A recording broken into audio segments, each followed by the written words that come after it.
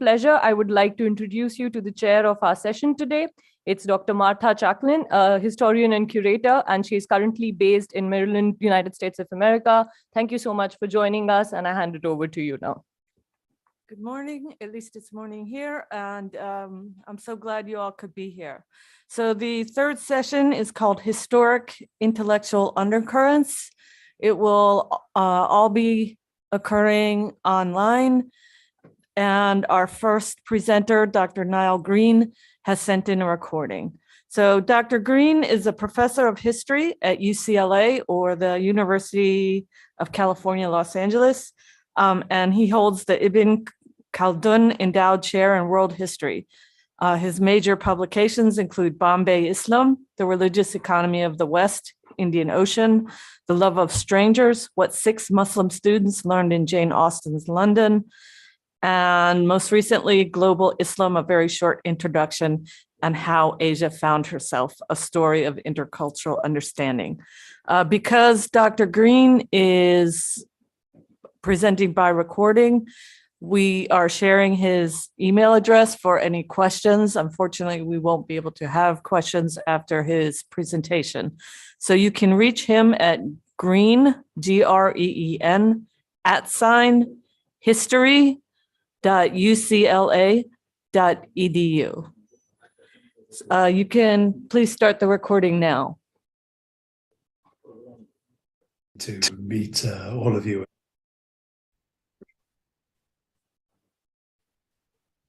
Hello there, and good afternoon. It's my very great pleasure to be speaking to you at this conference.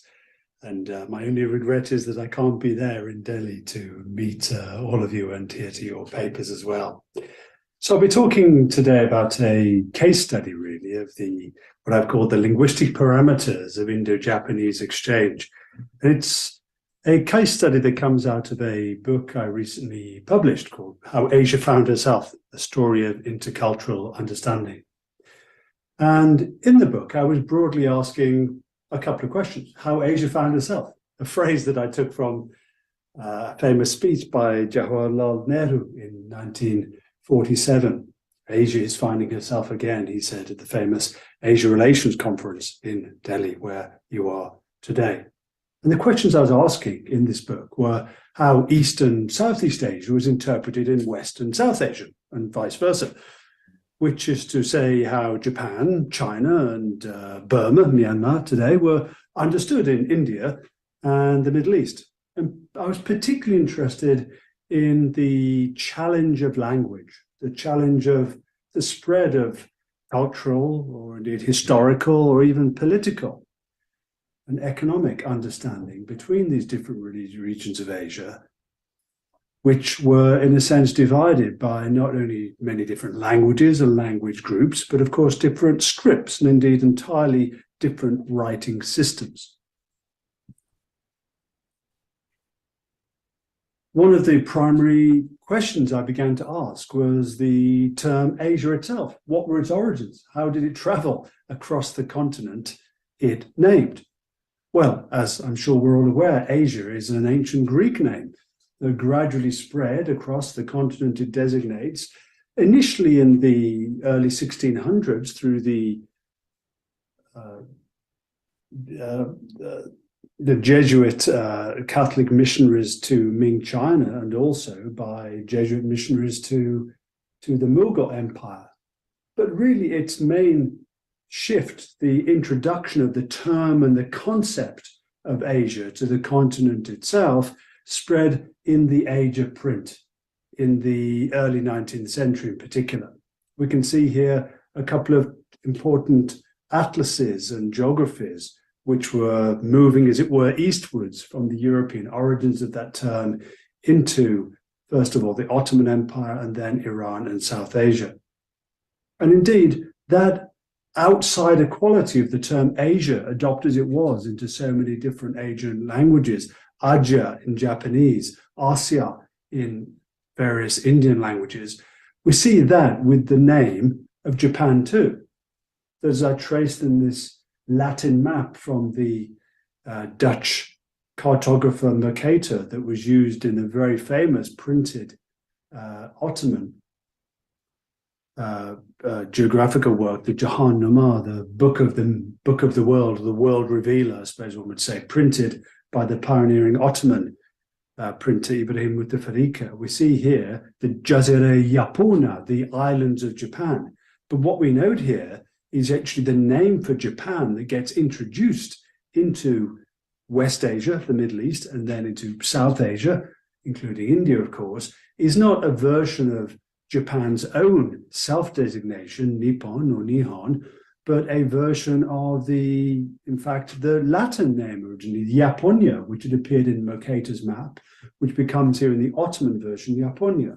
And thence into other Middle Eastern or Indian languages, we have versions of that European name, either Japan or Japania in Indian languages such as Hindi or Bengali or Tamil, or Japun or Japun in languages such as Persian and Urdu. But it's really in the late 18th and the early 19th century, the Meiji and Showa periods, when we actually start to get more direct connections between Japan and India, specifically through the mercantile trade between Calcutta and particularly Mumbai and the port cities, the treaty ports of Japan, such as Kobe and Yokohama.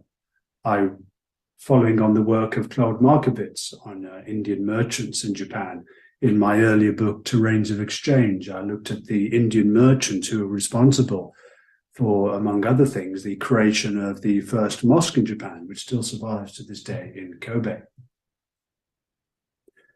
And it's this port city geography that spreads commercial exchange and commercial connections with Japan, whether with the European shipping lines or the Nippon Yusen Kaisha shipping line, which directly connects between Yokohama and Bombay from 1885.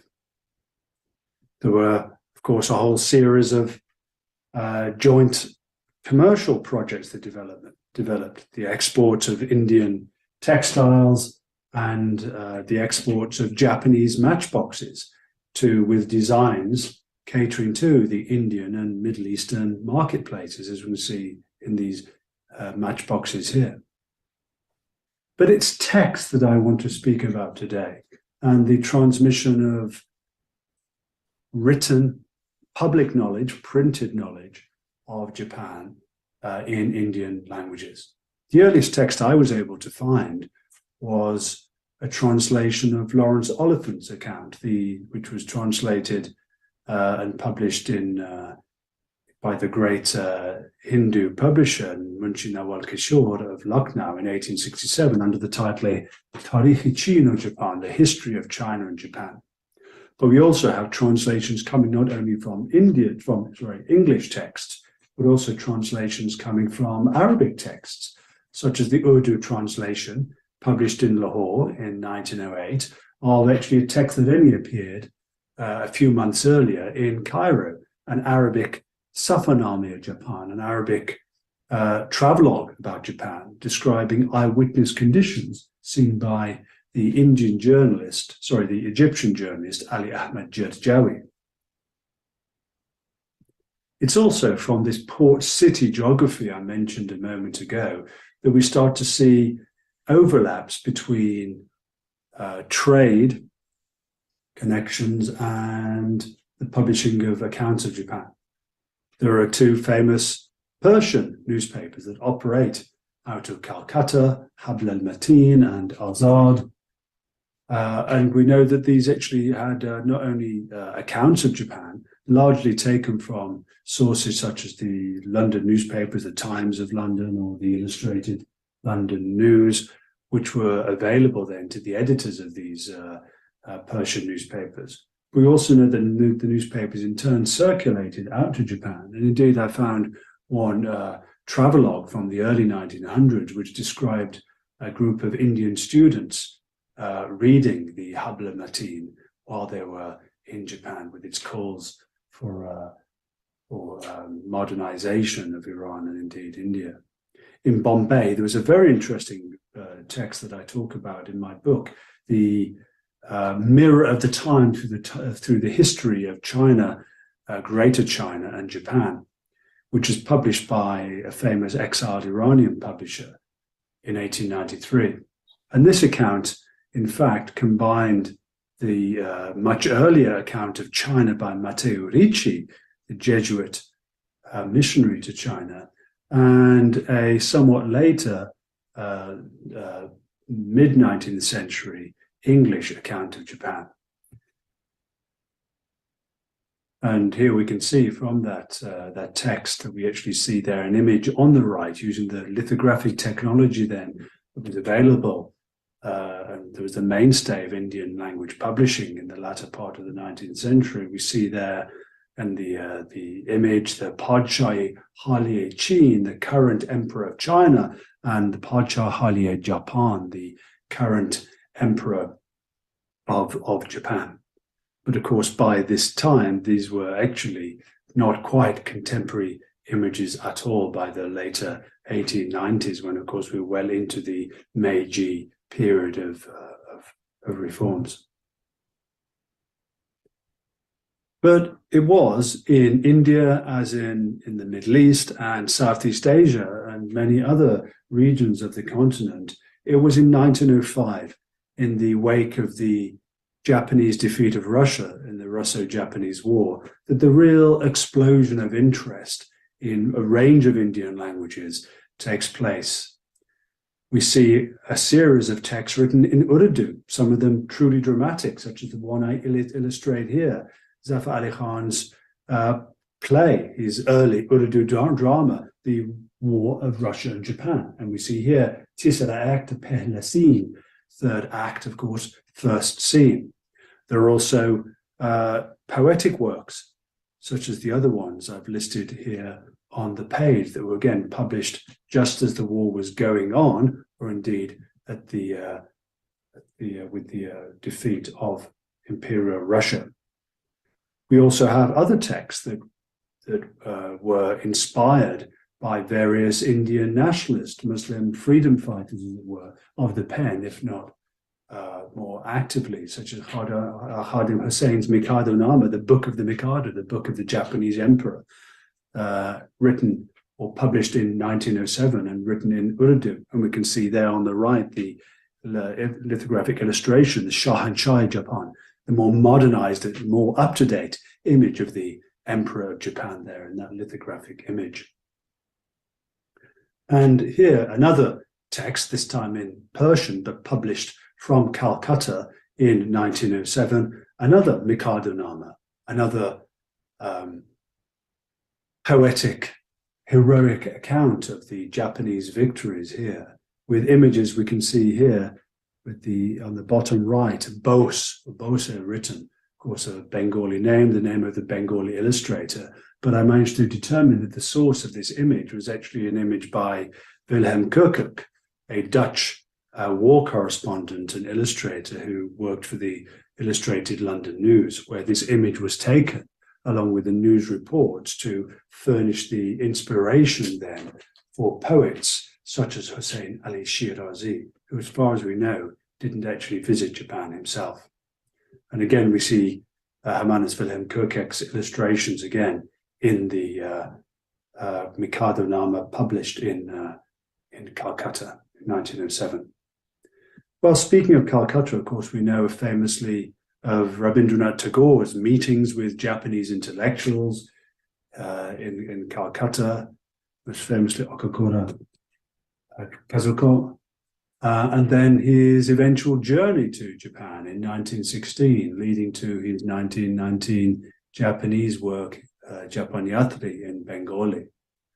But still, even though we're now reaching a time when we have not only trade connections with Japan, which weren't producing texts, or texts about Japan, which were either based on translations of other languages or indeed on inspiration from European news reports. Now we do indeed have intellectuals and literary figures, great poets such as Tagore, going themselves to Japan. But the barrier of language still remains, as a number of Indian and Japanese scholars have established through their work on Tagore. Tagore's lectures were given in Japan in English, and the translations of his poetry as well as his speeches into Japanese were made via English, not directly from Bengali into Japanese. Still, Tagore was determined to promote the study of the Japanese language in India and recruited Sano Jinosuke to teach at Shantiniketan in 1905. And this has been studied then by a number of scholars. But Jinosuke, unfortunately, only stayed for a number of months at Shantiniketan, taught a small number of 12 to 13-year-olds how to read basic katakana, but wasn't able to stay and be employed and find enough students there at Shantiniketan to actually develop then the beginnings of Indian studies of the Japanese language, and particularly, of course, of the written language. Because, of course, across Asia, there was not only the challenge of learning to speak other languages, but the much more difficult challenge, of course, of learning the different scripts and indeed learning to translate directly between different Asian languages with their different scripts as well.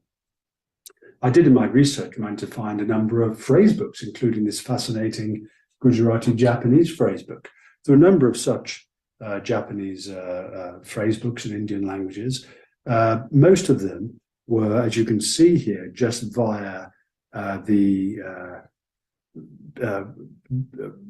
translating, as it were, pronunciation. So we'll see here that you see an English word in the middle with the Gujarati translation and Gujarati transcription, the vocalization, if you like, of the Japanese word there, either side here on the word lists organized by category. This was pretty much the common method then for such phrase books. Very, very useful for learning to speak speak Japanese, or at least basic Japanese phrases, if not fully grammar, but of course not of any use for reading the language. But nonetheless, Dinshaw Vanya's text was very unusual in also providing the rudiments of actually understanding Japanese script, Japanese writing. But of course, as we all know, there are three types of writing systems in Japanese. And of course, characters per se were the most challenging that weren't a feature of Dinshaw's or any other book I was able to find. But we do have this fascinating institution found in Japan in 1897, the Tokyo Gakugo Gakko, the School of Foreign Languages. And it was there in 1930 that a graduate of Aligarh Muslim University, a very educated man, an Indian patriot, an Indian nationalist, Badruddin Fazli, who went to teach Urdu and Persian at the school. And he wrote a fascinating text, 2 volumes, around 400 pages in Urdu, that as far as I've been able to establish was the most detailed, first-hand, direct account of Japan written in any Indian language by this time. It comprised 1 volume of a travelogue of its author's own experiences, and the other volume detailing the history, the literature, the arts, the newspapers, the intellectual scene, the economy, just about everything one would like to know about Japan. But unfortunately for Fazli, he was involved in what I've called an asymmetrical exchange, an asymmetrical linguistic exchange. He had to teach, or he was employed to teach, as I mentioned, Urdu and Persian to his Japanese students under the charge of Professor Gamaureji, the professor of Urdu and of Persian at the language school.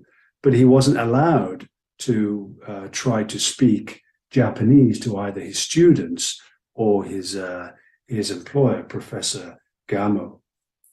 Subsequently then, although Fazli writes this extraordinary, as I've mentioned, 2-volume book, The Haqiqat Japan, the truth about Japan or the reality of Japan, that includes fascinating photographs and all manner of subjects and a great deal of astute analysis, really, of Japanese life.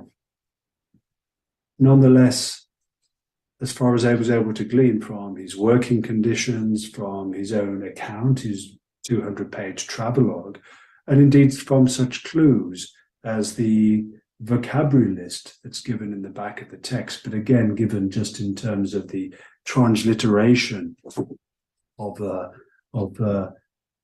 traveler's vocabulary, one might say. Time, travel here, guarding on kind of cars or vehicles, etc., numbers, that he didn't actually manage to learn, at least to read Japanese. And indeed, the bibliography at the end of his book were entirely on Indian language works and a couple of earlier Urdu works. The Japanese works that he did cite in his bibliography were translated into English. And yet, in 1936, by which time Fazli had returned to India and been replaced, these are 2-year contracts at the school, with a follow-up teacher, Mr. Balas, a fascinating special issue, the Japan number of the Delhi literary journal, Saqi, after of course, the wine-bringing figure of classical Persian and Urdu poetry. This special issue was published, which had accounts of Japan written in Urdu, written by Indian authors, but also extraordinarily written by a number of Japanese as well. These were students of Fazli, and indeed by Professor Gamorechi himself. And what we can see here is, again, the outcomes of this asymmetric exchange, that because of having as an independent country, Japan had its own, admittedly, imperial language school, the Tokyo Gakko, India itself didn't have such. The closest thing was, of course, in the imperial capital of London, as what was then the School of Oriental Studies, as was then founded in the 1900s. Subsequently, we have here first-hand accounts written in Urdu by Japanese, but not as far as I was able to establish. And I hope your conference might find actual examples of direct writings in Japanese by Indian scholars. And so to conclude then, we do find after 1905, and particularly then coinciding as the Indian independence movements gathered steam over the following decades, this Japanophilia, this fascination with Japan, and particularly the rise, independence, modernization of Japan, summed up, of course, in the defeat of Imperial Russia. There was an emphasis, though, on many accounts on military knowledge, and indeed upon the emperor of Japan. But nonetheless, this Japanophilia was much harder to translate, so to speak, into a Japanology, particularly under the conditions of imperial and colonial India itself. The challenge of building Japanology, then, that's to say, of a linguistically robust accounts in Indian languages of Japan that were based on reading written Japanese, then, meant that, at least in the texts I was able to find, there was mostly mediated information from pivot languages such as English, and the lack of linguistic expertise or institutions, despite the efforts, of course, of Tagore to institute Japanese language teachings in Shantiniketan. Subsequently, I wasn't able to find, even though Fazli himself translated a famous Japanese novel into Urdu in the later 1930s, I wasn't able to find direct translations from Japanese into Indian languages. Nonetheless, I hope at this marvelous conference, other scholars will have found such. I'll be very happy to learn from you. Thank you for listening. Goodbye. You're like my mother thanking Alexa, but Alexa's the Amazon AI, and then it says, you have a package, and she says, thank you. Anyway, because that was a recording. So we'll move directly on to our second speaker. Hopefully this will give us a little time to have more discussion. This is Dr. Fabio Rambelli. He's a professor of Japanese religions and cultural history and chair of the Department of Religious Studies at University of California, Santa Barbara, where he holds the International Shinto Foundation Endowed Chair in Shinto Studies. He is the author, among others, of Buddhist Materiality and The Sea and the Sacred in Japan. He is also a student and performer of the show, a musical instrument that is unique to Gagaku. So Dr. Rambelli, if you could please begin. Thank you so much. Thank you. And first of all, good morning, everyone, and greetings from California. Here is still the night before, so we're still on your yesterday. It is such a pleasure for me to be able to participate in this conference, and I really regret that I'm not there, in Delhi with you. This conference gave me the opportunity to share with you all some of my currently ongoing research project, and I would like to thank the organizers for offering me this opportunity. So I would like to share my screen. Can I do it? Yeah. Okay, there we go. Yeah. Just a moment.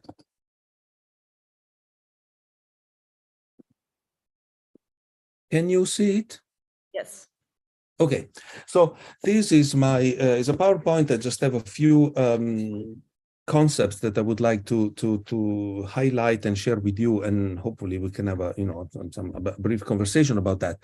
So Professor Green just a moment ago was talking about a concrete network of exchange between India and Japan, and in my paper I'm going to talk about something else. It will be a different example, a little more unpalpable, if you wish, but perhaps not less significant. We're talking about the imagination, the pre-modern Japanese imagination of the soundscape of India. And, we have to keep in mind that there was no direct contact between India and Japan until, well, pretty much at the time that, Professor Green was describing. But at the same time, for about 1,000 years, the Japanese had this very powerful and rich imagination about India, which they envisioned as the source of their own culture, which is a quite fascinating example. And the imagination about India by the pre-modern Japanese was was covering all kinds of cultural areas, including music, and in particular this particular genre of music, Gagaku, about which I'm going to talk about briefly today.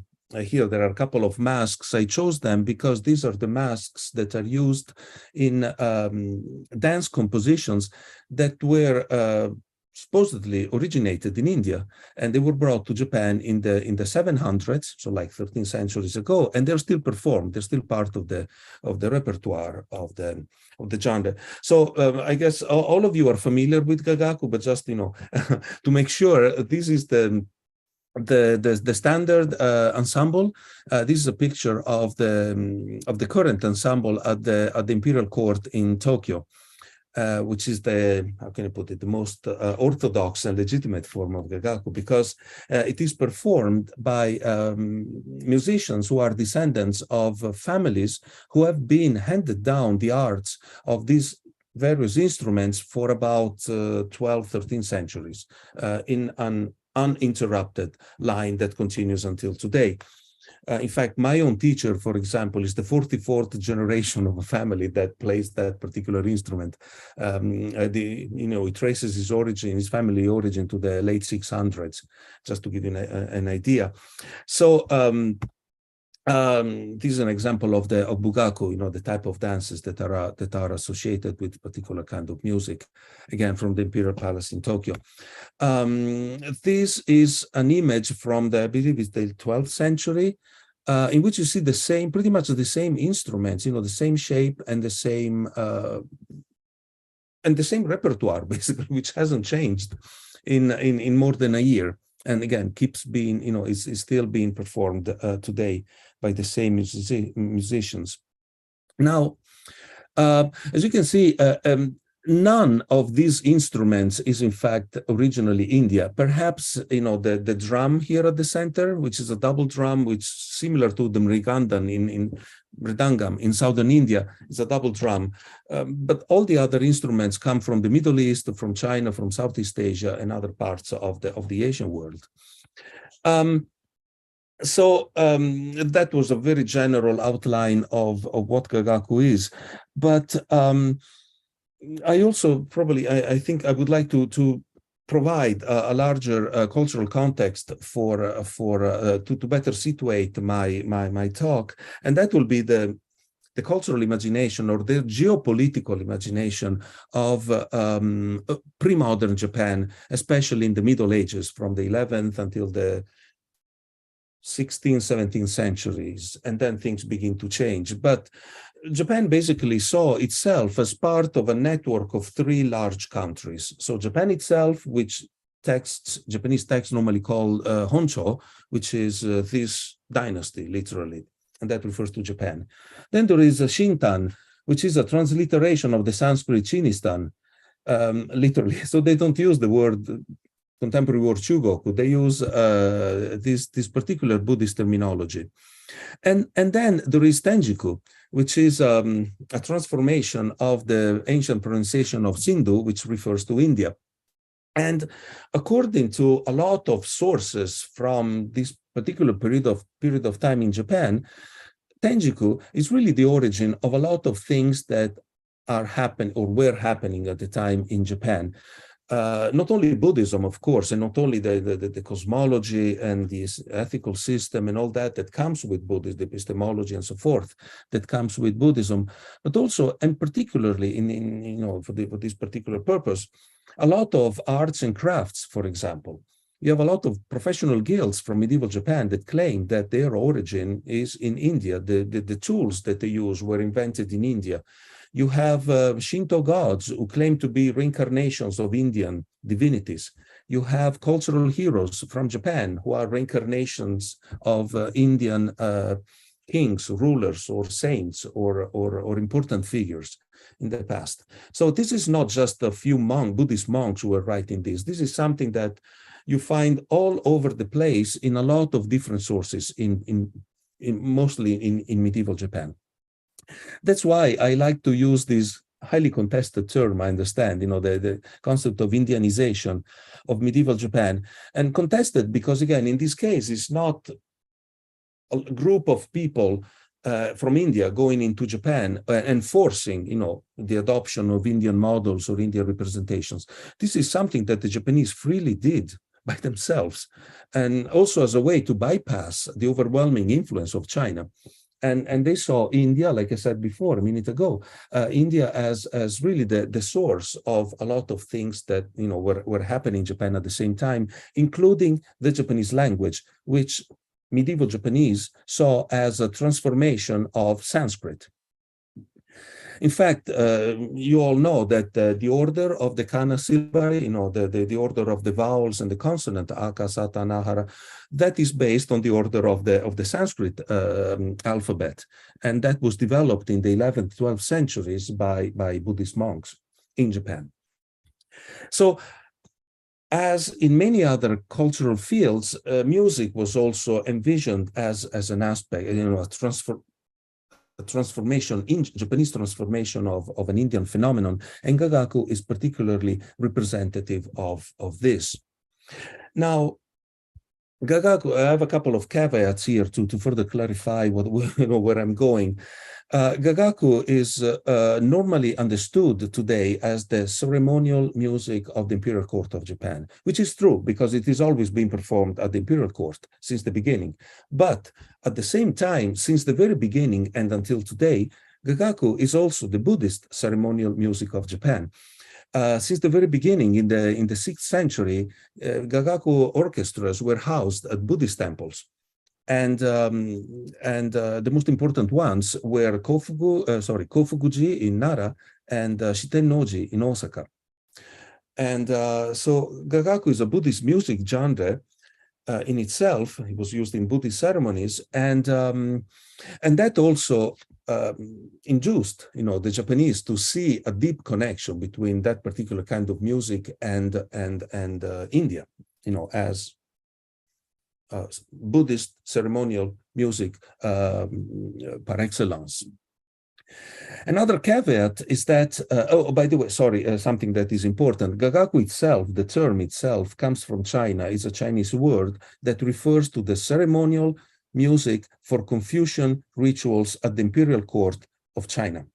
That is the term that was used in Japan, but the Confucian music used in China was never imported into Japan. It was replaced by all kinds of other different musics, including Buddhist ceremonial music. And that is the repertoire as it is used today. The second caveat is that when we talk about the Indian influences in Gagaku, we have to think about ancient Indian music, so which is not the music of India today. And I will say a few more words in a moment about that.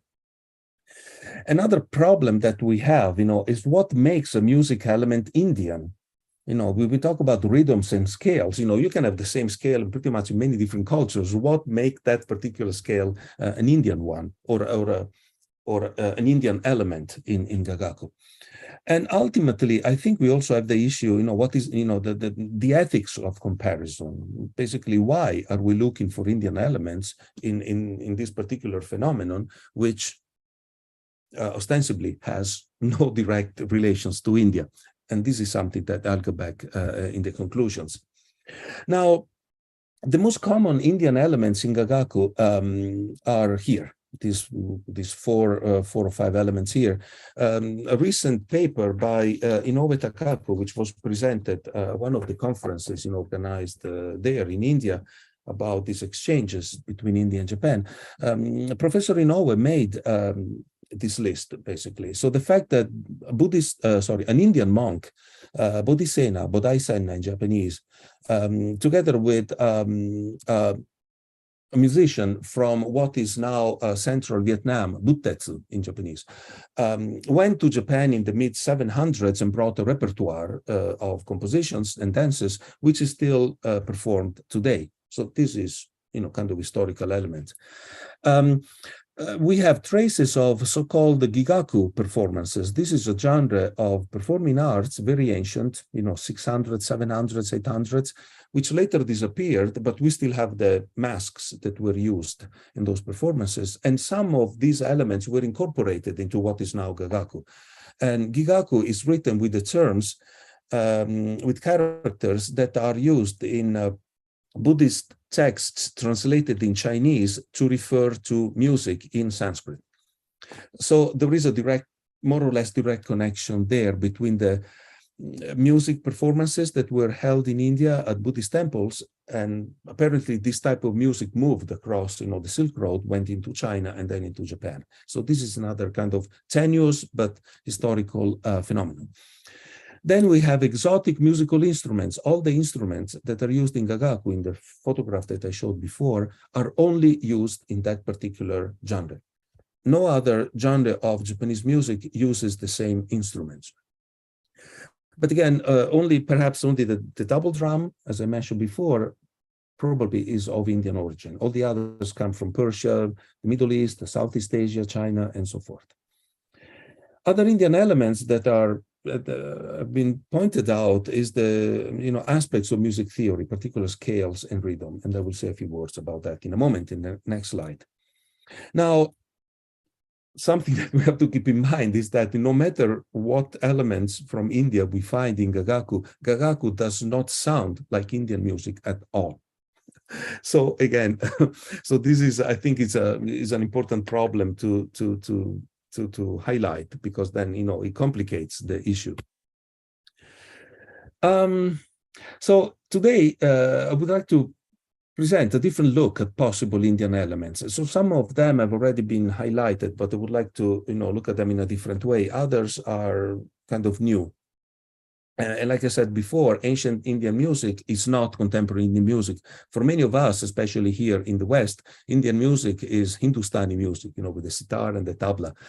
And sitar is a new instrument, starts in the 1700s. And so this has nothing to do with the musical theory and musical elements that we'll be discussing about Gagaku, which are probably more closely related to the Carnatic music from the South, which seems to have preserved more elements from, Natya Shastra and classical theories about and practices about music. But again, I'm not an expert on that. So, scales and modes, different scholars, from Takakusu Junjiro in the early 20th century, Tanabe Hisao, the musicologist, and so forth, they pointed out, the fact that Buddhist texts translated into Chinese, contain some the references to some ancient Indian scales. Now, to me, a big stumbling block here is that Gagaku scales are based on a Pythagorean tuning. So the scales of 7 notes and the octave is divided into 12 semitones without microtones. So it doesn't sound like Indian music. There is no reference to the theory of the Shruti, for example, in Gagaku. However, so this is where I see the connection, and I think it's interesting, is that the two fundamental scales of Gagaku, there are only 2 scales, they correspond to the 2 basic scales of ancient Indian music.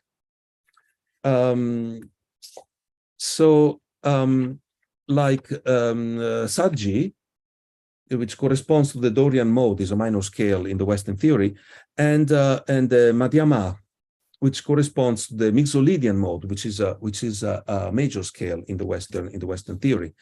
So, if you think about it, China had 84 theoretical scales. The Japanese chose those 2 that correspond to the basic scales of ancient Indian music theory. That is quite interesting to me. It's intriguing. Also, the different scales used in Gagaku function as choshi, which are modes, and the ways in which modes are developed in Gagaku are kind of similar to what happens with rags, with the raga in India.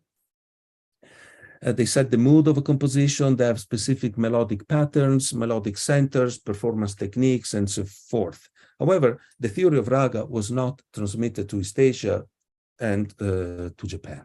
But again, maybe some elements were present somehow, were handed down orally. We don't know, but we can see certain connections. The use of choshi in Japan is different from what happens in traditional Chinese music, for example. Rhythm patterns also are kind of interesting because rhythm patterns in Gagaku are incredibly complicated. And in that, they resemble, the structure of the Indian Tal, because there are like very long sequences that are repeated throughout the composition with different patterns, within those long sequences, which is kind of unique, in fact, in Gagaku among all the genres of traditional Japanese music. And also the structure, which has been pointed out already by different authors, is similar to classical Indian compositions because they begin in a rubato tempo and then gradually, take shape, and then it becomes a steady tempo, and then it becomes fast. And then in the end, it kind of dissolves again. In this sense, this is a strong parallelism that does, no other connections with other Japanese types of music or other East Asian types of music. What is particularly relevant, please let me know when it's time for me to stop, but I'm almost there. I have a few more minutes. Okay.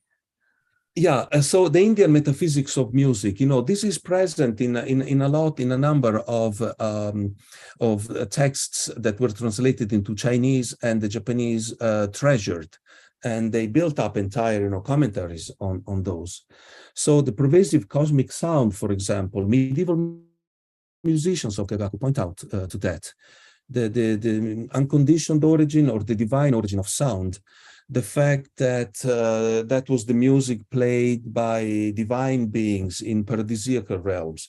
This is also something that was very important. And also the tantric Buddhist connections and the role of music in those liturgies were also very important for the development of Gagaku. Here I have a few diagrams, but I think, I can skip those. What is important is the presence of a lot of narratives about the Indian origin of aspects of Gagaku. So especially like the stories about the origin of compositions take place in India, very adventurous and complicated stories. They are mentioned by many texts written in the 12 and 1300s by Gagaku musicians. So let me get to the conclusions, and really thank you for your patience in bearing with me. So we see that, so what is important to highlight is that the musicians themselves, living in medieval Japan, were aware of the origin Indian origin of gagaku, whether it's true or not, but for them it was an important aspect of their art. And in that sense, it was very similar to what other professional categories were believing, like I said before, about the Indian origin of their arts and their practices and their crafts. So in that sense, gagaku is a kind of microcosm of medieval Japanese society and the importance that they gave to India. Why did the Japanese give so much importance to India? One theory is that there seems to be like a proximate other, which is China and Korea, and a more distant other. And a lot of people thought that the distant other was really more precious, more important, more powerful. And I guess that this is a model that applies to many other cultures, also for us in the contemporary world. That we look at the other not just one uniform alterity, but like with a lot of nuances, closer others, more distant others, and we give different symbolic values to the diversity of others that we envision in our cosmologies, even today. And so the other thing is that, again, very little came from India in terms of music. And so the Japanese filled in the gaps by including what they thought were similar elements from Chinese culture. And that's why it's so complicated, because you find a mixture of elements in many aspects of pre-modern Japan. But the logic behind this mixture, perhaps, is that, again, whatever was not known about India was borrowed from China.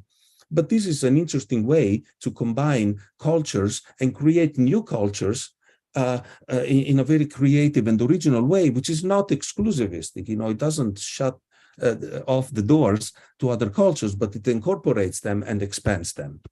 So I will stop here, and I would like to thank you all for your attention and your patience. Thank you, Dr. Rambelli, for a very interesting presentation. I think we could take one or two very quick questions. Please don't make them too complicated.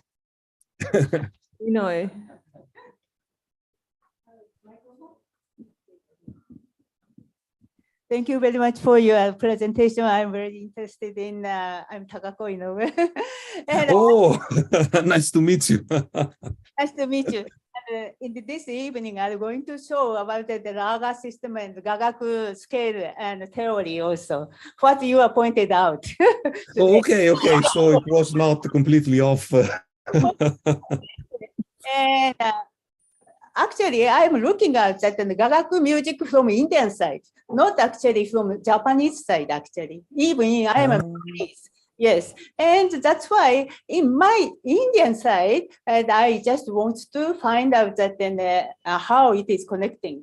And also that I know that very well about that and all the Indian music has changed. Not at all Natya Shastra music nowadays, actually. Not at all. No theory is available in Natya Shastra based on that. And so that, but in the translation, and comments and interpretation of Natya Shastra is very difficult to even in today's Indians, I think. Yeah. And there is not available about the Natya Shastra theory is not cannot be connecting is not well in today's raga system also. But right. we can find some and now. And also about that and how it is very different is in the raga system is and based on that and solo performance. Based on that solo performance in Hindustani and both Carnatic music, but in Natya Shastra music is orchestral music. So today there is no classical music in India. There is no orchestral music at all. And this is, so it was, I'm very sorry that disappeared. And if going to some temples, in some South Indian temples, Hindu temples, there is some few, we can find that some orchestral music. I want to connect in this, you see that, and I want to see the gagaku as an Indian origin. Original music maybe we can find. But there is no gagaku music in here at all. It is, I can agree totally agree. So, but then I expect you that then how you translate or how you interpret Japanese imagination of gagaku music, textbook of gagaku music. You mentioned about the 12th century to 15th century, there is a lot of books. They are always saying that this is from India, this is from India, this is the story of India. There is a lot of writing we can find how it is connecting that the Japanese religious feeling, religious imagination, and that gagaku imagination of India. This is very important also, and I'm expecting you to deepen this point. Thank you. Thank you for your comments. I mean, that is a very difficult topic. Do I have a couple of minutes or? Okay. Be as concise as possible. No, you're right. Yes. So the religious theory, so basically gagaku for the Japanese is the music of the Buddhist Pure Lands. And from there, they went to India, and then from India, it went to Japan. So there is this very deep religious connection there. Another deep religious connection is in the Buddhist, esoteric Buddhist ideas about the universe. So the fundamental sound, the sound of the 5 elements and all that, they get distilled into the sound of gagaku. So there is this deep cosmology of the music, which is deeply related to these, again, originally Indian ideas about this kind of integrated, harmonious universe. So this is very short way to put it, but there are these very different threads that both of them come from India, and the Japanese developed them in different ways, but also in a creative way by incorporating Chinese elements and local elements as well. To me, this is absolutely fascinating, you know. AJ, you wanted to make a comment? One more, and then unfortunately, we're on a tight schedule. Yeah.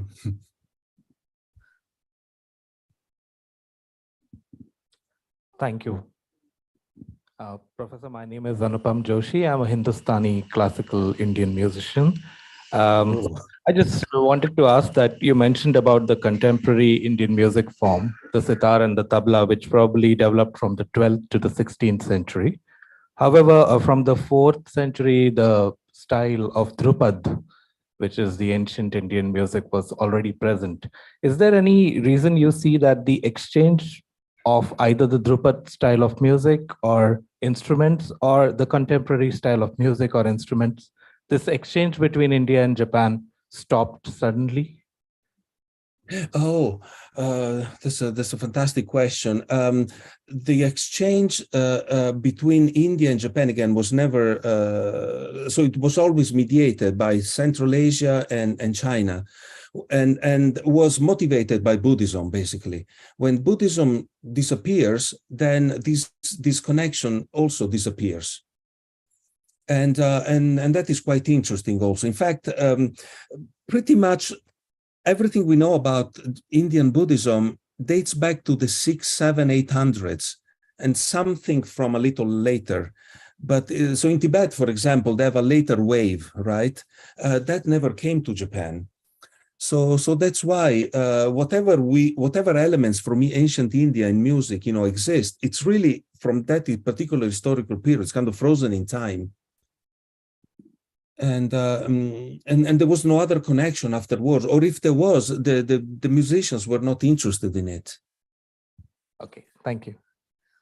Yeah, thank you for your question. Okay, please. Thank you for giving me that time. Since you mentioned that there are these two kinds of, there's a lot of connection between the two, or there's an influence between the two. I wanted to ask, when you refer to Indian music, what are you referring to? Because Indian music is as diverse as, you know, as it gets. I mean, you can place it right from, you know, before, yeah. So then there are strains of music in oral traditions. Communities have many, many kinds of traditions, and then it evolves or when it's as complex as, so where do you locate it? You said that it is more to do with Carnatic music than Hindustani music, but even so, there are earlier elements, more, ancient melodies that come. So where do you place it? And it could have been nice if you had made it a little bit more specific to what you're referring to when you talk about Indian quote unquote music. Professor, you're right. I guess I must apologize, but like Professor Inoue just said, I'm really basing myself on medieval Japanese sources, so they really make no distinction about regional areas in India because they didn't know about that. They only refer to India in a very broad and very generic term. The Japanese had some awareness of regions of India, especially they say the north and the south. They even mention different pronunciations of Sanskrit terms, which I don't know how accurate that was, but that was how far as they went. In terms of music, they really talk about Tenjiku, or which is like the general broad name for what they envisioned as India.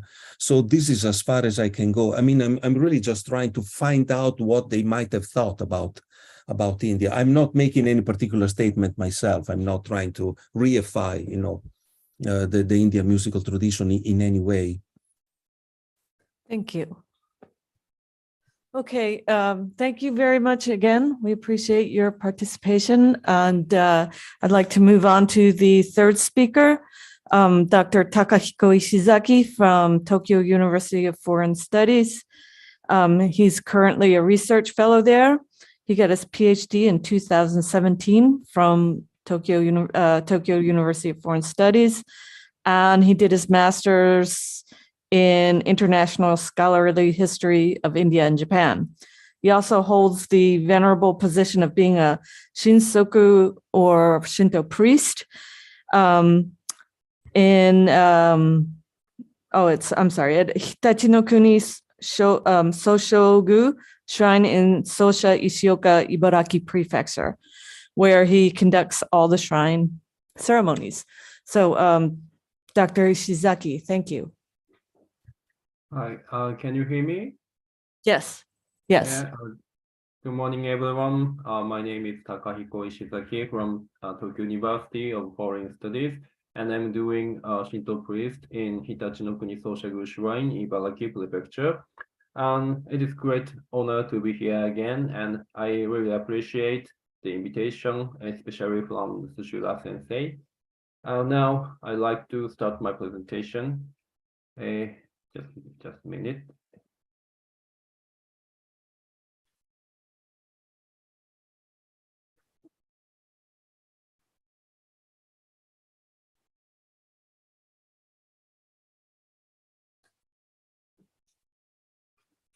Okay, today's presentation is a study of Indo Zoshi, which was written by Hirata Atsutane. He was numbered as one of 4 great scholars of Kokugaku in the late Edo period. Kokugaku is national learning or the study of Japanese classics, and his scholarship covers enormous fields from myth, ancient history, poetry, and even military science, and so forth. But the main interest was to seek roots or essence of ancient Shintoism. To understand Japanese mythology, he studied foreign religion and myths such as Buddhism, Christianity, and Hinduism as well. Indo Zoshi is his enormous 25-volume work written from 1820 to 26. And this book is main authoring to study and criticize Buddhism by Atsutane, which has an empirical scholarly aspect as well.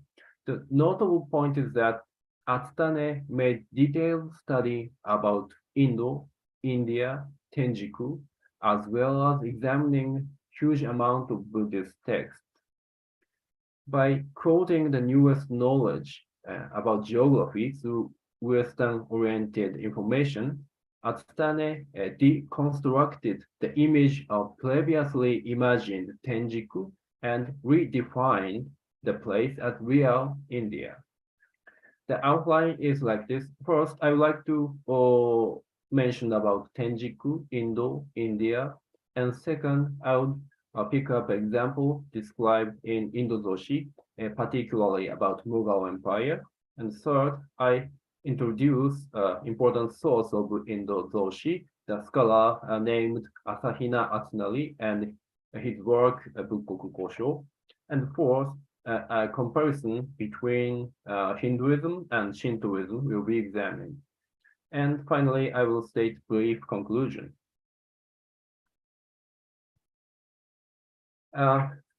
Before examining Indo-Zoshi, let's have a look at the world view of the Japanese in medieval and early modern period. As Professor Lambelli mentioned at the previous presentation, Tenjiku started to be known as the birthplace of Buddhism with its introduction to Japan in the mid-6th century. The world view of Japanese people of that time is called Sangoku Sekaikan, or three-country world view.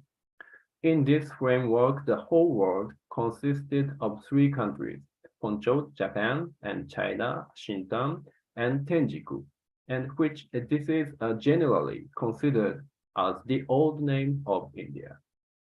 This worldview changed with the new geographical information from Europe, which is called Godaishu framework. In Godaishu, whole world is consisted of 5 continents: Asia, Europe, Libya, which is Africa, and America, and Megalanica. The establishment of Godaishu world subsequently led people to abandon the concept of Tenjiku. Indo-Zoshi begins with the issue of many different names of India. First, Atsutane quotes from the Daito Saikiki, Great Town Records on the Western regions, written by Chinese monk Shanzang in 7th century. Quote, Tenjiku has been referred to by many different names. In the past, Shindoku and Kenzu were used. The currently used term Indo is based on the correct pronunciation of the country's name. And after quotation, Atsutane follows like this. Shindoku, Kenzu, both are corruption of Indo, should be pronounced Ento. Tenjiku should be pronounced Chendo. Tenjiku was written as Tentoku or Tendoku in some records. Although this is based on precise sound, it is fine to pronounce Tenjiku as usual because Chendo sounds strange. Today, Westerners use the term India, which is a corruption of Indo.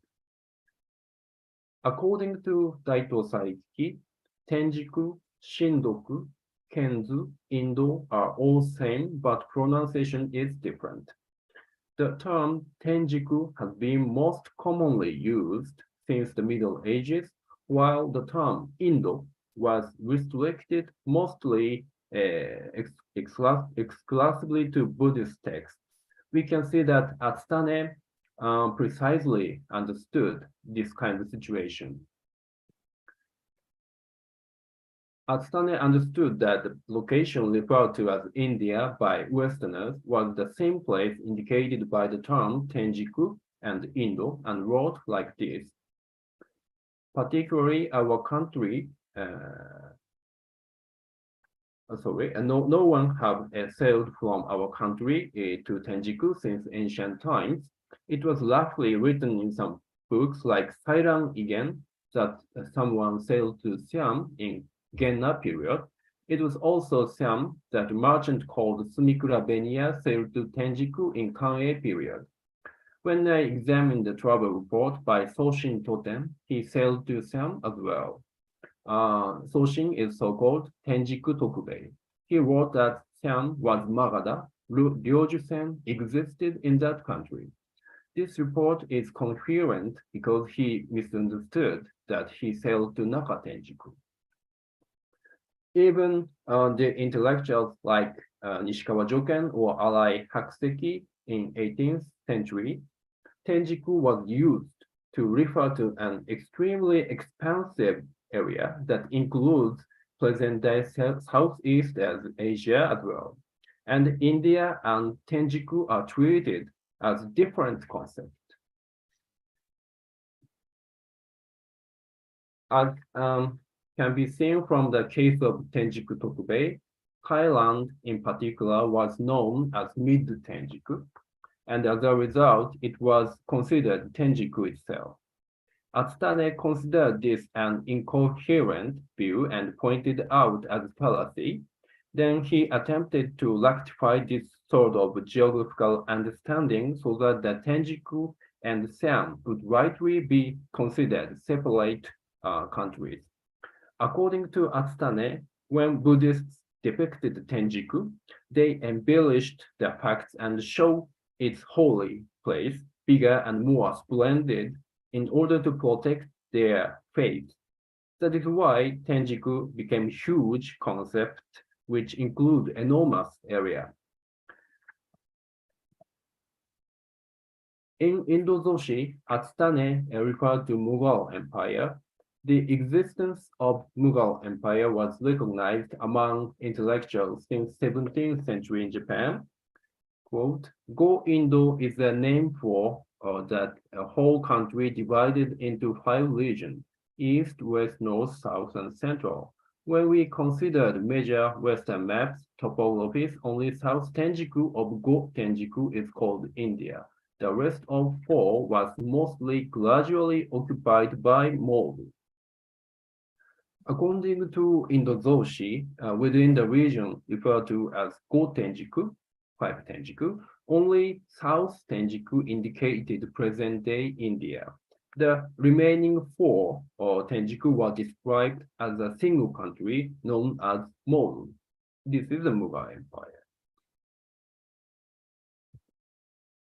While Atsutane's knowledge of geography depended largely on his Dutch studies, his information about India is believed to have relied on Teisei, Zoyaku, Sairan, Igen, and Indoshi written by Yamamura Saisuke. Yamamura Saisuke was a Dutch scholar of the Tsuchiura Han in Edo period, and he consulted Johann Huebner's Geographica, which was the best work on geography available to the Japanese at that time. Indoshi was the most comprehensive work on the geography of India available in Japan during late Edo period. And Atsutane's understanding of the world was highly advanced for his time. Let's move on to the next source of Indo-Zoshi, Bukkoku Kosho and Asahina Atsunari. The Sangoku Sekaikan is closely linked to the worldview of Buddhism. In this view, we can see words like Jembu Dupipa, Mount Meru, and so forth. Those who had an image of Tenjiku that was based on this worldview were certain to have been doubtful of world maps originating from Europe. This was because on European maps, Tenjiku was included on these new maps as a part of Asia. It was completely a new geographical concept for Japanese. This was also because no mention was made of Buddhist sites in Tenjiku in European map. It was under these circumstances that geographical scholar Asahina Atsunari emerged. He was from Nagoya Han and born in 1748 and died in 1829. He engaged in studies to determine the location of Buddhist sites on the new European maps. His book, Bukkoku Kosho, contained what was considered the most accurate map of India at that time. Atsutane and Atsunari engaged in correspondence between 1827 to 8, and Atsutane had great confidence in Atsunari's work, Book of Kosho. Atsunari began from the depiction of Tenjiku contained in these texts. He then tried to identify a more realistic image of India based on geographical knowledge he had obtained through his study of Dutch learning. However, he didn't simply accept everything that was depicted on European maps. Atsunari identified the place names he found on European maps and Buddhist texts using materials he considered reliable. And Hirata Atsutane quoted this map in the Indozoshi. This is the map. Looking at this map, we see that Go Tenjiku, or Buddhist worldview, is located within the Indian subcontinent, and that place names like Magadha, Kongoza, Anokutatsu were seen in the map as well. But despite a lot of lacking this map, many of the major cities of early modern India, like Delhi, Agra, Lahore, and Nagapattinam, are accurately situated on the map. Atsutane's idea about this map is here. Quote, we cannot find not only the huge tree in Buju, but also 37 forests, 4 huge lake and mountain, all are said to be existed in Buddhist worldview. If so, 3 countries in Bushu are all fallacy. It is only Buddha's view, and it is only limited to inside India. Therefore, because Buddha didn't know the neighboring countries, Shumisekai, Shitaishu, Daisen Sekai are all fallacy. Since the Middle Ages, Buddhists had advocated that Tenjiku was a holy site. That was precisely because it was impossible to travel there. And they sang praises of this holiness.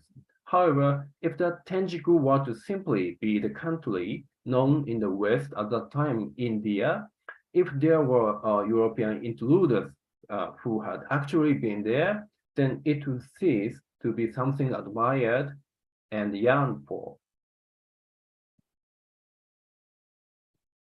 Yamamura, Saisuke, and Asahina Atsunari had more detailed knowledge in terms of geographical matter than Atsutane.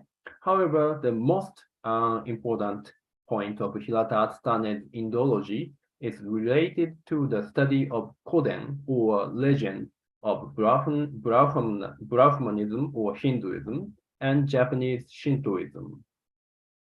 What Atsutane had in mind was Shinto, and the aspects of Brahmanism had points in common with it. He used the ancient legend as a supplementary source to fill the historical gaps on which Western learning was unable to shed light.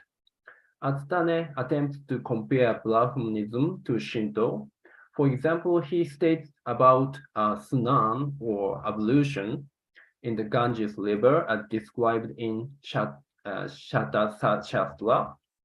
Quote, Goga, Ganges River, is so-called one of 4 major rivers in India. Ancient saint is called Balamon. Bathing into the river 3 times is what we call confession. It is not different from Misogi Harae of Shinto because it is purification to remove tsumi kegare, sin and dirtiness of the soul. The ablution that has been performed from the age of Brahmanism to the present-day Hinduism is the same religious practice performed for the purpose of purifying the body that is known in Shinto as misogi, which is achieved via the sanctity of water. Atsutane had a good understanding of this. thing. Atsutane's ancient legends were not limited to Japan. He gathered legends from around the world. He focused on Brahmanism as a source that he could use to compensate for gaps in the legend of Japan.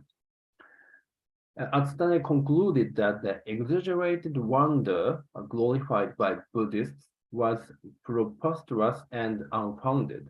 On the other hand, he discovered similarity between Japan and real India. Quote, "The beginning of the world is clear from the ancient legends of our country. Ame no Minakanushi no Kami existed over the heaven from the start. The legend of the beginning, which was preserved in barbarian countries, corruption changed from the Japanese legend. Among such corruption, the legend of India is very detailed. We can see some essence which our country's legend have already lost.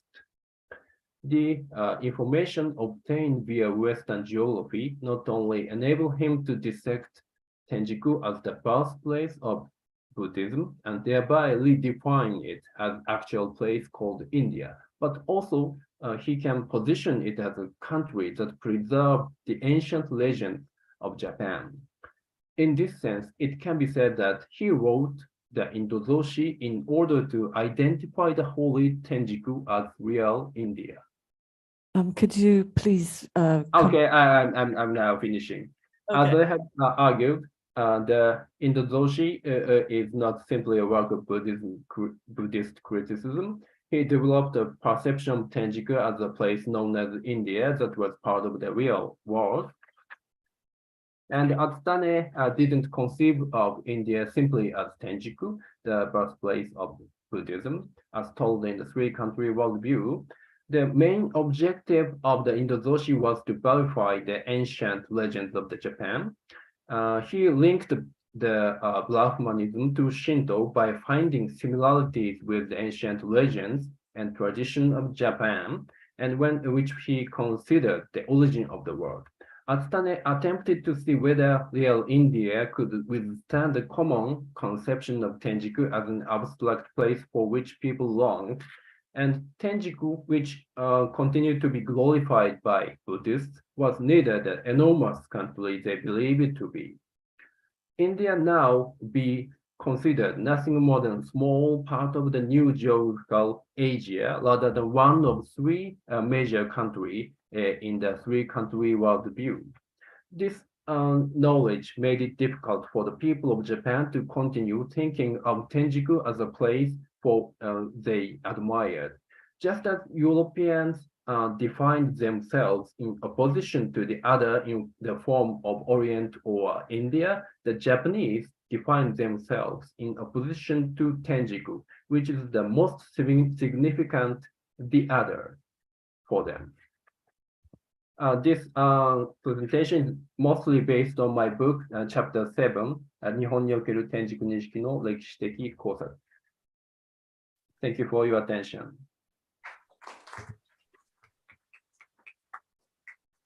Are there any questions for Dr. Shizaki? I don't see any in the room right now, so I'm going to go ahead and move on to our final presenter for this last session. This is Francesco P. Ciaffo, and if I pronounced that wrong, please correct me. He holds a BA in history from Royal Holloway University of London. In 2017, he earned an MA in world history from King's College London, and in 2019, he obtained an MA in Japanese studies from SOAS. He is currently a PhD student at the University of Turin, Lungo d'Oro, Siena, where he is researching lesser-known spaces of Indo-Japanese interactions, such as industrial workshops, classrooms, and factories. Please go ahead. Thank you so much. I'm just going to share my screen. Yeah. Okay. Oh, yeah, way behind. Is it visible? Everything all right? Okay. So, I mean, first of all, I'll start with the usual thank you for inviting me, because this, of course, is a very interesting conference, and I'm honored to be following like so many interesting scholars and papers. So, as you can see, this is the title of my paper, and it's the Technicatos Chemist, Puran Singh's education and his contribution to science. Now, this is more or less the structure of the paper. And since I've kind of explored the first part in other conferences, I'll try to be as brief as possible on the part one, and then try to discuss more in part two and part three. And I hope to be able to expand some of the issues with the Q&A if possible. So I'll start right in. Okay. So between the late 1890s and the early 1920s, hundreds of students, if not thousands, from India overcame cultural and imperial barriers to go to study scientific and technological subjects in Japan. They did so for several reasons. At times, this was just simply a cheaper option than Germany, England, or the United States of America. But for others, Japan was a choice made despite language barriers, obstacles of bureaucratic nature created by both the British Indian and the Japanese government. For a whole generation, born around the last quarter of the 19th century, then Japan came to signify a powerful example of Asian modernity. Among the people who felt about Japan in such a way was Puran Singh, and perhaps no one has expressed so eloquently as Puran Singh his love for Japan. And for those who might not be aware of Punjabi literature, I think it's enough to say that Puran Singh was a very complex personality, which cannot be easily be bracketed in one category. He was a holy man, he was a poet, a translator, an hagiographer, but most of all, he was a man of science. In 1989, his community of Rawalpindi, which is in the Punjab, gathered funds to send him and another students to Japan. He returned them in India in 1904, and soon he was appointed as to the position that would define much of his lifetime, and that is the imperial chemist at the Forestry Research Institute in Dehradun. Now, as I've shown here before, this paper essentially argues that by the end of the 19th century and the first 2 decades of the 20th century, Japan occupied a significant position as a model of alternative modernity within the geographical imaginaries and the global networks of travel established by the Swadeshi movement. I've decided to use Puran Singh for 3 main reasons, and that is that Puran Singh, first of all, has left an unusual amount of a paper trail. And that is the fact that he not only wrote his own autobiography, but he also his life was recorded by other biographical accounts of people who actually met him at the time. So this is a rather unusual thing, and I found this a unique opportunity to make my argument. Secondly, Puran Singh offers us a chance to analyze the pre-1905 moment, and that is the pre-Russo-Japanese War, which I would argue is the first major spike in terms of the circulation of people between South Asia and Japan, at least in the modern world, like in the 20th century. And the spike, of course, has been recognized in many papers and books, so I'm not going to dwell on that. But I think there is a point here to make, and that is the fact that we need to understand that the 1905 moment did not happen out of thin air. And we need to understand that actually there were structures and networks, both economic and political, that enabled this spike of mobility to happen. So using Puran Singh as a prism, I think it's a perfect example to see how these networks came into being. And thirdly, I think that Puran Singh's life pretty much he epitomized the life and trajectory of many other Indian students who came to Japan before and after him. Like many others, his trip was the result of the emergence of a of new kinds of transimperial financial and political networks. And I would argue these networks were fostered by what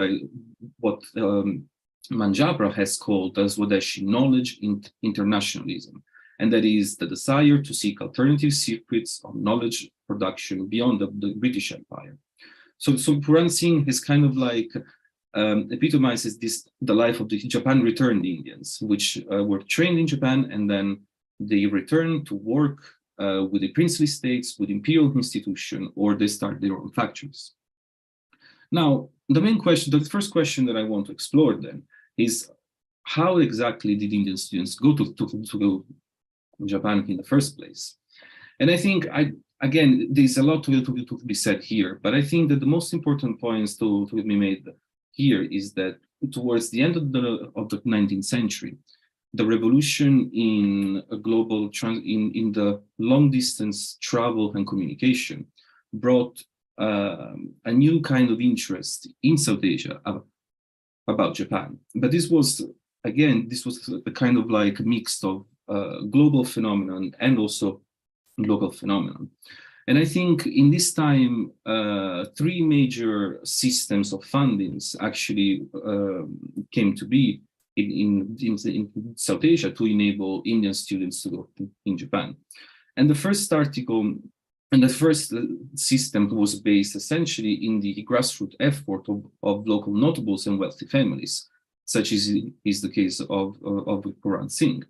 And they often gave to students loans, of course, with the idea that once they would be finishing their education, they would go back home and provide jobs and new industries for the local communities.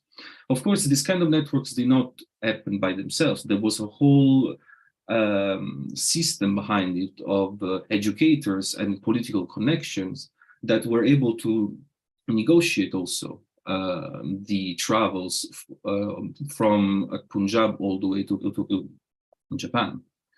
The second networks of scholarships that emerged was that of like associations and especially those based, mostly those of political association and the industrial / businessman association. And perhaps the most famous example of this kind is the Association for the Advancement of Scientific and Industrial Education of Indians, which, especially in the period after the Russo-Japanese War, was the association that mostly provided funds for hundreds of students, as well as education in English, in the Japanese language prior to their arrival in Japan.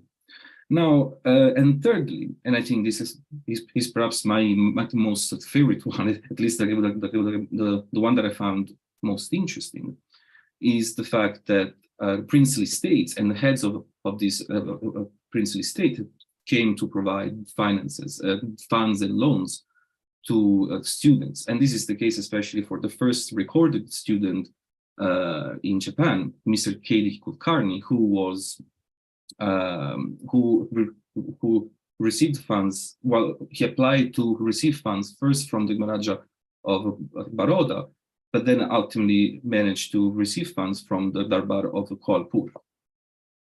Now, there's a lot more to be said here, but I think that in the case of Puran Singh, here we see how the way in which Indian students reached Japan was not just by a singular will, but by the end of the 1880s, a whole system of political, economic, and financial support was able to allow Indians to actually go in Japan.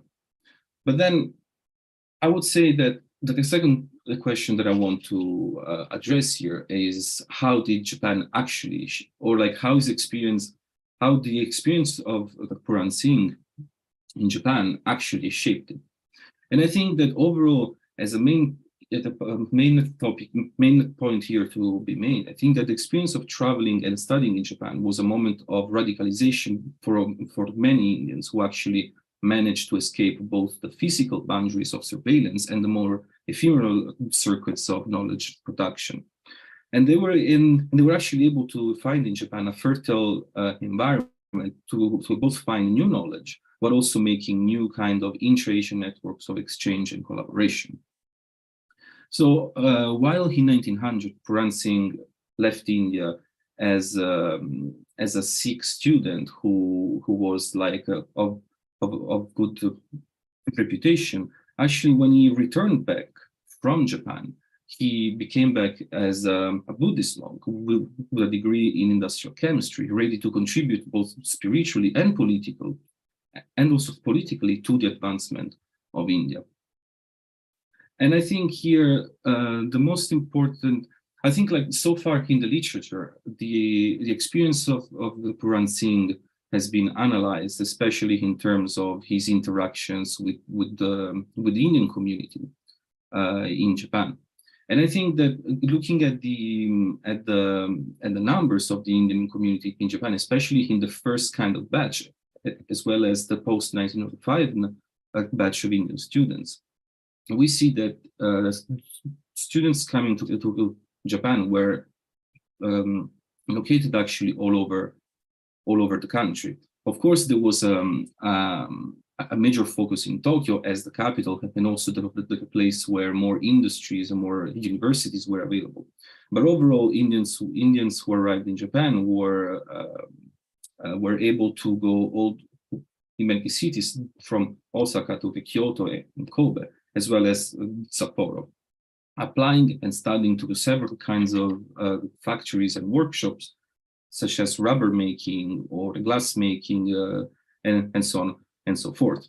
But I think there is one aspect in his experience in Japan that has been kind of understudied, and that is the influence that his mentor Nagayoshi had on him. As Bartholomew has pointed out while discussing the first generation of Japanese scientists who studied abroad in the second half of the 19th century, for them, one of the key issues was the relationship between the students and their mentors, which did not only shape research, but also students, their whole conception of science and society. And I think in this case, the influence of Nagayoshi cannot be simply underestimated. He was the son of a physician from the Tosa domain, and he first began his career studying Dutch studies, but then soon moved first in Tokyo and then to Germany to study medicine and chemistry. I think, first of all, the association of Nagai with the Puran Singh was useful in the first instance as a way for Puran Singh to access academic circles, which would prove to be useful in his academic and in his working life beyond Japan. While his relationship with Nagai is not really completely clear, as Jaswinder Singh has shown, in the Puran's profile in the London Chemical Society, he is identified as a late research scholar of Dr. Nagai. Furthermore, even after his return in Japan, back to India, Puran Singh signed his early scientific articles and his journal in the Forest Research Institute's Indian Forest Memoirs as a member of the Chemical and Pharmaceutical Societies of Japan. And it is not too far-fetched to assume that he was the first ever Indian to actually join this society. And Nagai was actually the president of the pharmaceuticals. He was the first president of the Pharmaceutical Society, which I would argue must have had a great impact on the fact that the Puran was able to access this kind of institutions. And Puran, unlike most Indian students of the time, was always interacting with a plethora of students, scholars, and journalists and artists located around Tokyo, and especially around the University of Tokyo. Now, secondly, Nagai helped Puran Singh accessing specialized jobs, workshops, and training opportunities. After his time at the Medical College at the University of Tokyo, Puran worked in Japan for almost a year by himself. In 1904, for instance, he worked at the Osaka Pharmaceutical Works, which was a private company financially backed by a conglomerate of Japanese businessmen who had just acquired the Dairi Nippon Chemicals of Osaka. One of the earliest state ventures in chemical production, which was actually funded by Professor Nagai in the late 1880s with the support of the Meiji government. Even after the acquisition of this company, Nagai was still involved in the new company as part of the management group in the guise of a supervisor. And Puran had the privilege to work in the Osaka Pharmaceutical Works, as well as in many other factories and workshops. And I think that the access to Nagayoshi must be emphasized here, because while there was also a degree of the collaboration between the Indian students and the academic community, the fact that Puran was so close to Nagai made him actually a unique example of this kind of interactions. Now, lastly, I think that the impact of Nagai can also be measured by the way in which their philosophies echoed with each other. And I think that especially in the case that in which Nagai stressed the importance of finding a practical use to science, especially in support of local industries and their area of origins. So this attention upon the business side of industrial research and the desire to offer something back to the community were coherent also with the precepts of Swadeshi and the later experience of Puran Singh's working life in India. Between 1904 and 1931, before his death, Puran explored several types of employment, from the Maharajas to the Punjabi capitalists, as well as the British. So finally, I would like to answer the last question. How did Puran Singh actually contribute to science? And I think here in the literature, there are many discussions about this, and there is actually a lot of traces about his contribution to science, to science that can be seen in the more than 50 articles published throughout his life, or the innovative techniques that he introduced. But I think my argument here is that perhaps the most important contribution that he made to science, which was related to Japan, was his the testimony that he gave to the Indian Industrial Commission in 1916. And I think this is important here to highlight, because the testimony that he gave to the commission was, first of all, based upon three main points. Number one, the principles underlining the successful industrial development of Japan. Number two, the defects of the system, like the current of research and industrial development in India. And three, more the suggestions for the future development of industries and organization of scientific research. Now, the Indian Industrial Commission came to be in the wake of the First World War, which had exposed two main issues. Number one, the fact that that India was over-reliant on imports of key commodities such as medicine and dyes. And secondly, that Japan had started to dangerously penetrate the Indian market. For instance, in 1960, Dorabji Tata, who was actually one of the members of the commission, authored in the Indian Review a paper against and I quote, the Japanese industrial invasion. End of quote.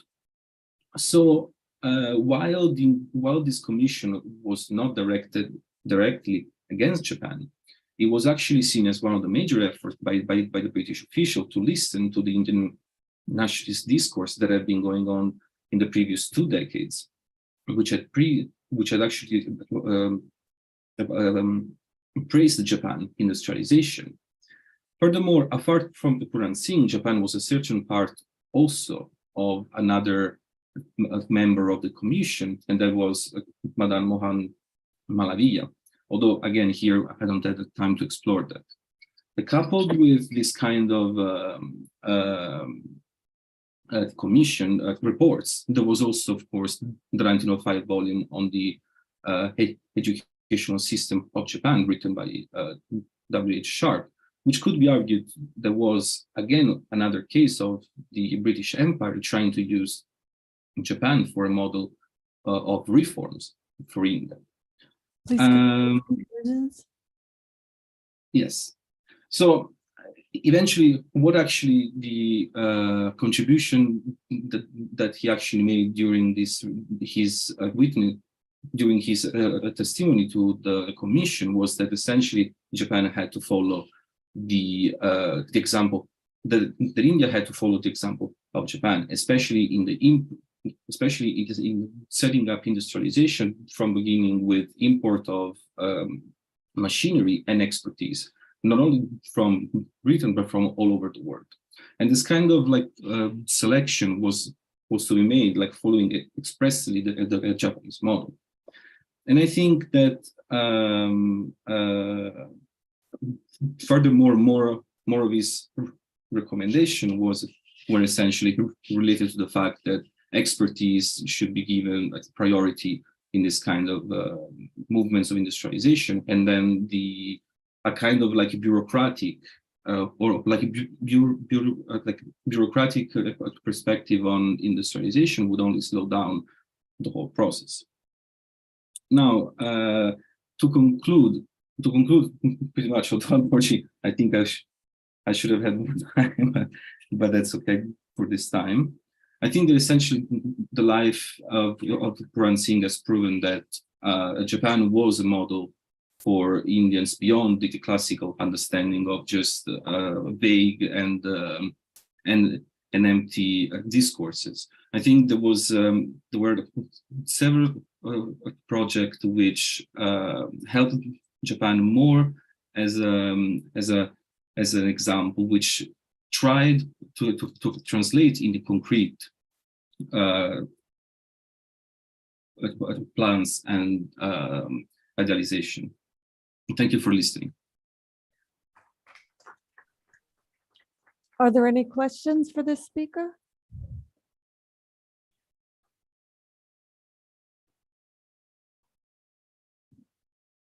Thank you, Professor. What I'm actually really interested in is actually the fact that you mentioned that Indian students were going to Japan for scientific studies. And this is a period when there was a shift away from going to British universities, going to Europe, especially to Germany, for pharmaceuticals and chemical and this kind of research, because Swiss and German laboratories and universities were well known. I'm just trying to understand how advanced was Japan in this field at that point in time, the 1880s, which you talk about, 1880s, 1890s. Yeah, so actually, Nagai, I think, is the best person to like locate this kind of development. And when Puran Singh arrives in Japan in 1900s, Nagai had arrived as a professor in chemistry in the University of Tokyo only for less than 5 years. I think we're talking about the first wave of, or like the second generation of students that would go to study abroad and then come back to teaching actually Japanese especially. So I would say, apart from the first initial kind of attempts to study, to kind of like set up a kind of like state-led factories, as the Osaka pharmaceutical work would actually point out. I think the state at that point was really early on. Like there was still mainly based on the German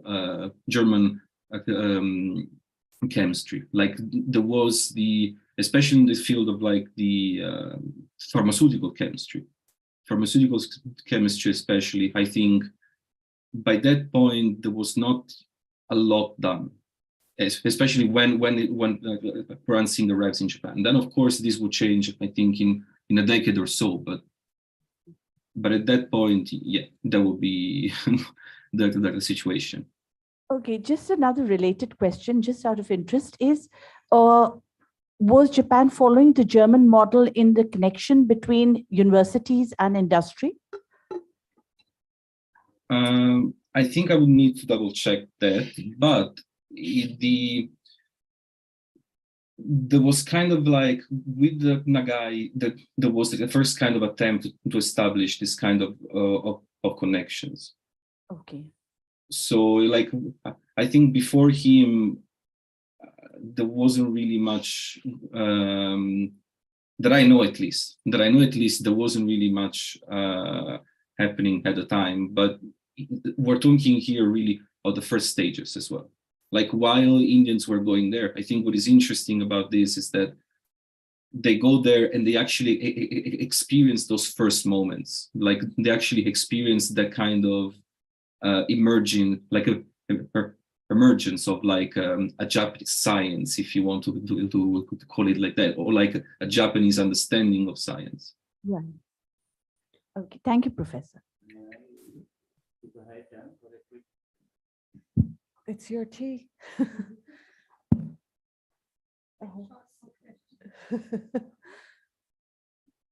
Just two quick comments. Number one, the Forest Research Institute is an interesting place because many of the revolutionaries, they got chemicals from Forest Research Institute.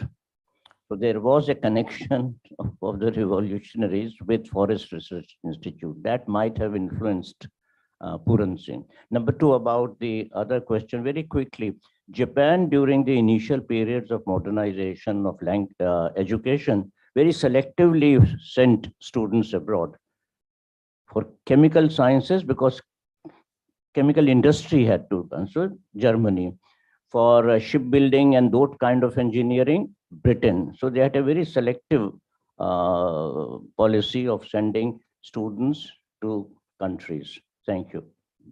Thank you. Thank you to all the speakers for such great talks. Because we are so behind, you're spared any pontificating by me about the content. I apologize for my bad cat herding skills. I lost my phone on the plane, so I couldn't time people very well. So I apologize for keeping you from tea, but I think we can all go adjourn for tea. But do come back in when they call because it's my fault we're late. No, thank you so much. Thank you, Martha, and thank you to all the speakers for joining us. And yes, I invite you all for tea. Very short tea break for 10 minutes and we regroup. And I request our participants virtually also to take a short break for 10 minutes and join us back for the second session for the day. Thank you so much.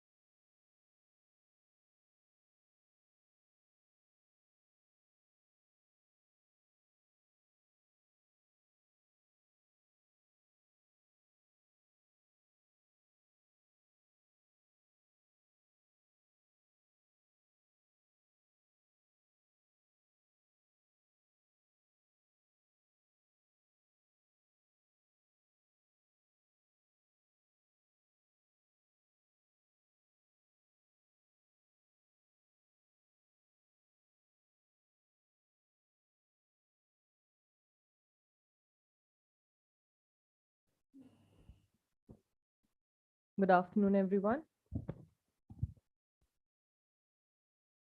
I would request everybody to take their seats so we can commence the second session of the day.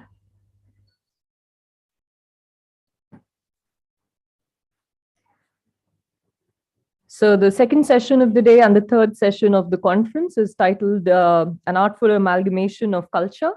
And it is my pleasure to introduce you to the chair of this session, Dr. Sudha Gopalakrishnan. She's the Executive Director of International Research Division of the India International Center. A very warm welcome to you, ma'am. And I request Sankte, my friend, to share a token of her appreciation for her presence here today. Oh, thank you. Thank you so much. Thank you, ma'am. And I request you to chair the session and initiate the proceedings. Thank you.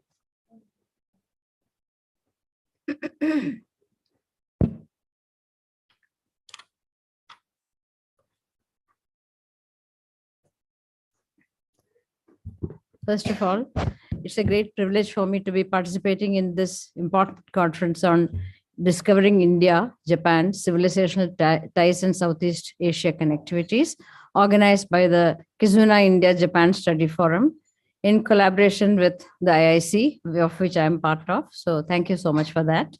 And I think it is a very significant event happening today because it is comparing, or rather finding commonalities, perhaps intercultural commonalities between two cultures, which are very, very significant in Asia, in the broader region of Asia, and which have, like we found out in the last session, interacted with each other, have had give and take. But we will not take that comparison too minutely because we want to know how they interacted, and rather than finding very minute comparisons and then struggling to find comparisons. If there are wonderful, well and good, and we are trying to explore exactly that.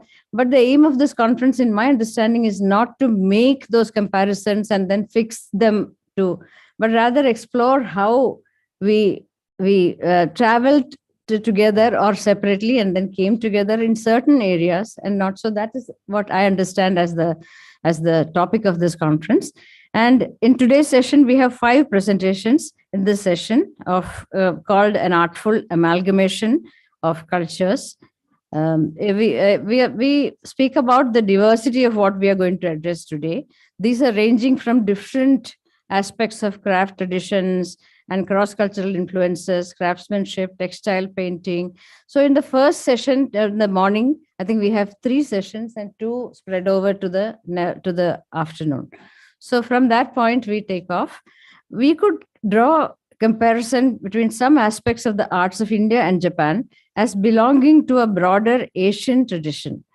Both of these are cultures with a rich and diverse thought and heritage, and also expressions in multiple domains of knowledge and art practices, such as craft traditions, the different craft traditions, performances, architecture, music, drama, literature, and so on. So it actually covers the whole span of what we call cultural art and culture, which is actually an expression of our own civilization. And they don't stand apart from a civilization.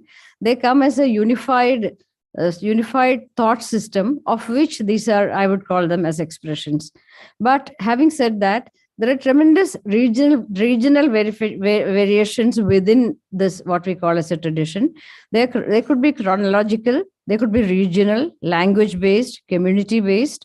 And so the traits of these changes also, at least in the case of India, they change significantly according to, like I said, language, region, and all that. But also, they say that language changes within every 10 miles, or art expression, spirituality. So India is such a polytheistic and pluralistic country that we cannot really call it like a composite art form, composite art in any sense of the term. There are only differences in that sense. And then, of course, like I said, coming from a kind of unified sensibility. So this is, I think, what we are going to address in terms of India. To take an example of one of the forms of drama, which is Kodiyatam, the Sanskrit theatre coming from Kerala, India, of which I had studied quite for some part. there is I mean, actually, it builds a kind of universe of imagination, story. It's a kind of burst of stories from different epics, or which is actually consolidated in the dramatic tradition, the Sanskrit plays. But then it is a kind of, it's not a direct telling of any story. It is a kind of circuitous, it is digressive, it is elaborate way of telling. And the body itself comes forth as the field of expression in and actually rasa, that undefinable word is what defines it in a theoretical sense, though practically it is coming from an extremely regional, provincial, I would say, a culture that is informed by that kind of a tradition. I said excessive was also is taken to its utmost limit in Kudyatam. For example, an act from a drama could take anything from 15 days to 42 days to complete that. So what is it doing in these 14 days? It is kind of unraveling the complexities of the mind of a character or a situation slowly, and then it's like as though like developing a kind of a flower blooms slowly. So it's kind of that kind of thing. So that is what we call as rasa. In this connection, I would also like to compare it to trace it to the culture of no tradition in Japan. Japan, of course, again, has a kind of extremely symbolic depiction of no. It also is rooted in its own spirituality, the Zen Buddhist tradition. It is it is marked by extreme finesse and subtlety, and also austerity in one sense. This extreme refinement is reflected in all facets of Japanese art, and especially in no, I think perhaps in contrast to the exuberance of Kudyatam, I would like to say that restraint is what marks no theater. No restraint, and this form is believed to have started in the early medieval times. I mean, also through the proto-dramatic form called Sarugaku, and started by Kanami and Ziami, two father-son, and also again treats stories like the tale of the Genji and Ise Monogatari, and also that again very subtly depicts emotional states. But unlike Kudyatam, in which the face, the eyes are the field of expression, here it is a mask. So it is again no wears a mask. So the whole process of imagination rests on the spectator, not watcher, but seer, I would say. That connection has to be established during so then what we call as hana. Hana is one word, I think, in Japanese form, which it's like a flower. Again, I mean, I said flower for Kudyatam, but it's much more so in this art form. And also okay. And also another very important concept called yugen, an untranslatable word, which refers perhaps to the mystery and also gentle beauty. I think that these are I think what characterize the no as an art form. And also sabi, which I think is more a philosophical term than an aesthetic term, which is like a kind of beauty, a kind of inherent beauty about something. Maybe we see it also in other forms, this bashos, haiku and all that. So these art forms, in fact, these art forms have are inspired from a deeper philosophic tradition, in the case of Kudyatam, from the Hindu mythology and also perhaps the spiritual tradition. It's very ritualistic, or it used to be a temple-bound art. But in the case of no, it also comes from the deep adherence to a spiritual tradition that is informed by Zen Buddhism. So we'll explore in this course of this what is common what are these cross-cultural currents that we are trying to explore. We have five presentations, like I said. The first one is by João Paulo Oliveira Costa.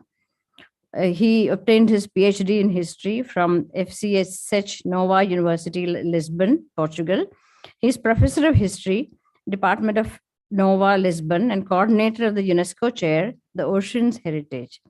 Some of his research projects include the project Concha, the construction of early modern global cities and oceanic networks in the Atlantic, an approach via oceans cultural heritage. So we are on to him. His topic for today is Catholic art in Asia in the 16th century, interaction between India and Japan.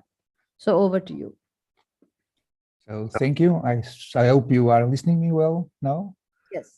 It's a pleasure to be with you again, not in New Delhi as I was in September, but through the internet.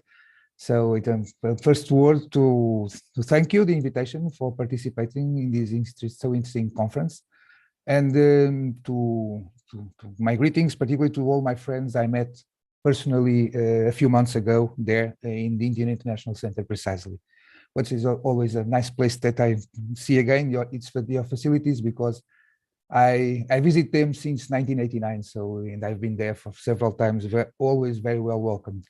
So my paper deals with a comparison between some forms of art as they were played in India, particularly around Goa, and in Japan, particularly in Nagasaki.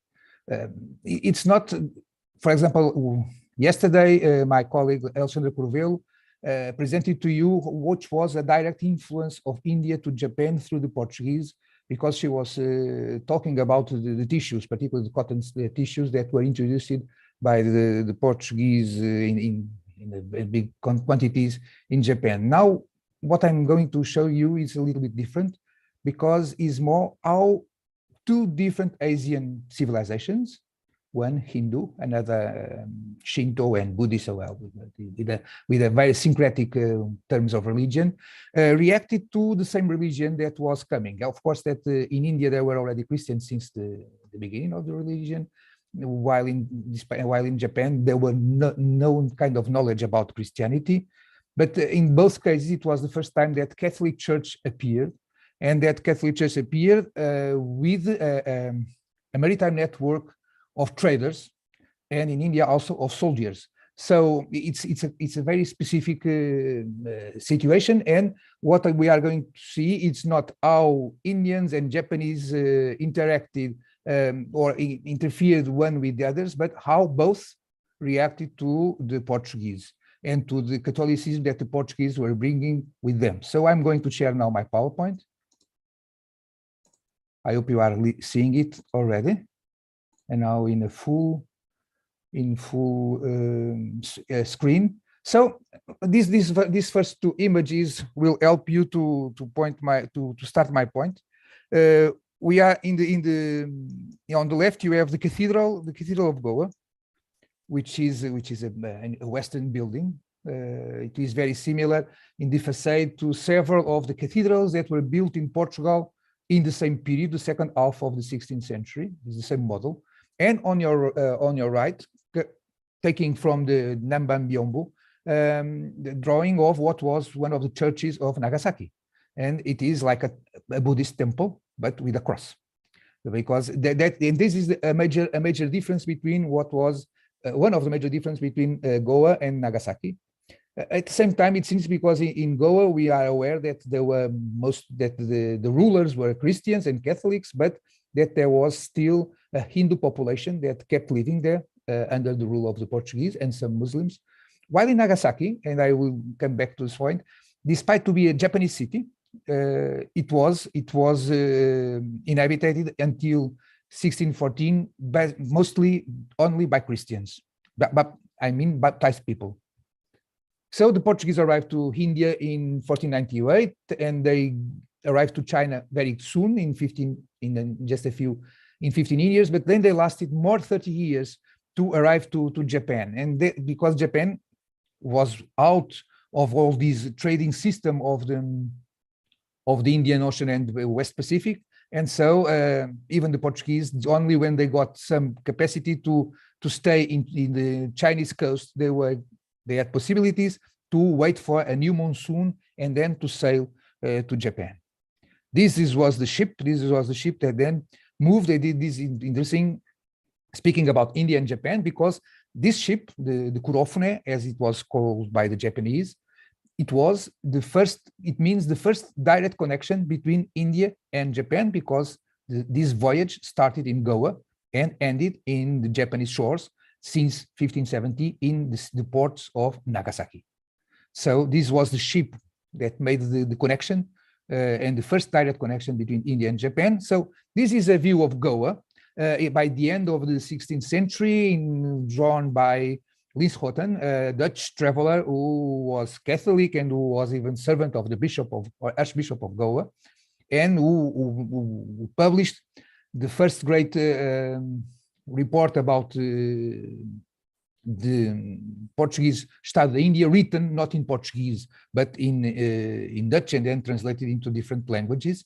So Goa was a city with the same appearance of a European or Japanese or a Portuguese city, and we can see by look in the buildings. These kind of buildings, we see different drawings from the Atlantic islands, for Brazil, or even for some Portuguese villages, and the buildings are very similar to these, particularly the roofs, but with a population that was a mixed population of different Asian provinces and European provinces of all these people. Nagasaki, it was a different city. It was it started being built in a Japanese style, in a flat place, and with all these perpendicular streets. This is a panel that is in downtown Nagasaki. I took it from in the street. It is an illustration done by the government of Nagasaki, and then the city grew. So this area here is this Uchimachi, the oldest part of the city, and this is Sotomachi, the outside part, in the 80s or 90s of the 16th century. It is in red because this Uchimachi was the first part which was nationalized by Toyotomi Hideyoshi in 1587, and this in red, it belonged to the Omura daimyo until 1606, and only in 1606 was also nationalized by the Bakufu, so by the shogunate of the Tokugawa. And the environment was of Nagasaki. In Nagasaki, we could see all these people dressed as Portuguese in a movement when in the market. But look to the young people, because I will come back. All the young people are in an Asian look, have an Asian look, because all of them, their mothers were Asian women and not European women, because most of these Portuguese came to India where they were single, or they left their women and they married again because they got away to get. So most of the second, third, fourth generation of Portuguese in Asia were people who was already born in Asia, and most of them were children from Asian women. So the arrival of the Portuguese in Nagasaki created curiosity, and it's very interesting because all my images that I'm showing to you are from Nambambiombo. The last one, this one is it is in a museum in Osaka. This one is from Biombo, which is now here in Lisbon. But so this idea of the curiosity, we have this is the best example in my opinion. But we have also here, for example, taken in a bad photo taken in Osaka, and also this one, also again from Lisbon, from the Biombos which are in Lisbon. So we have this curiosity, and all the Portuguese arriving with different gifts that they are offering to the Japanese authorities in the city. As we know, and it was told yesterday, particularly, Christianity arrived to Japan by St. Francis Xavier here in a statue that is in a monument that is in Oita, an ancient Funai, the capital of the Otomo Fief. And so Xavier arrived to Kagoshima, where is there the statues with all the other two auxiliaries that came with Xavier.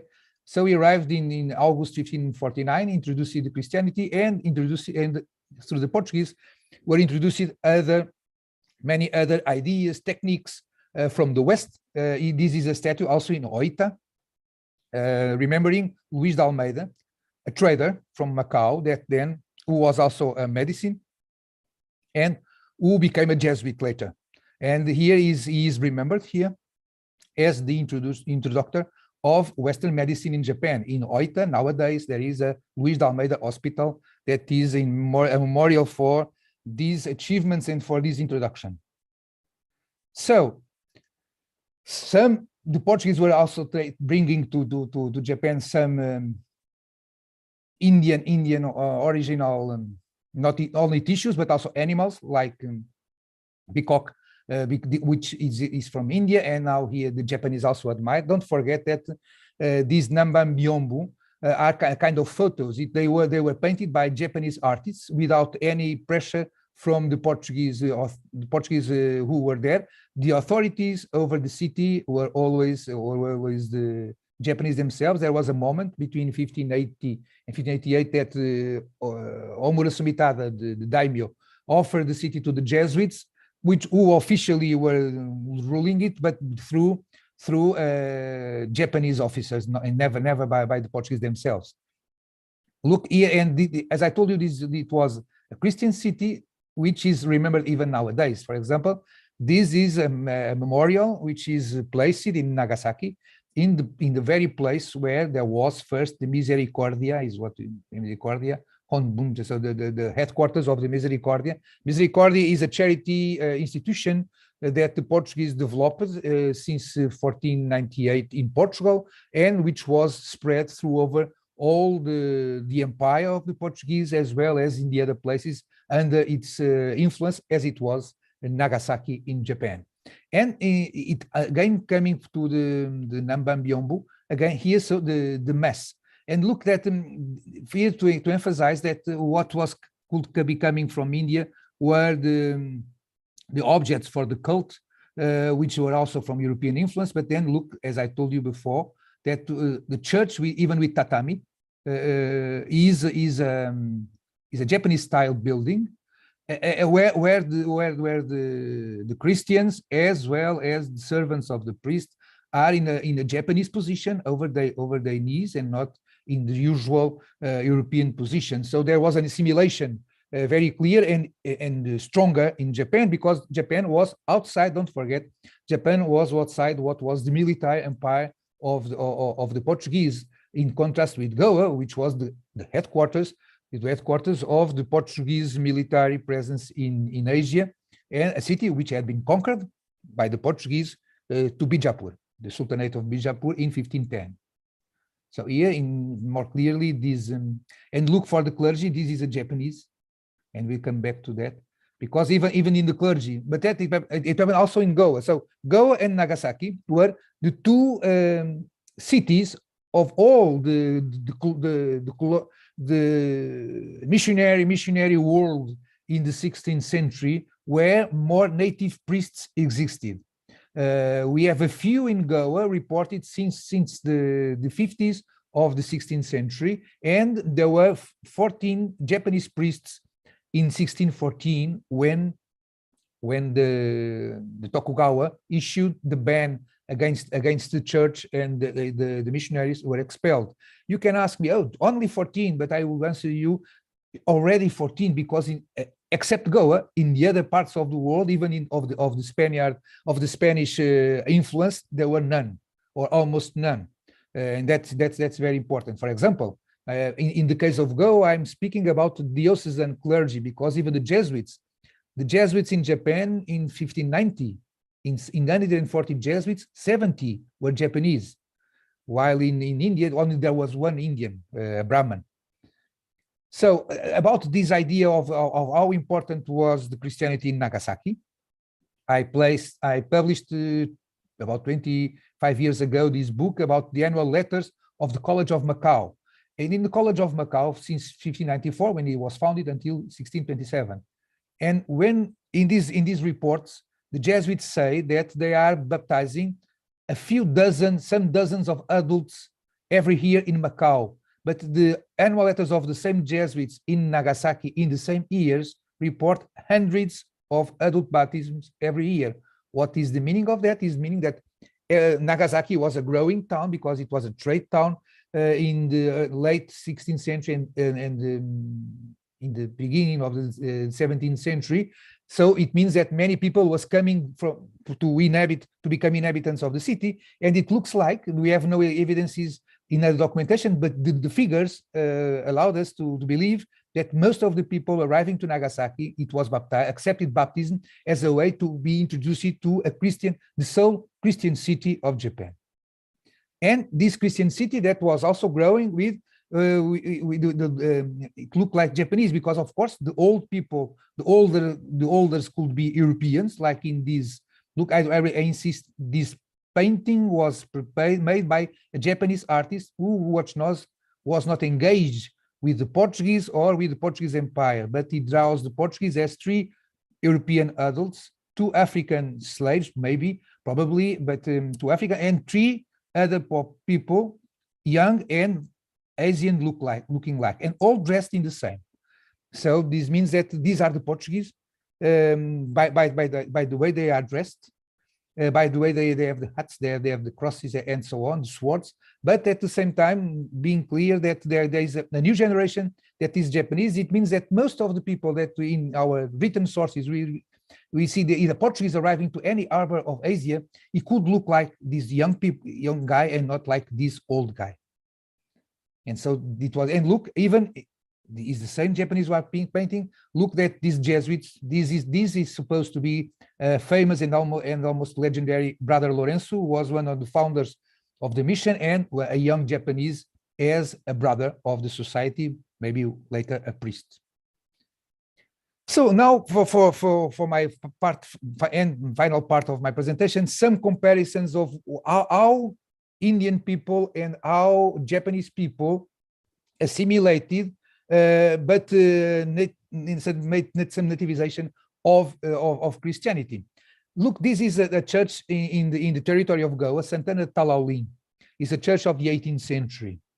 It's not from the first, and so it's not so European like the cathedral that I presented in my first slide. Look, these towers are not the European style, and this makes us more remember pagodas. And look like what they have here in a fan.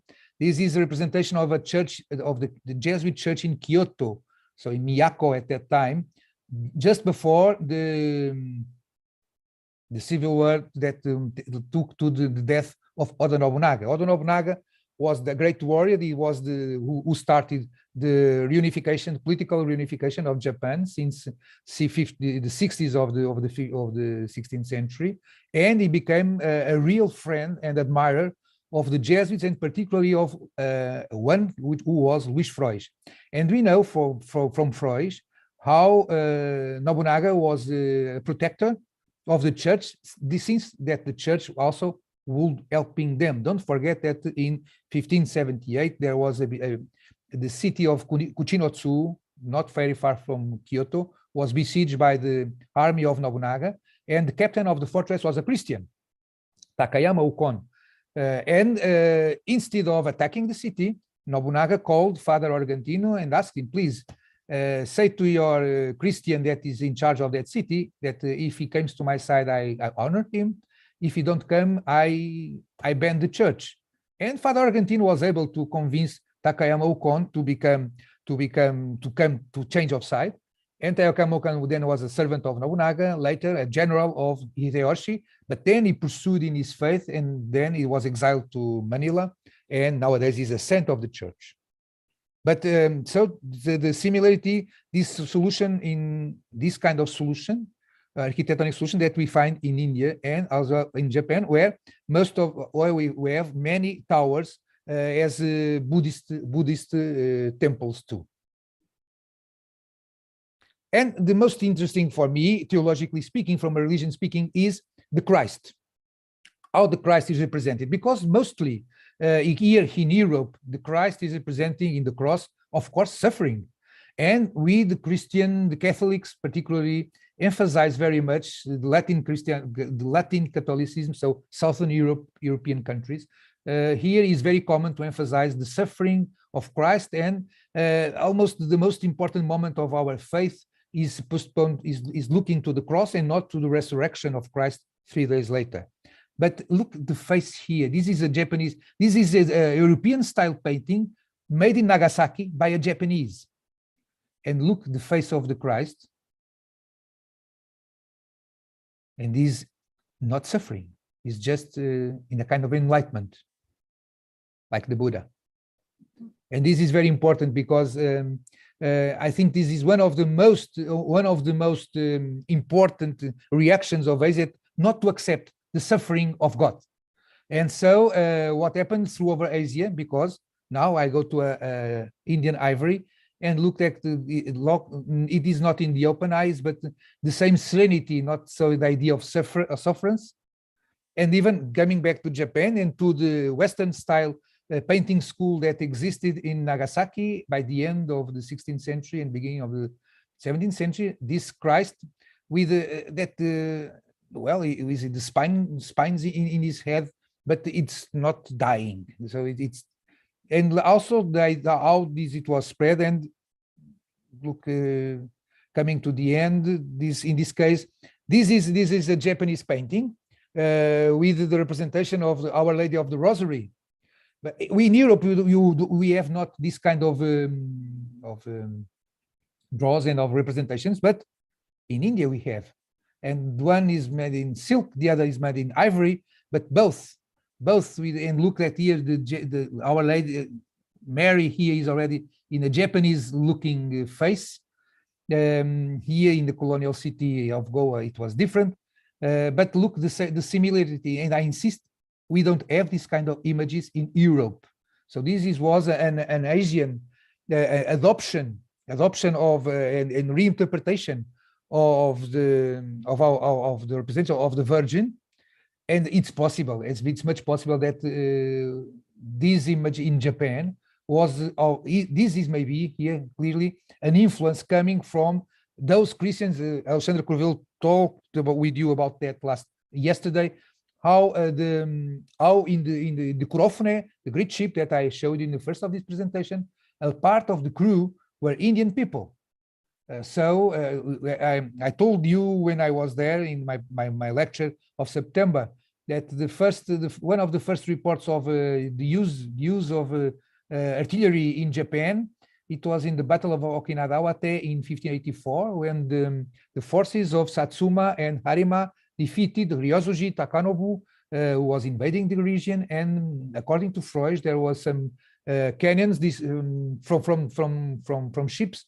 According to Freud, it was a Portuguese with an African slave and an Indian who were making the fire against the forces of Ryosuji Takanobu. So Indians were coming, and here we have a direct influence. And finally, yes? Summarize your presentation in the next. I'm finishing. Yes, the last person. This kind of support for the books, release books. So here in Japan on the left, in India on your right. So the appropriation to their own style. So these were my remarks about these, both the reaction how Indians and Japanese reacted to Catholicism through objects. Thank you so much. Thank you so much for this presentation. I was thinking that maybe we will go to the next one immediately and take the questions after all the three presentations are over, so that we can, time-wise, we can manage it better. So the next presentation is by Ulrike Korber, an integrated researcher at IHA Nova FCSH Lisbon, who got a PhD in the journey of artifacts, the study and characterization of a nucleus of lacquered Luso-Asian objects from the 16th and the 17th centuries from the University of Evora in 2019. Her interests are material manifestations of cross-cultural relations, manifold exchanges, and circulations that characterize much of the early modern period, featuring the transfer and transformation of motifs, iconography, and techniques. Her title is Indian Craftsmanship Meets Japanese Influence, Early Modern Luso-Asian Religious Artifacts Manifesting Cross-Cultural Encounters. Well, I think it is carrying the same, or I mean, not same, similar theme forward. So I invite you to present your lecture. Thank you.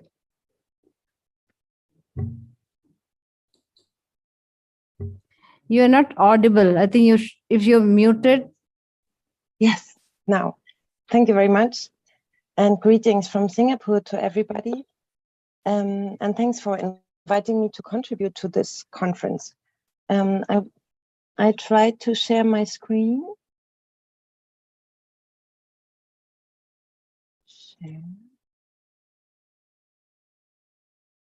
Oh. Is it all visible? Yes. So perhaps slightly digressing from the topic, and instead of showing the fruits of direct India-Japan contacts, I will present curious objects that derive from a very short period and exhibit both Indian and Japanese craftsmanship or influences. And actually it's João Paulo Oliveira Costa very well introduced the topic, so it was a good framing for my presentation now. These artifacts originate in the Portuguese ventures and Catholic missions in 16th and 17th century Asia and include parade shields, various types of furniture and religious items. Of various carpentry traditions, most display Iberian typologies. Some have intricately carved structures of tropical hardwood, but all are lacquered and embellished with motifs in gold. The decorations generally mingle Chinese auspicious motifs with European themes, such as coat of arms or Christian subjects.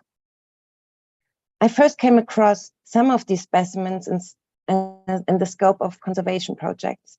My subsequent PhD research was inspired by the inconsistent characteristics of the artifact's physical features with their classification, which attempted to identify a single place of manufacture for each. This resulted in individual attributions to India, Southeast Asia, Japan, China, the Ryukyu Kingdom, or even various places in Europe. Yet discrepancies between the wooden structures and Asian lacquer decorations called for deeper inquiry that would combine historical contextualization with formal analysis and technical investigation. As not everybody might be familiar with the Asian anacard lacquer saps, I will briefly introduce the material. With a millennia-old history, Asian lacquer is the viscous and milky sap tapped from the bark of trees of the Anacardiaceae family that grow over a large area of Southeast and East Asia. A complex organic material with peculiar properties, it has been used as glue and as a protective and decorative coating due to its ability to polymerize into a stable, durable film. This includes multi-layered applications, each layer of which requires time to cure, a complex, lengthy process consisting of many different steps that may involve several individuals.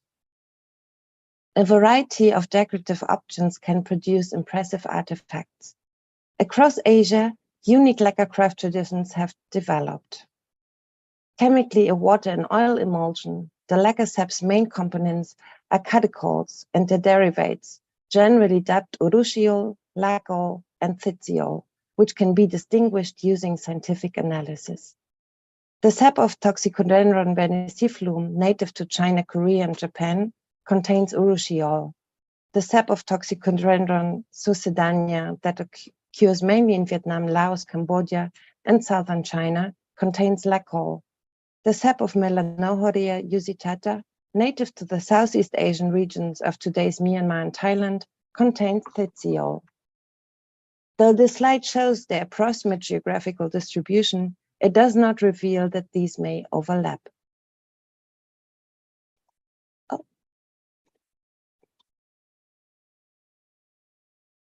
Sorry.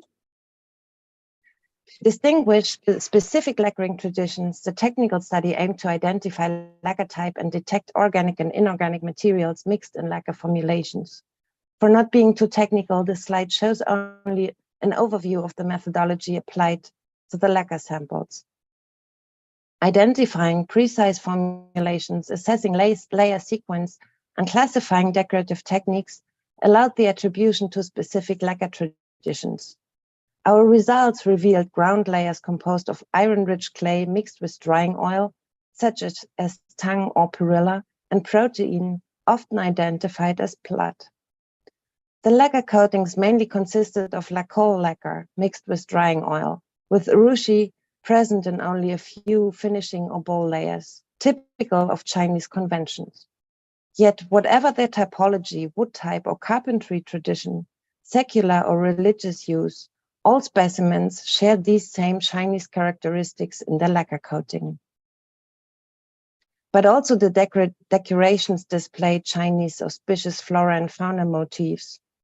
Decorative techniques using gold leaf or shell gold combined with needle drawing on red or black backgrounds were the most common.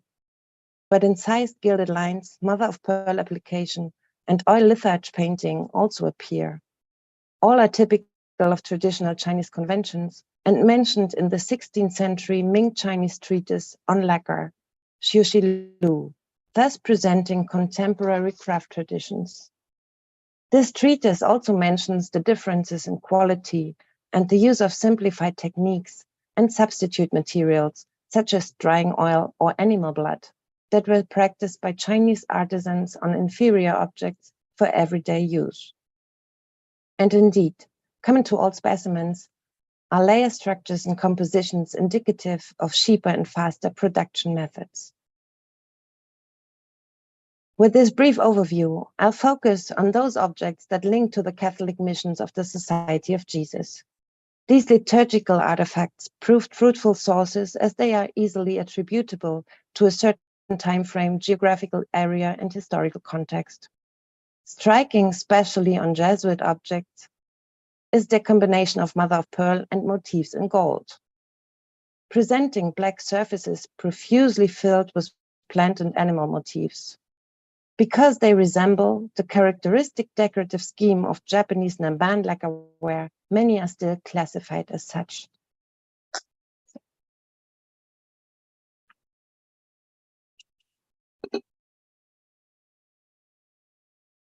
When referring to Japanese Namban decorations, I focus on productions that mainly includes diverse kinds of portable receptacles and numerous liturgical items manufactured specially for the Jesuit mission on the Japanese archipelago, such as pyxes, oratories, mass book lecterns, or liquories.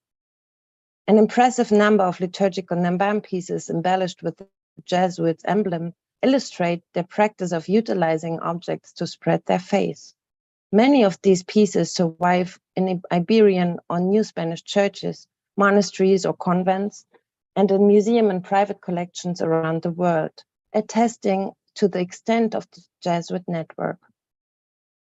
Their European or Christian shape and Namban lacquer coatings distinguish them from domestic kodaiji maki decorations practiced by contemporary Japanese lacquer artisans. These include common decorative scenes with autumn grasses and seasonal plants drawn freehand, depicted in flat gold or silver makie and nashiji, against the spacious black background as seen on the right side of the present slide.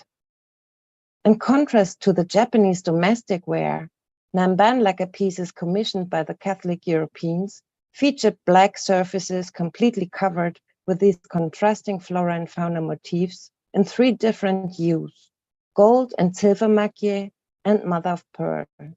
Sections are framed by a variety of single or multiple decorative bands. But the opulent use of mother of pearl does not correspond to Japanese aesthetics.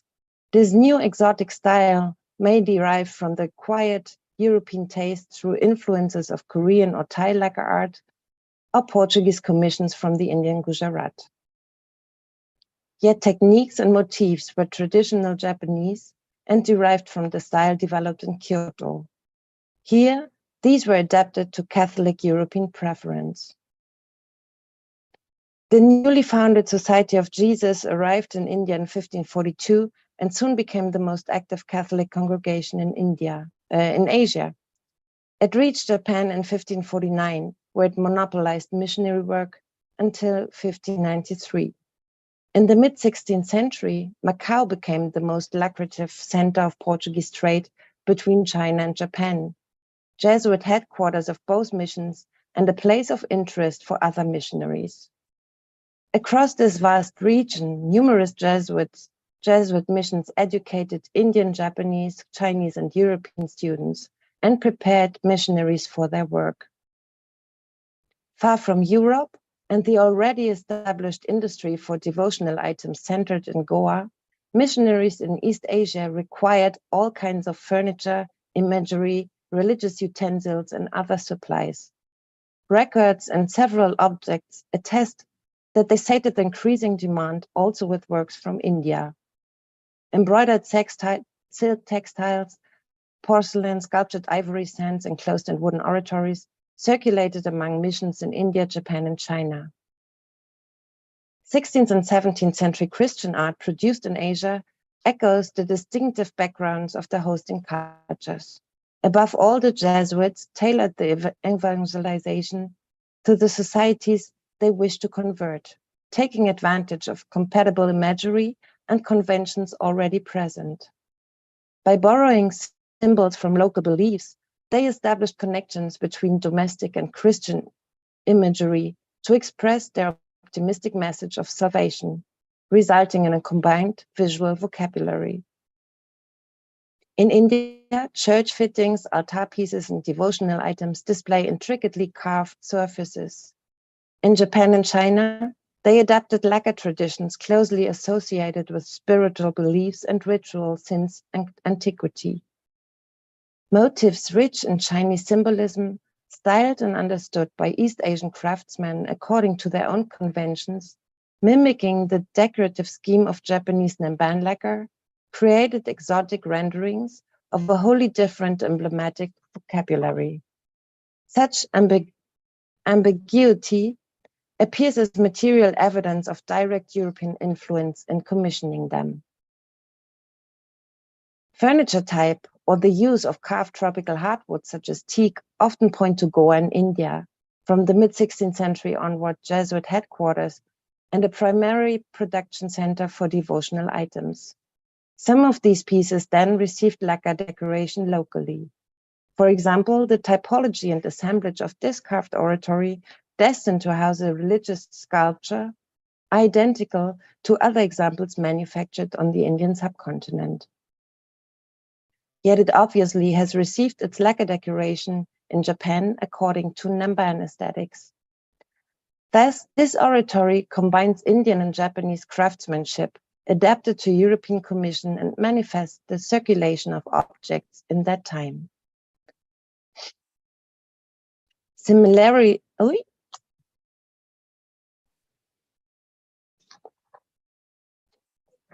I'm sorry. Something happened.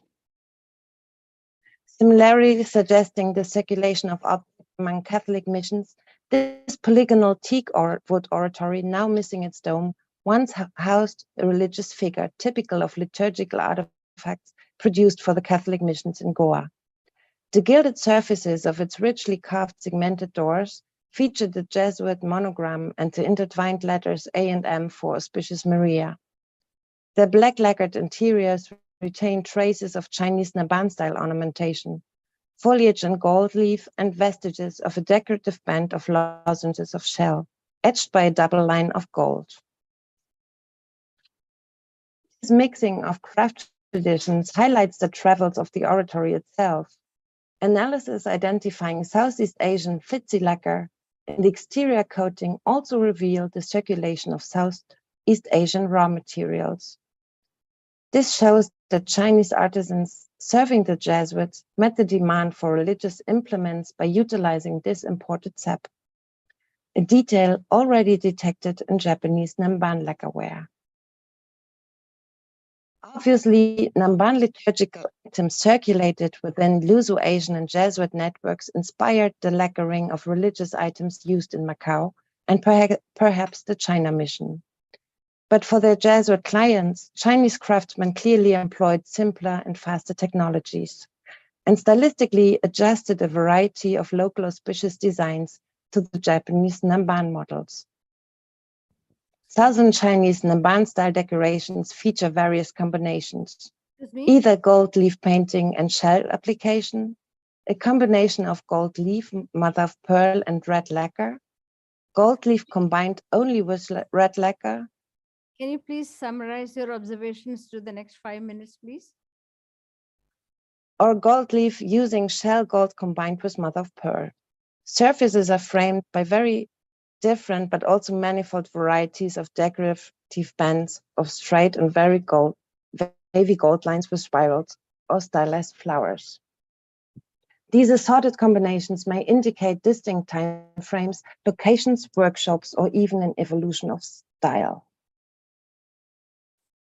Currently a research fellow at the Asian Civilizations Museum in Singapore, I'm examining this exceptional oratory among other Luso-Asian items acquired by the museum in the past decade. It combines all the characteristic of this type of Luso-Asian religious items. Its architectonical structure corresponds to that of Mannerist altars and implements in 16th and 17th century Christian churches in Europe and Portuguese settlements in India. The exterior features elaborate carving work on the pediment and the predella, and in the interior, it is equipped with a niche flanked by double columns that support a semicircular niche arch.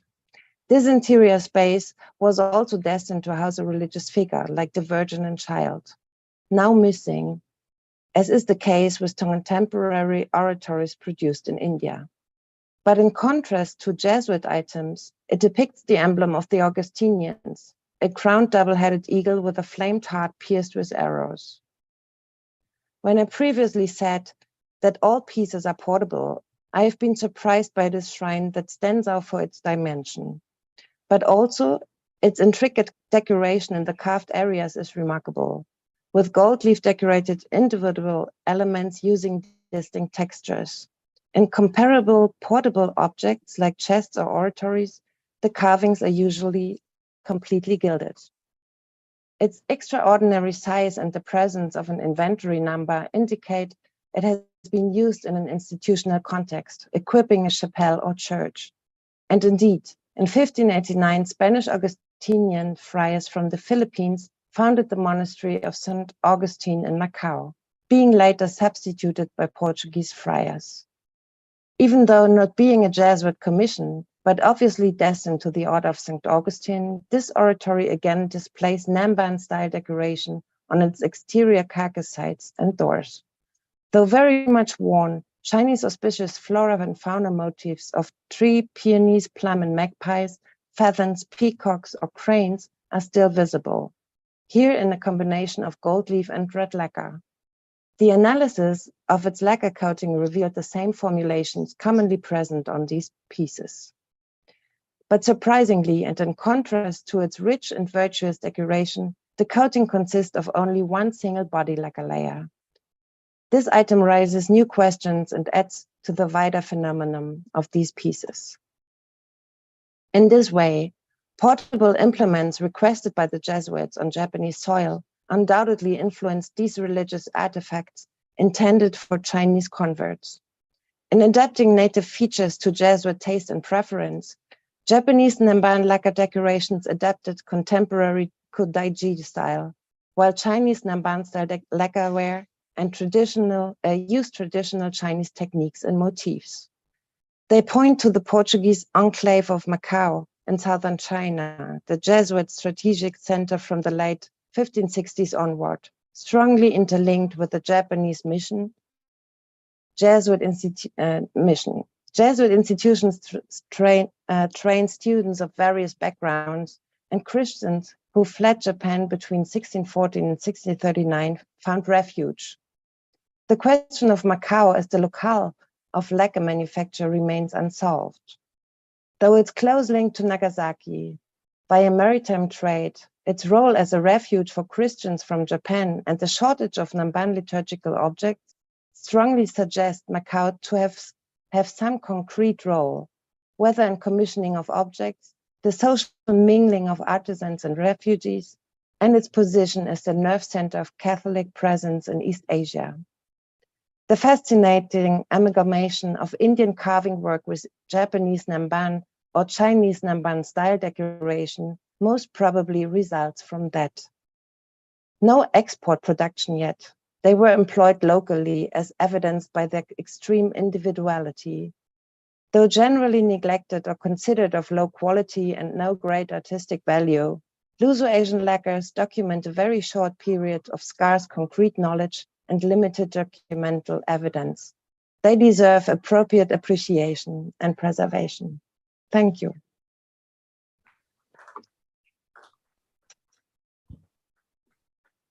Thank you for that fascinating presentation on Indian crafts through European and Asian interreligious exchanges and the development of diverse artifacts for liturgical purposes. We thoroughly enjoyed your images and the presentation. So the next is focused on textile design, the important craft of batik, which traveled from Japan to Japan from India through China and Southeast Asia. The speaker is Padmini Tolat Balaram, Shashi Creative Institute of Designs, Coimbatore, India. So she'll be talking about this travel of batik to Japan from India, and I invite her to present her paper. Would you like to come forward? Yeah, I'll come. Maybe I don't need to. No, why don't you sit? Because there it will be, I only my white hair will be seen. Okay, so. Please sit and. Yeah, I'll sit, but then with- I'll see water. In front of a mic, please. Yeah. Should, I mean, I'll need to see the. On the screen? Screen. So can sit here. I can. Why don't you sit here then? Why- I'll do that. Yeah. क्योंकि नहीं some my presentation what I'm because otherwise I'll be speaking something and visual will be of something else. Okay, sorry. आप शुरू कर दीजिए. Hello. हाँ, ये है madam. Could you present in about 15 minutes, please, so that we can have 15 minutes? As such, I have so many slides. I reduced so many. Let's see. I'll try my best. I'll run. Just put it now. Yeah, the file is in. It's here. Just put it now on slide. Go up to one. Okay. Thank you very much for giving me this opportunity to present my paper over here. Because it is a little too big topic because it is kind of touching upon 4 different countries. So it's very, very difficult, but I'll try to do as fast as possible. I'll try and go at super jet speed. Okay, this batik, basically, people say that like batik went from Indonesia to Japan. Now, that's where I disagree completely. Batik word did go because batik word is Indonesian word, but that has been accepted these days all over the world. So we are using batik as a word. But that definition of batik is okay, but batik didn't go from Indonesia to, I mean, before that, it had already traveled. So definition of batik is the batik word is an Indonesian word adopted presently over the world for textiles, painted or block printed using wax as a resist. And during the ancient period, natural dyes were mainly used for dyeing textiles. So methods of resisting using wax was mainly used with indigo because natural indigo is a cold dye. So it is much easier to do batik. Apart from that, they also used red dye and other colors. So then the method, to create patterns before dyeing the textiles is the one batik. So now types of wax used earlier and now. Earlier there were beeswax mainly that was used. Now beeswax and mix of beeswax and paraffin wax or just paraffin wax are also used. Apart from that, there were certain waxes which are done by shokubutsu in vegetation. Then origin and spread of batik in the world. So batik is originally Javanese word. So therefore, it is derived from the Javanese word, which is derived from batik, that consists of amba means wide or large, and tik or nitik means dot or to make a dot. And then the word batikan also means drawing or writing in Javanese. So combination of these small parts of word has made a word batik. Now, origin of batik, as batik is an Indonesian word. Even, I mean, I was so surprised that even if you go to the very known dictionaries, they say batik is has come from Indonesia. Even BBC and even all those people say that, you know. So this is completely wrong information. because that seems to have, batik seems to have originated in India, and I'm giving you some of these proofs for that. And in the painted and printed textiles, they were used, the Indians were using wax to resist the dye, and they were exported to Egypt and Persia between 5000 BCE to 1st BCE. So therefore, Indians were already making it and then exporting it. By 1st century CE, Egyptians had learned that this technique from Indians, and following map gives a rough idea of spread of batik all over the world. So there is a map coming after some slide. The wax resist dyeing technique has been used, that is the oldest batik is in the region all along the trade road between India, Egypt and India. So like you will find it in Baranike, and you will find it in many other places. So what I'll do is I'll go faster. So history of Indian batik. So early the evidences of the resist painted or printed cottons of India. So it is believed that India was pioneer of using wax resist. By Mauryan period, India had acquired mastery in manufacturing painted and printed textiles where wax was used as resist dye. The Chinese name these ones as flowered cottons, and they are referred as Wa Pu. Wa translates to the flower, and Pu in Chinese means cotton. Sometimes they fabric, and actually sometimes they said Wa Mian Pu. Mian is cotton. So then that is flowered cotton of India, cottons of India. So then there is people wearing batik textiles could be seen in Ajanta paintings, which is 1st to 6th century BC, CE. So that is, and some of these you can see it here. So these are some of, then this is the motif, which is a very well-known motif of India. This is Hansa motif. So that is, you see this King Jataka tail, this lady on Luca is wearing that motif, and the batik is, reversible batik is done. Then these are also seen in the continuation of Gi's motif is seen in the dotted patterns, and this is like in the folio of Kalpasutra manuscript, that is 1375 to 1400 CE. Now this is the map that I was talking about.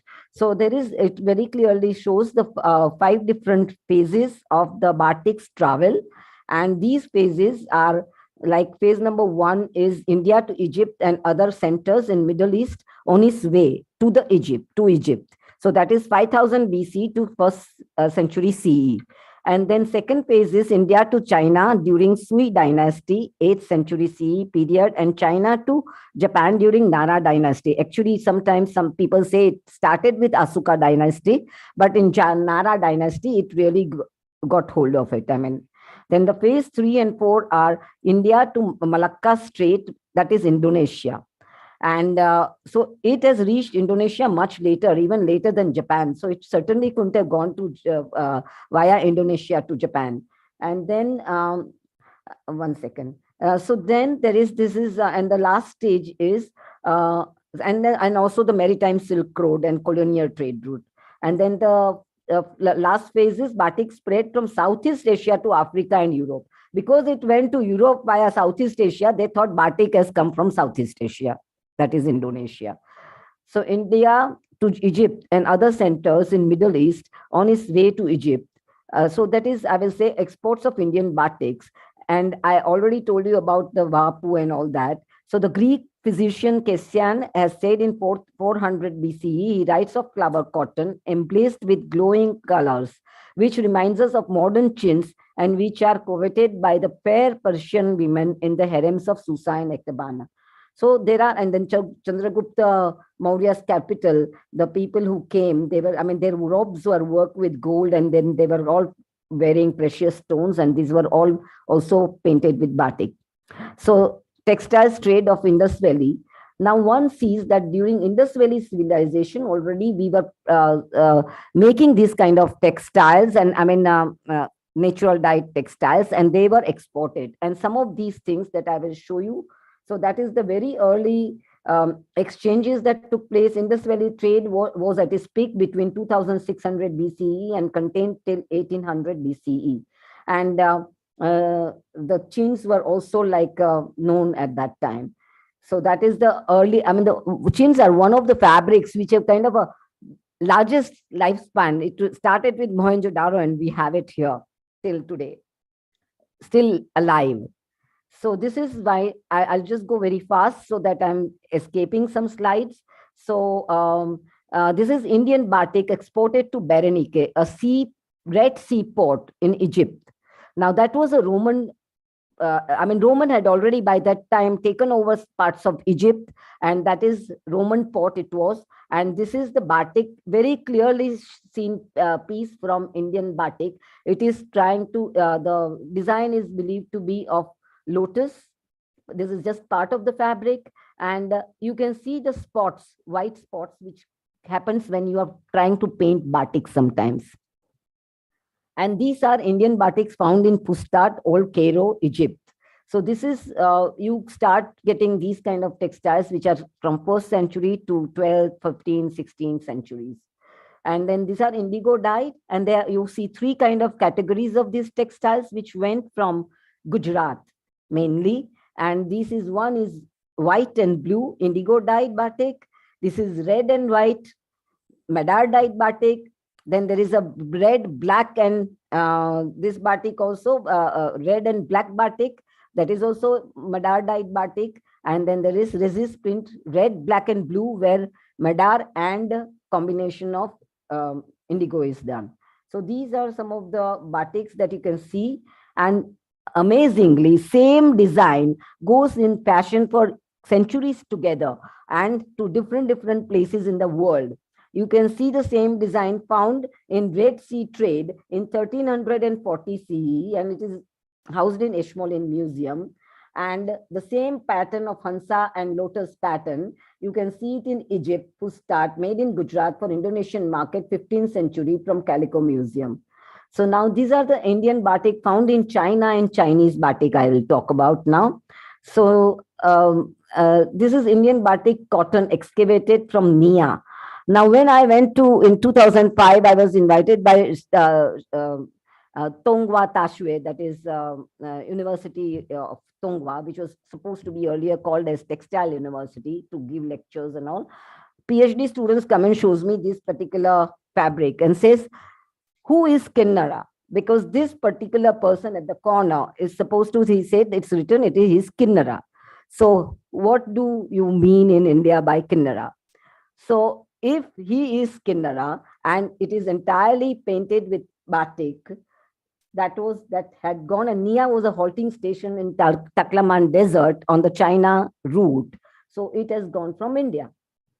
Now this is typical of India, where we always make, see, it must have gone for Chinese trade. So there is a design of a dragon painted there to suit that market. And that is the Indian policy wherever you sell things, and you will see in many of them.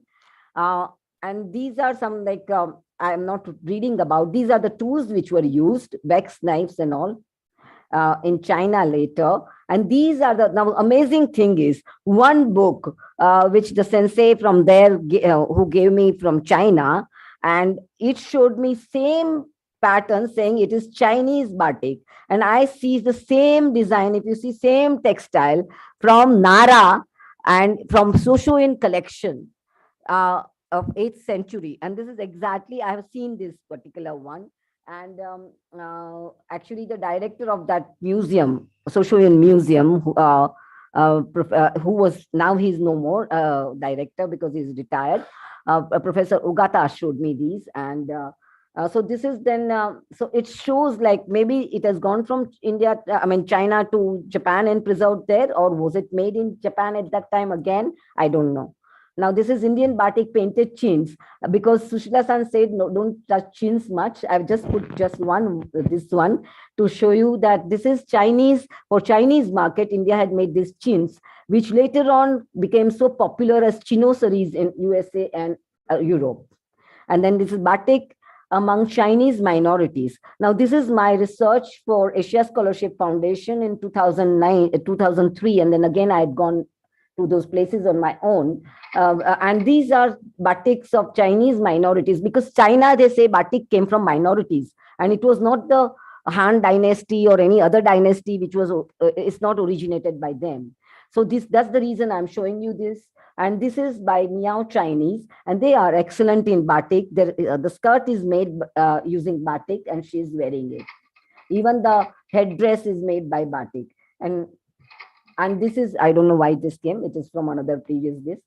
This is also Miao batik. This is wax painted piece which I have, and this is the actual piece which is dyed after that. So then this is, and it has got butterfly and the motifs of these tribal motifs are typical butterfly, because it is for it gives so many eggs, so that's why it is butterfly is put for population. I mean, you have many babies. And then this is 100 bird caught. Sorry. This is something else came. And this is a priest cloth, priest coat, and these have all symbolism. And this is a 100 feather coat, and made by this. This is me learning, trying to do Chinese batik. And then this is the batik person who is like very well known. He's a professor also, very well known batik artist. And this is Gurcha, another minority which is painting batik. So I have just shown you some of them. This is Professor Ogata who showed me Shoshoin collection. So now I'll go to Japan, and I will show you. This is if you see, these are from Shoshoin collection of 8th century, and the elephant one and even this one is same exactly as shown in Chinese book. Now I'll quickly go. Early import of Indian batik to Japan started with Ryukyu period.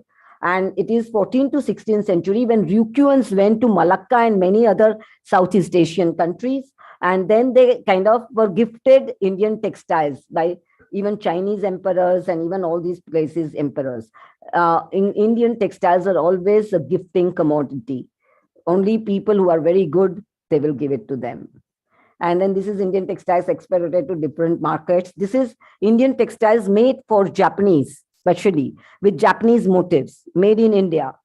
So Tomoe motif is there for, then you can see the open fan motif. Open fan motif is used to give as a gift for anybody who is starting a new business for the prosperity. And then there is a, kume motifs, turtle shell. So for long life and all that. So there are so many. And this is a typical influence. The below one that you can see is a typical influence of making pieces together, because they didn't have the things. Okay, these are the wax resisted Indian kalamkaris for Japanese market, and that is Sarasa, because Portuguese sold it so expensive that nobody could buy one than. So they all Japanese cut it off and made clothes. And this is Vasarasa made by copying Indian Sarasa. This is Okane motif, and that is other motifs from mixing of lotus and Chinese and Japanese motifs. And present trends in Indian Japanese batik is this. They also print it with this. These are some of the works I saw during my last fellowship of Japan Foundation of Japanese artists, documenting, and these are the batiks done by Japanese artists. And these are from students of Saiko University. There was an exhibition done batik, and there was a byobo also made. And then there is an Indian batik found in Indonesia, and this is this. And then these are the 15th century. First Indian batik found in Indonesia is of excavated is 5th century, and these are some of the others. So certainly Indian batik, before that already Indian batiks were found everywhere else, so it had not gone. Now this is Indonesian batiks, and these are some of the Yogyakarta batik, other different types of batik that Indonesia made, and traditional Indian batik in 20th and 21st century. This is there are several batiks, and this is a whole Shantiniketan batik started with Indonesia, Tagore's son going to Indonesia. So I was always wondering why did it go, and this is the Shantiniketan batik, I'm just saying. And these are the other things, Mundra and other centers of Indian batiks. And this is Sungudi saris. Now this is very important, Sungudi sari. Gujarat craftspeople was brought from to Tamil Nadu, and because in Tamil, Cha and Sa is said. So Chundari became Sungudi. And these are, and that's my own work in batik. Okay, thank you very much. Sorry for No, I apologize for this. I mean, this No, kind no, of no, rushing that's you okay. like this, but just that we have crossed the time, and it was I a know. fascinating lecture. Thank you so much. Okay, So thank I you. think we have about 7 Oh, minutes, or I maybe. have some chatted. Okay, thank you so much Okay. for that. Yeah. So if you have any very pertinent questions, please do raise them, and then we end this session, this part of the session. These are some of the Japanese batik. We have said that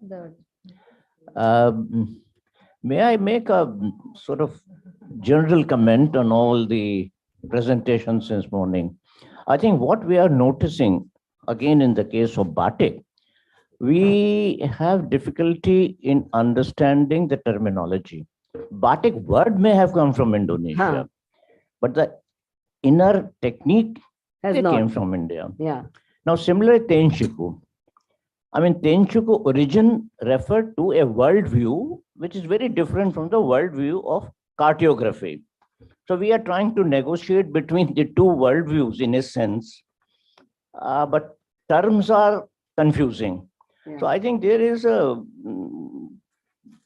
this is a discourse which needs to be placed in a context. Right. So whether we are talking of batik in the context of geographical location or in the context of technique, Right. then the sort of narrative gets different. So I think this is a general thing which I noticed since morning. So I thought I'll share. Yeah, actually, I didn't take the technique part because as such, it was getting so many slides. And if I put all the techniques of everywhere of batik, then to ho kya subah se sham ho jayega. It will be morning to evening my lecture, you know. Then so therefore I removed everything. Of course, we have to take one part, so I chose this part because I could show you so many visuals. Techniques everybody can't understand. That's the reason I kept it aside. These are some of the textiles which you can see. These are Japanese batik. And this is also Japanese batik. Then I've also done Indonesian batik. And this is Shantiniketan batik, which is supposed to have come. I kept asking them, why did you have to go all the way to Indonesia to copy it when it is right next door? So why do you go Indonesia, you know? So maybe they didn't know that it was next door. So I said, Masulipatnam kitna paas mein hai, you know? There it is, all batik is getting done. And this is the sari blouse from Shantiniketan, where there is kantha embroidery and this, and you can see all the paintings also in batik and all that. But I just brought a few samples to show you. May I have one more small clarification from our friends, if I may? Yeah. From our Portuguese friend, is it true that tempura went to Japan from Portugal? I have read in literature that. Is that true? Is tempura popular in? Is it a Portuguese? Professor, I think you're on mute. Okay, sorry. Yes, it is supposed so because it is made with oil, and it was not used, that kind of cooking, it was not used in Japan. So it is not properly, the way how they cook with oil. It's the way, it's the fact that they are cooking with oil, because we don't use, we have not that, we have similar dishes, but it's not exactly like that one. So the tempura is something Japanese, but the technique that is used apparently was only conceived by the Japanese in the contact, in the interaction with the Portuguese, and the way how Portuguese used oil in cooking. Yes. Thank you.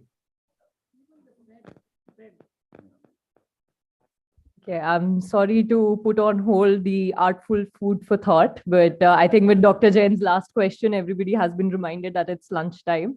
So I request our virtual participants to take a break for an hour, depending on what time zone you are in, probably lunch, dinner. And I request all the participants present here physically to please join us for lunch. And we shall continue with this session with Sudha ma'am as the chair. Thank you so much. Thank you so much. Thanks to all the Thanks to all the participants. It was a wonderful presentation. We learned a lot about these kind of cross-cultural exchanges for different purposes, and also how they traveled not just to one country, but different countries for different purposes. Thank you so much.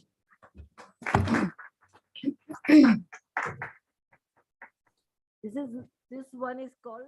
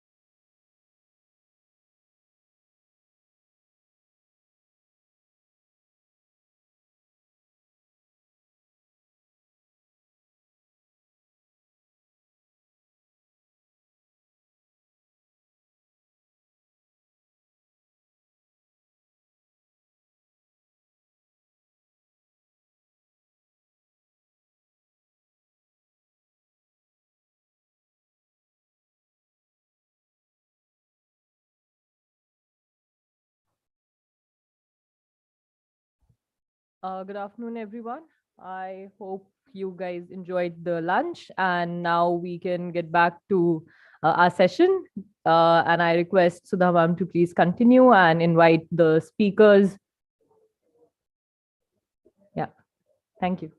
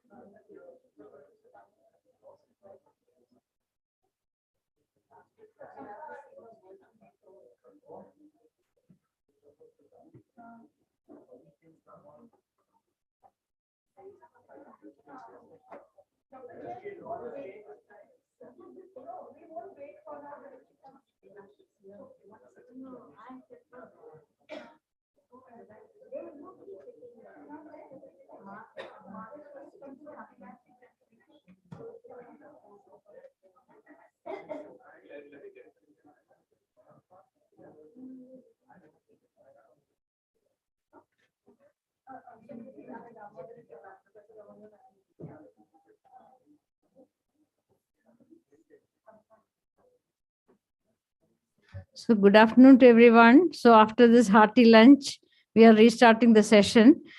We have two presentations here. One by Dr. Damodaran on India-Japan cross-cultural comparisons, revelations from an exercise involving heritage arts.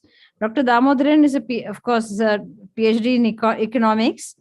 Currently a professor at, till recently he was professor at the Indian Institute of Management, Bangalore. Now he is associated with the career. Please.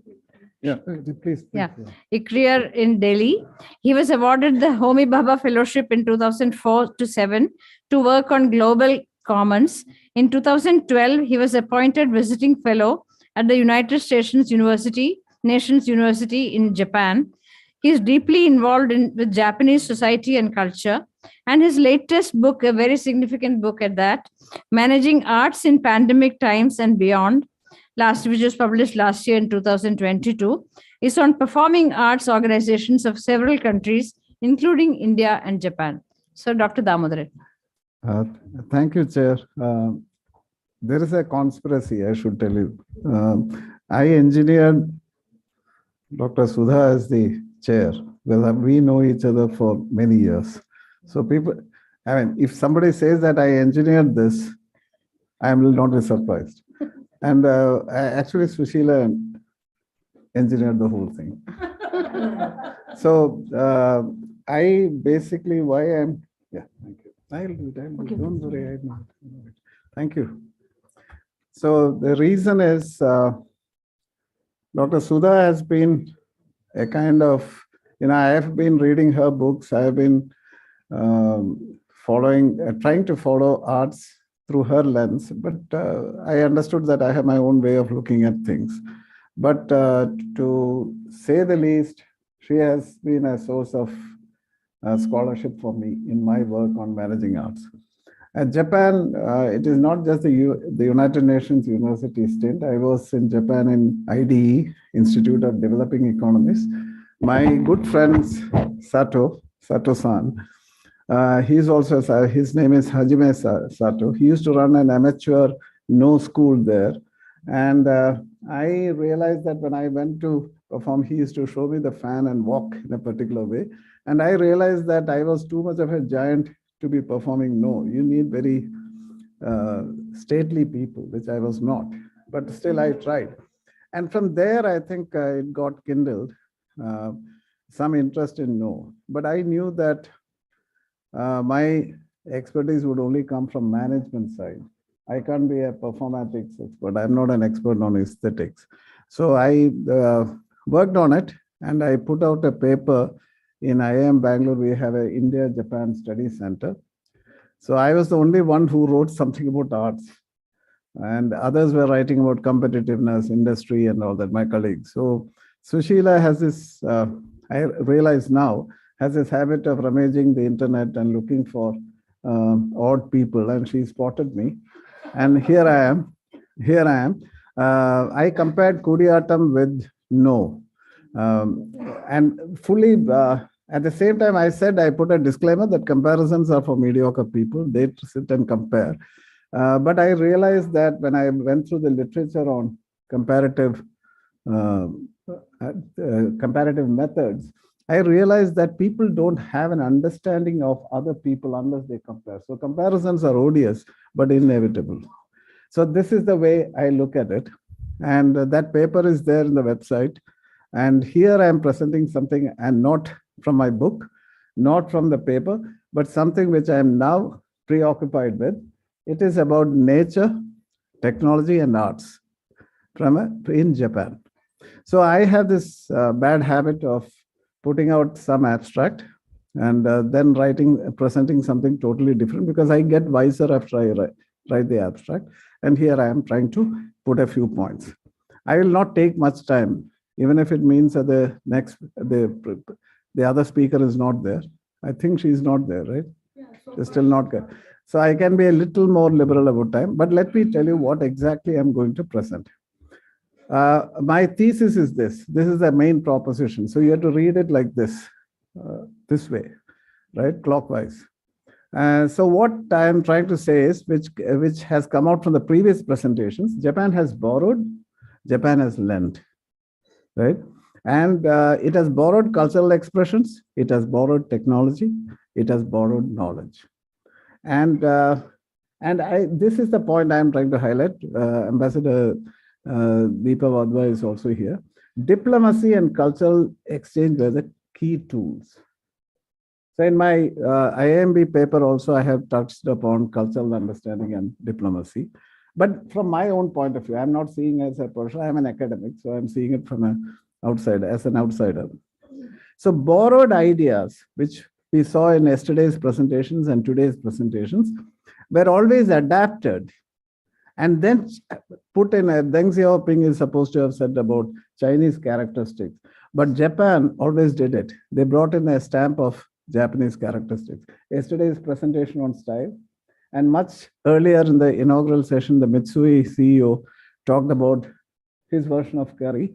These are, and then coming back to India, that is the beauty of it, and telling India, you eat this and you will be transformed, right? So that is the essence of how I see it. Now, Japan used technology. Now, I've talked to many Japanese friends of mine, and they tell me something very interesting. I'm being a little anecdotal because it is post-lunch session. I had to make it sufficiently entertaining rather than flipping the slide. And I'm used to doing it. 30 years, 25 years, I've been doing this entertainment when people don't want to listen to. So Japan has an obsession for technology. Every Japanese gentleman has got and gentlewoman has got a obsession for technology. So my Japanese friend used to tell me once, I went on talking about India. He's a professor he was in Chiba. Now he went to Tokyo University. So he told me, look, at one stage, they lose their sense of politeness, and finally told me, you Indians think of the grand picture, big picture. We just look at some small thing and find out things which nobody sees. And nobody sees those things. And that is our belief. And that's why we are managing to stay afloat in this world. So modest a statement. But technology is, the thing is, it's a technology. But a technology which is customized in a Japanese way, that also has a Japanese characteristic. So now I am coming to the main point, nature. So technology I have discussed, now I have got into nature.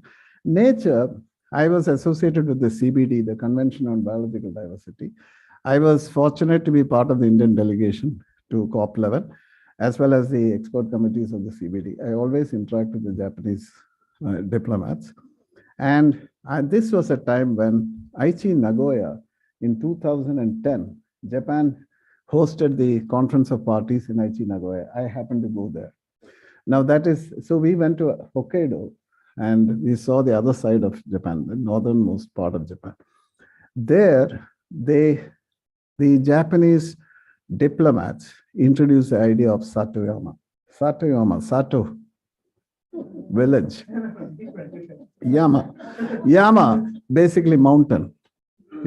That is a way. And the space in between, that's the most beautiful way of looking at, is what the Japanese concept of nature is about. So we look at arable lands, rice is a matter of culture for them. So rice is not seen as arable and artificial. They say that it is very natural. And the mountains are, Shintoism at its best, animism. Shintoism goes with animism, which means every inanimate object for others has a soul in the Shinto scheme of things. So the Japan has this great ability to understand its limitations, unlike many other countries, and adjust to its limitations. So within that, they leave the mountains aside. They don't want to touch it. And then they look at the arable lands. They have to cultivate rice. Japanese rice is a matter of culture. They cultivate it. And then the space in between is what they guard, zealously used to guard. And that is called Satoyama. Satoyama became the buzzword of Japanese diplomacy in 1990s, starting with the Convention on Biological Diversity. After that, Japan, the Conference of Parties came to India. In Hyderabad, we did it. The Japanese delegation came and impressed upon us, take to Satoyama, take to Satoyama. They had side halls. And it is something which is unbelievably great. So this diplomatic initiative reminds me, I am not an expert. I am just one of those who tries to have a pastiche of various things, put it together. Now, in 1980s, when I worked in the Ministry of Environment in Delhi, we used to come across one thing. I used to be in the International Cooperation Division, and I used to come across a term called Fukuoka's one-straw revolution. Now, that was organic. Today, you call it organic. The Westerners adopted it as organic. They focused only on rice, but Satoyama was always there. So the Japanese diplomats found that, well, this rice idea is not selling much. Why? Because Japan went for a 600% tariff, import duty on imported rice. Then the WTO forums, Ambassador Deepa Vadva will tell, she was in PMO Geneva at that time. 1994, they said 600% duty, WTO, it is absolute protectionism. So the Japanese came out. The European Union was coming out with this idea of multifunctionality, which India is opposed to both, because we thought that this was a way of trying to block our exports. But whatever be the idea, the moment they came out with a more evocative idea called Satoyama, then we understood, the world started realizing that there is more to it than Japanese attachment to their rice. It is close to nature. So this is the nature part. So technology I have looked at, nimble, small, effective, plug the thing. And now arts. Arts is something which I'm still exploring in the context of Satoyama. That is my latest research. I should confess that I can follow Japanese, but when I see people like Mr. Jain and Sushila, I get a lot of consolation that I did not learn Japanese language, but I can always draw upon their expertise for this. Now, Japan's approach to technology, Japan's approach to nature, Japan's approach to arts is unique. Sudha Gopalakrishnan mentioned about no. I will just talk about it in the passing. But let me tell you, I am going to only present certain ideas which are occurring to me. This is not a comparative analysis of India and Japan. I did that foolishness. It is behind me. Now I'm focusing on something different: technology, nature, and arts. So let me straight away skip a few slides, like my predecessor. Where is she? She had to skip quite a lot of slides. Not that I have too many of them. I will start with modernization, Japan's modernization movement. I'm not looking into Meiji, post-Meiji, restoration and all that. There was a mission, which I was telling Ambassador Deepa Vadva just now, Iwakura mission. Iwakura mission happened in 1871-73. I believe that is a Meiji period, right? And it was basically a mission comprising of the ruling political function, the elite of Japan, the industry captains of Japan, the politicians of Japan, the members of whatever was the governing elite, they all went on a world tour. Now, this was much, there was no Portugal here at this stage because it is post-colonial system. They went and their mission was very simple. Go and study what they're doing in industry and trade, what the West is doing in industry and trade, political system, how are they doing, and then what is their culture. And in the process, that is the most beautiful thing. This is a subtext which is not very clearly coming out. It was a learning mission, but they taught a lot of Europeans about what is Japanese culture, right? That was the beauty of the Iwakura mission. They went for 2 years, almost 1871 to 73, and studied models. You know what they wanted? They were very clear about what they wanted to pick up. Why is it that the West is doing so well? They found that there was what is called the Protestant ethic, which is basically individualism going with profits. So Japanese idea was to pick up that idea. And then Japan went on, picked up those ideas, and then went on a mission of modernization after that. Iwakura mission comes, submits its report, and after that, the Meiji period is almost overthrown. And then you know that the samurais, right? The elite were dismissed. No, Kabuki suffered a lot. Both of them suffered a lot, but they were revived. That's a separate story. But Japan's modernization received further emphasis after World War II. So modernization drive started somewhere in the 1900s. World War I was a strong provocation. And then after World War II, 1946, 47 onwards, modernization drive started, not because the US occupied Japan, but it had its own character. Japan modernized because it wanted to modernize. It was not, it did not modernize because it was told to modernize, right? So this is the way it was looked at. Now, I come to the other main character, Daisetsu Teitora Suzuki, the well-known DT Suzuki, his son and Satoyama. There I see an interesting trait. Suzuki's book, first time I came across when I was in IDE. IDE has a brilliant library. And I used to pick up. And then finally, I used to pick up, go through it. And then finally, the IDE said, you take this book if you want. There's one more book on art of Kabuki, which also, not that I knew much about it, but I was fascinated with Suzuki. He was, again, a monk, turned into a monk, then became a professor. For me, there's only one option to go the other way, from professor become a monk. Well, I have not reached that stage. So Suzuki basically tried to synthesize Zen with Western psychology. So something like the Iwakura mission, post-Iwakura mission development. And his idea was, there is a Western view of the cosmos. There's a Zen philosophy of nature. I think Sudha Gopalakrishnan mentioned about it in the introduction, in her introduction. So I see the Satoyama diplomacy as a reinvention of the Suzuki idea of trying to synthesize both. So the Japanese technique has been borrow, synthesize, and lend, right? This is in terms of the examples I am giving.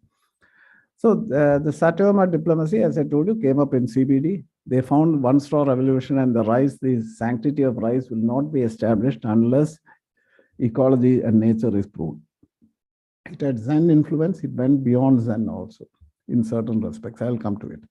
So Suzuki is a major, Suzuki, in my view, I'm making a bland remark, is a Kurosawa of philosophy. Kurosawa was more popular than Ozu as a film director because Ozu was very traditional. He highlighted the traditional Japanese family, right? Whereas Kurosawa is very popular because he's very colorful and he was acceptable to the West. So this idea is something which I see in terms of what Suzuki did and what Kurosawa was to do in the realm of films. Now let me come to Satoyama initiative. So the symbolism is this. This is too small because in Japan, we tend to make it smaller. So my slide is also small when I'm describing Satoyama. But it carries a lot of profundity, not because I wrote it. This is somebody else's sentence. Now, Sato-yama has two principles. One, Sato and Yama, the place in between. This is a delicate, fragile area. Modern civilization ignores that area. Therefore, the boundaries of cultivation keep on going and expanding into forests. They are very clear about it. Live within the limits of the carrying capacity of nature. And secondly, human beings, this is true Zen, human beings are not superordinate. They're only subordinate or part of this ecosystem. You can't establish yourself as the superior being. So this is the Zen symbolism in Satyoma. Now this is how the landscape looks. You can see you can see the cherry blossom. You can see those hills. I don't have a pointer, but you can see the hills. And above the hills is the Gagan. You can see the skies. And nobody dares to go there because it is full of live nature. Nature is not in it. It's animism, Shintoism at work. And then below that, you have these nice, beautiful houses. Terrace cultivation. I have seen in the outskirts of Chiba when I was there. We went for a rural visit. I've seen it. And neatly laid down drainage systems, everything. This is a model landscape of Satyoma. And this has been recreated in Niigata province, in prefecture. So this, now what happened? Why was Satyoma such a brilliant idea? And why is it that Japan lost out on that? Because of the drive for industrialization. So sometime between 1945 and 1990, there's a massive industrialization drive, assembly line production, automobile industry took on the United States automobile industry, and a lot of things were happening in Japan, right? And this led to destruction of a lot of organic, Satyomas. They were all destroyed, forests were being encroached, and things were getting bad. And Japan was for quite a long time saying, let us save our rice cultivation, because they thought that is only margin left for them. And then they realized that that is not enough. As I told you earlier, the entire ecosystem has to be transformed. So they showcased certain places where it was still there, put a lot of resources, people worked towards it, and this is being showcased to the entire world. This is the idea. So now, recant, if I can put it, 1893 onwards, till 1990, almost 100 years after the Iwakura mission, Japan decided to go back to its roots, which is the Edo period and pre-Edo period roots, which is Satyoma and conservation. So they looked at, we had forests, put new species, they said nothing doing, no exotic species, it will be only traditional species. And then they translated it into a major diplomatic initiative in the international forums. Now, it has cultural connotations. Now here, Watts is one of the most brilliant, all of you know who are scholars, one of the most brilliant scholars who predated Suzuki, right? Suzuki used to refer to him. Now, he says that the landscapes of Japan, which figure in stellar paintings, go far beyond the naturalism of Zen and can convey the wholeness of culture that embraces both the spiritual and the material. See, that material is also there. If you leave it to Zen, that element of material gets a little de-emphasized. Spiritual becomes everything because it's about futility, the nothingness of things and all. And if you look at it, now this is something which Dr. Sudha had mentioned. The No theater, I have watched many performances, I should say with credit, Kabuki. I would have watched more of No and Kabuki than I watched Kudiyatam. But Denkaku, rice field music, and Saragoku, folk art. It's a combination of this that goes into the creation of Ziami's No. Somewhere in 14th century, it was created. It was the idyllic life of the peasant. And if you go through the literature on No, you are all scholars, I'm not a scholar, but the earlier history of No, the particular form which was preserved was entirely no practitioners, no artists, were all peasants. And they came from a Satyoma kind of a landscape. Now, this is a speculation which I am trying to work out. Now, this is where nature and arts come together. Now, where is technology? Technology comes. Now I'll come to this again back to No. But Kudiyatam, by comparison, was a temple art form. No came from peasant roots. It came from the origins, the real origins of No came from China. It was completely changed, and then transformed into Saragaku and this No, and in an unrecognizable way. Kyogen, most of these stories in Kyogen, I have seen at least four of them between the interlude one and within the performance one. I've seen some of them are drawn from the Chinese stories. But yes, I think she mentioned, story is not important. The plot is not very important. It is Abhinaya which is more important. So we don't really, but there's a skit which they sent after National Theatre, if you go, or you go to the Kita Theatre in Meguru, you will find that there is a small script given to you. And obviously it will be seen that it has some mention about a Chinese village or something from where it is born. But in 2001, unlike Kudiyatam, both of them got recognized as common heritage of humankind in 2001. But the Japan system was different. Our system of taking Kudiyatam was different. Japan's system of taking Kudiyatam was different. And they thought, they went on an offensive on the diplomatic front, offensive in a positive way. They said cultural exchange progress, we'll showcase more of No, which we also did. I'm not denying that it was done. Yesterday, Ambassador Shansaran was telling me that when he was in Japan, at that point, I think Margi, I don't know who went, there's a Kudiyatam troupe which performed in Tokyo and various places, not just Tokyo, even in Chiba and other places.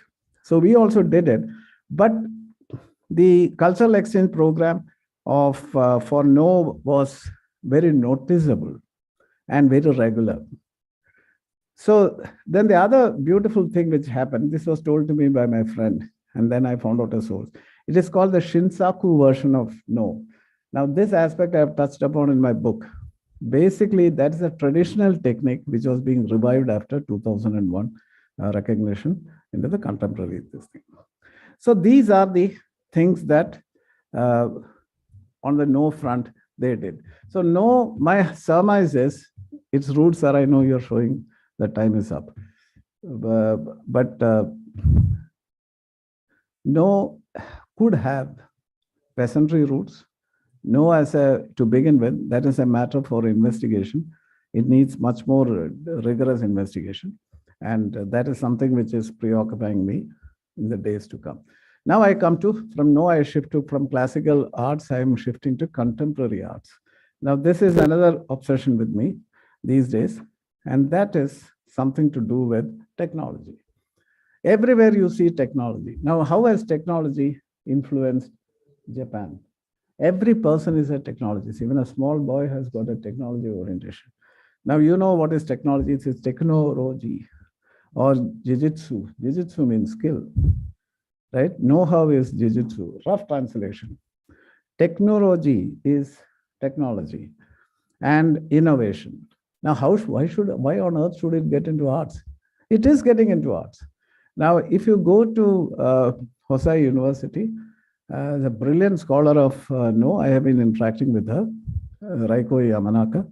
So Raiko Yamanaka-san she's a scholar, wonderful scholar. And I found among all the articles that she has written, one of the articles applies digital technology to map the movements of a No artist, right, on the stage. Right? The shite on the stage, right, or the waki in the stage. So I was wondering, why should it be done? It's a technology, it's an obsession. You want to meter everything. Then now this is another thing which is intriguing me. I find that No does not have a tradition of rehearsals. They don't rehearse. They know their meters, they are supposed to perform well. And like Kudiyatam, somewhere in the 1950s, 1960s, No started getting democratized. Amateurs started coming in. And amateurs started, like in Kudiyatam, the other castes started coming in, right? So my surmise is digitization makes it easy because people can measure the moments and see how well you are performing on the stage. There are no rehearsals, not too many rehearsals. The master tells, I have performed, now follow me.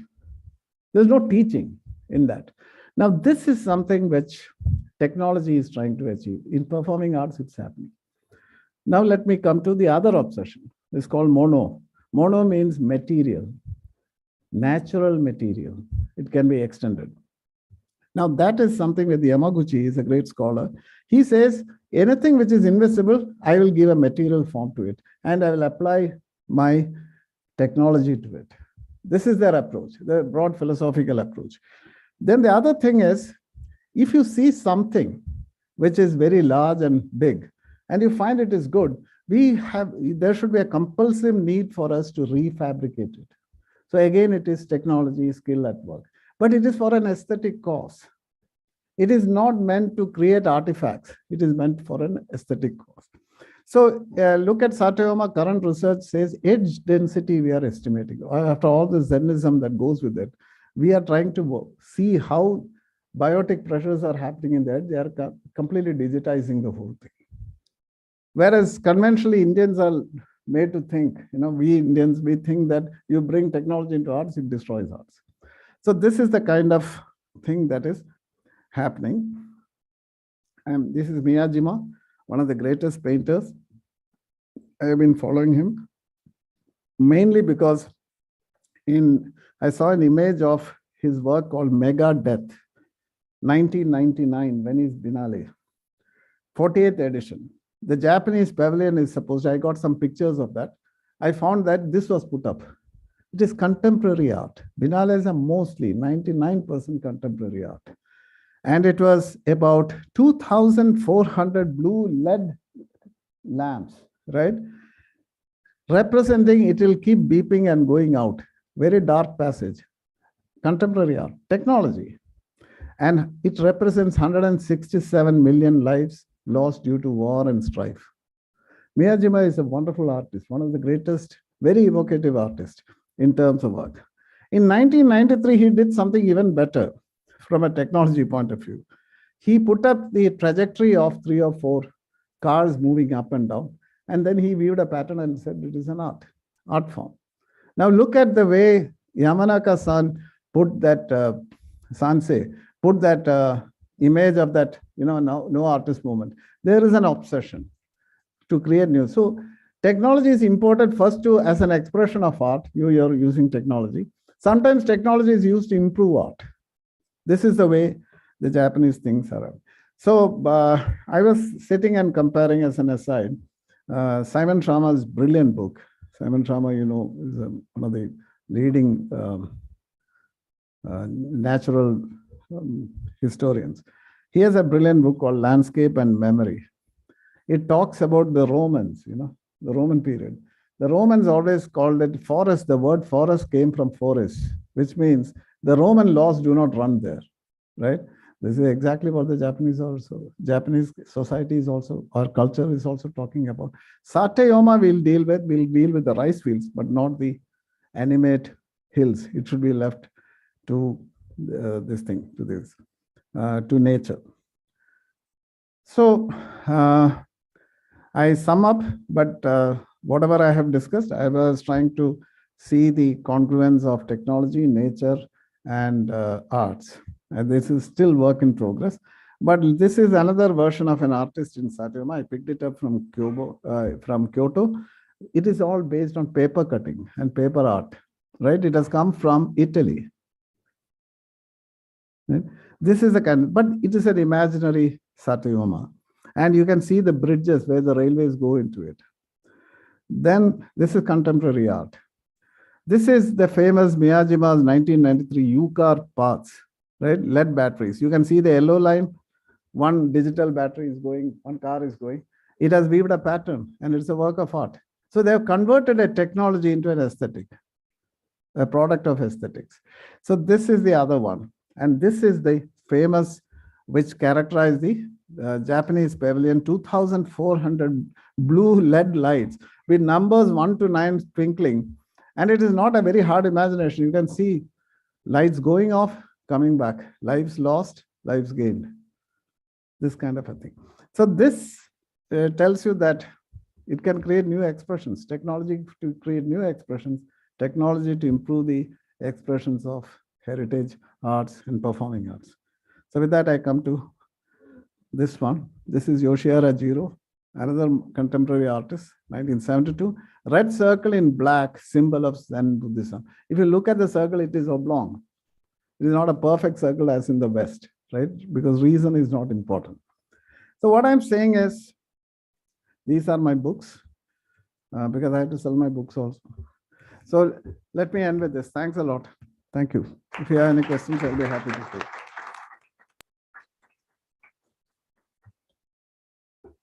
Thank you, Dr. Damodaran. Actually, one doesn't know where to start. His presentation, what he talked, but too many ideas were thrown up. But I think basically it was all about how the Japanese contrasted in a way culturally and technologically, artistically with India and Indian art, and also how mediated by technology, a new kind of art developed, and how the transition happened from these traditional arts into modernization through changes in history and situation. So if anybody has any comments, and then we could take them up with him. Has the GPS taken from Miyajima? Because you show those lines. No. It is a digital, actually it is a digital representation. What he did was he took two digitally operated cars, right? Automated cars. And these cars were allowed to run, right? It is like the splash paint technique. And it ran randomly, and he created a pattern out of it. And people like that pattern. So here he is seeing art and technology. So that was the point. But has the modern GPS taken from there? GPS goes back to, madam, GPS goes back to Einstein, basically. Which Einstein got a Nobel. He was desperate for a patent, which is a lower thing. Finally, he got it for a refrigerator. But had he been alive, he would have got it. It starts from the general theory of relativity. I don't think Japan has Japan is into it. But they have okay, now Japan, a lot of people say that, information technology, they have lost out on the software side. But they have gained on the artificial intelligence, robotics, etc. Phenomenal. And they also have Nintendo, things like digital application. So they have gained in some ways. They're ahead of other countries in some ways. They lag behind other countries in certain other ways. But nature and technology and arts, I see a strong nexus. More work needs to be done. Yeah.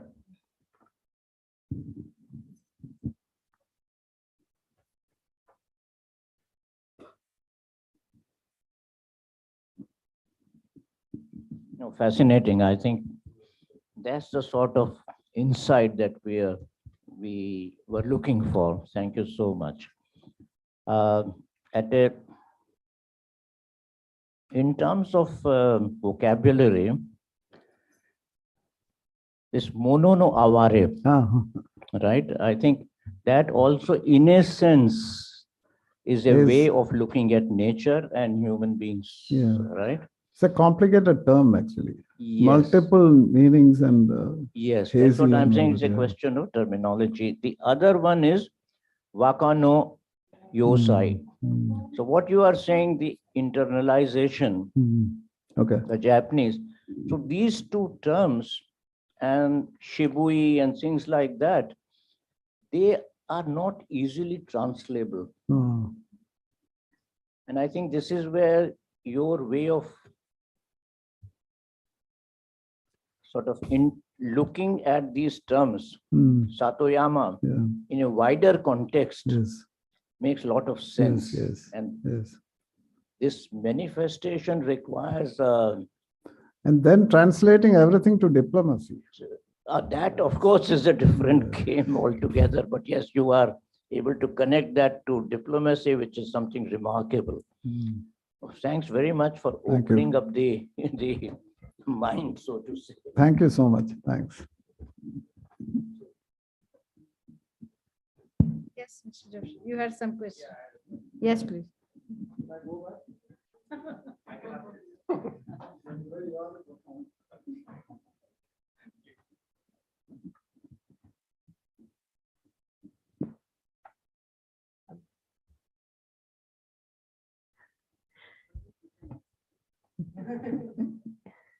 Okay, thank you so much. Thank you, Chair. Thank you to all the speakers. And with that, we conclude this session of ours. Yes, we can give a round of applause. Thank you. Without further ado, we would be moving to the third session of the day, titled Trading Ties Across the Ocean. So from art to trade. And thank you, Chair Sudha ma'am. I would now request the chair of the following session, Professor Shrabani Roy Chaudhary, who is a professor of Japanese studies at the School of International Studies, Center for East Asian Studies, Jawaharlal Nehru University.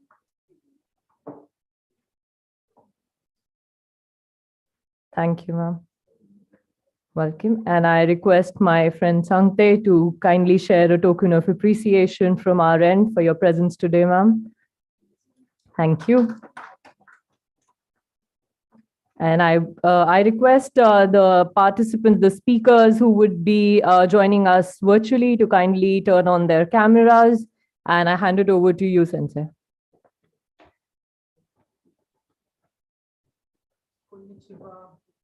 People in India and present here, and Konbamba, the two of the scholars were joining from.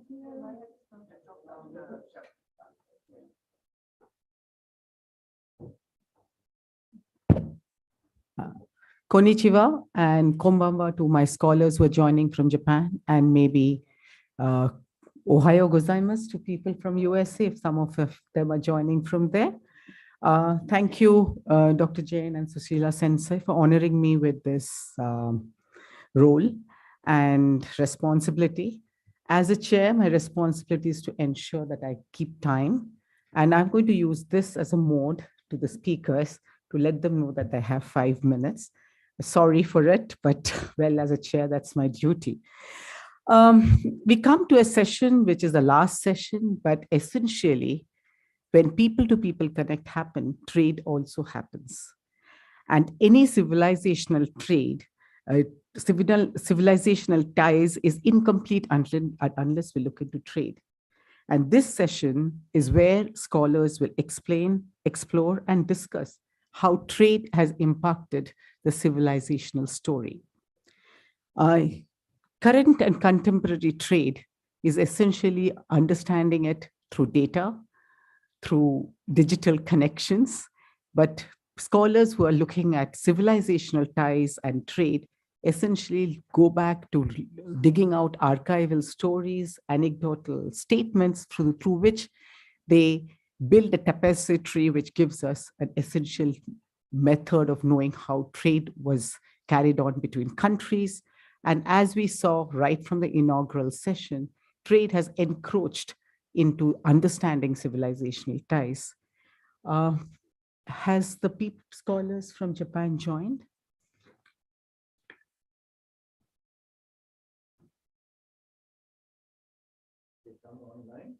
That's what I wanted to know, because usually this flash on the. Yeah, it's a hybrid mode. We have 2 scholars from Japan, and the rest of you are all out here sitting in various seats.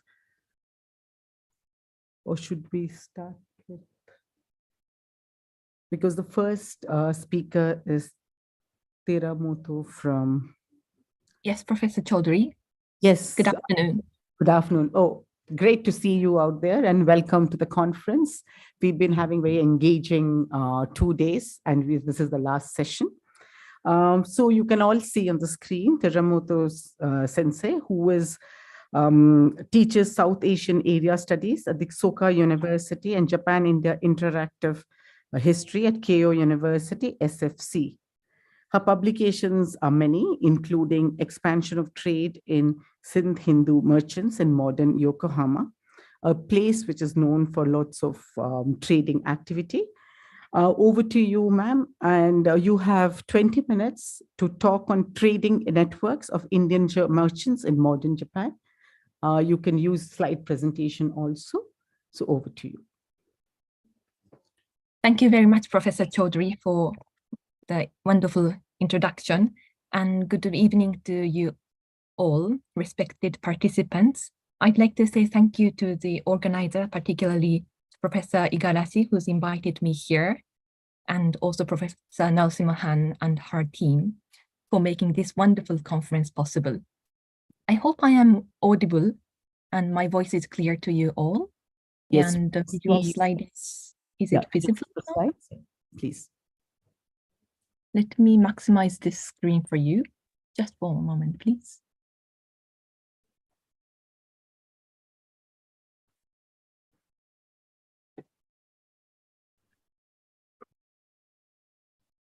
Well, I don't usually maximize, so if this is all right with you all, I will continue sharing the screen like this. Please do. Thank you. So, as you can see, today's topic of my talk is trading networks of Indian merchants in modern Japan.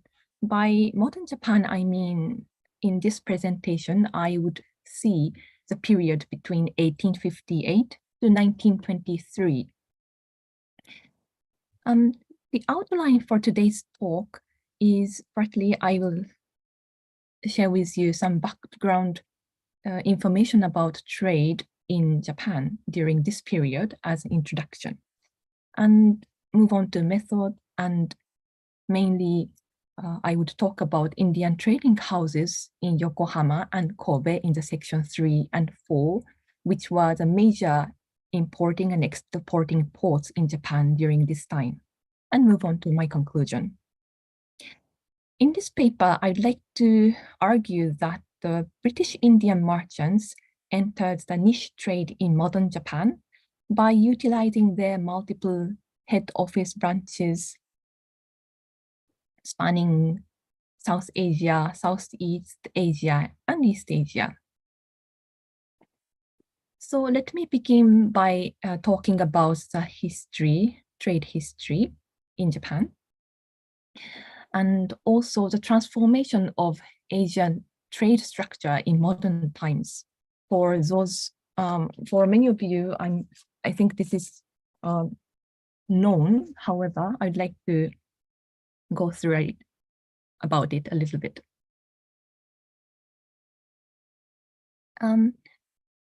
The period I'm looking at is a time when globally economic structure has changed, and we can see the changing role of traders within India. In a sense, one, there was a rise of Indian merchants and as intermediaries for British trade, supporting opium trade, etc. And secondly, the rise of new Indian merchants based on ethnic capital, for example, Parsis of Bombay. Together with this changing nature of trade and the players in the trade in India, we also see a colonization of the Southeast Asia and opening of Japanese ports and its entry into international trade during from the late 19th century. So amid these changes, Indian merchants moved out from the Indian subcontinent to East Asia, Southeast Asia, as a British colonies in the late 19th century. Of course, they moved to other parts of the world, and by doing so, they expanded their trade space.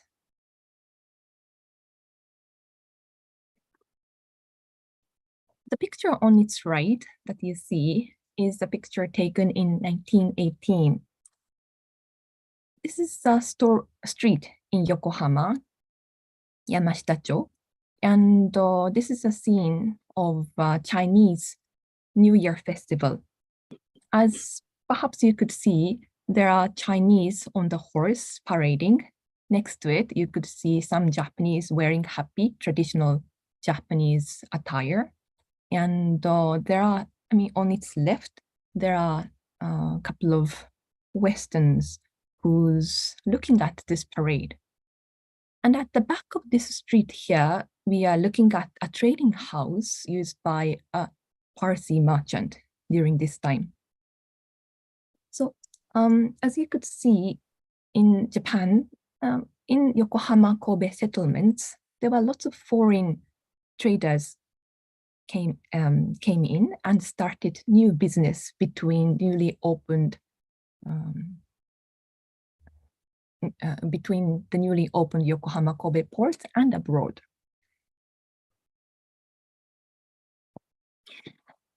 What is known from the previous studies about the trade during this time conducted by Indians? There were many, but for the sake of time, I will just bring up a couple of points. One is that it is often mentioned in the Japanese records that the Indian trading houses, please note that the word is Indian here, Indian trading houses dominated the silk trade to India from Yokohama. And they have dealt with intra-Asian trade using their informal networks. Informal, by this, it is usually meant their ethnic groups network or based on its or commercial groups.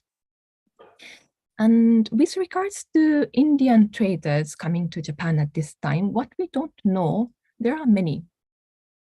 How the Indian trading houses entered the market in Japan, the precise numbers and its commercial community and its transaction, trade details in Yokohama and Kobe, what did they do actually, and what kind of trade networks they had.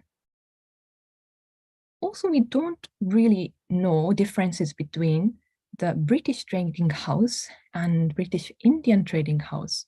Oh, I must clarify that when I say Indian trading house or Indian merchants today, I mean trading house or people, traders, who's worked for a trading house located within the British India. So this talk today excludes those in the Portuguese territory and so on. Coming back to the last point, we don't know many things regarding the Indian traders during this time. There are, of course, reasons that why we could not do much empirical studies. There was the Great Kanto earthquake in 1923, and following World Wars destroyed the historical records almost completely. So we do not see much record, and these records on them were dispersed here and there. Secondly, usually Indian traders were listed as British, since of course they were the British subject during this period, and therefore there was no differentiation made in the public records or statistics, etc. So it has been very difficult to figure out. Yes, we know Indians were there. Yes, we know there has been a contribution, but what kind and what kind of nature it was. So this led me to check the historical records apart from public records. And I have used three different kinds of materials to figure out those points. One is commercial directories. Second, newspapers published during Meiji and Taisho periods. And supplementary, I used interviews to the descendants of the trading family. Let me explain a little more about this.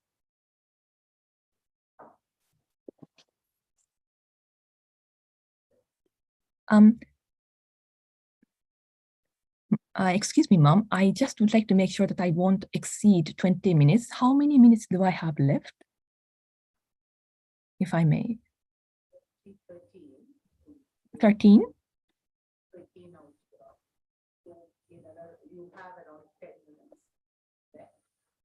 I'm sorry, I cannot hear you very well. 13 Oh, minutes? sorry, I switched off my mic. You have around 10 minutes, so I would Okay. suggest that you move forward will. with your presentation and give your argument. Sure. So the British Indian trading houses, commercial directories would show the basic information about who they were, which trading houses they have come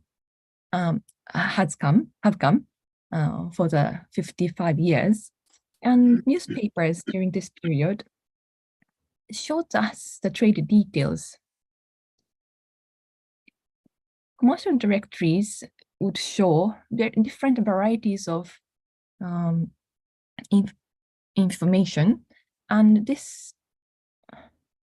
Japan directory that I have used, since it has it covers the small and middle-sized trading houses, it was possible for me to figure out the overall trend of Indian merchants during this period.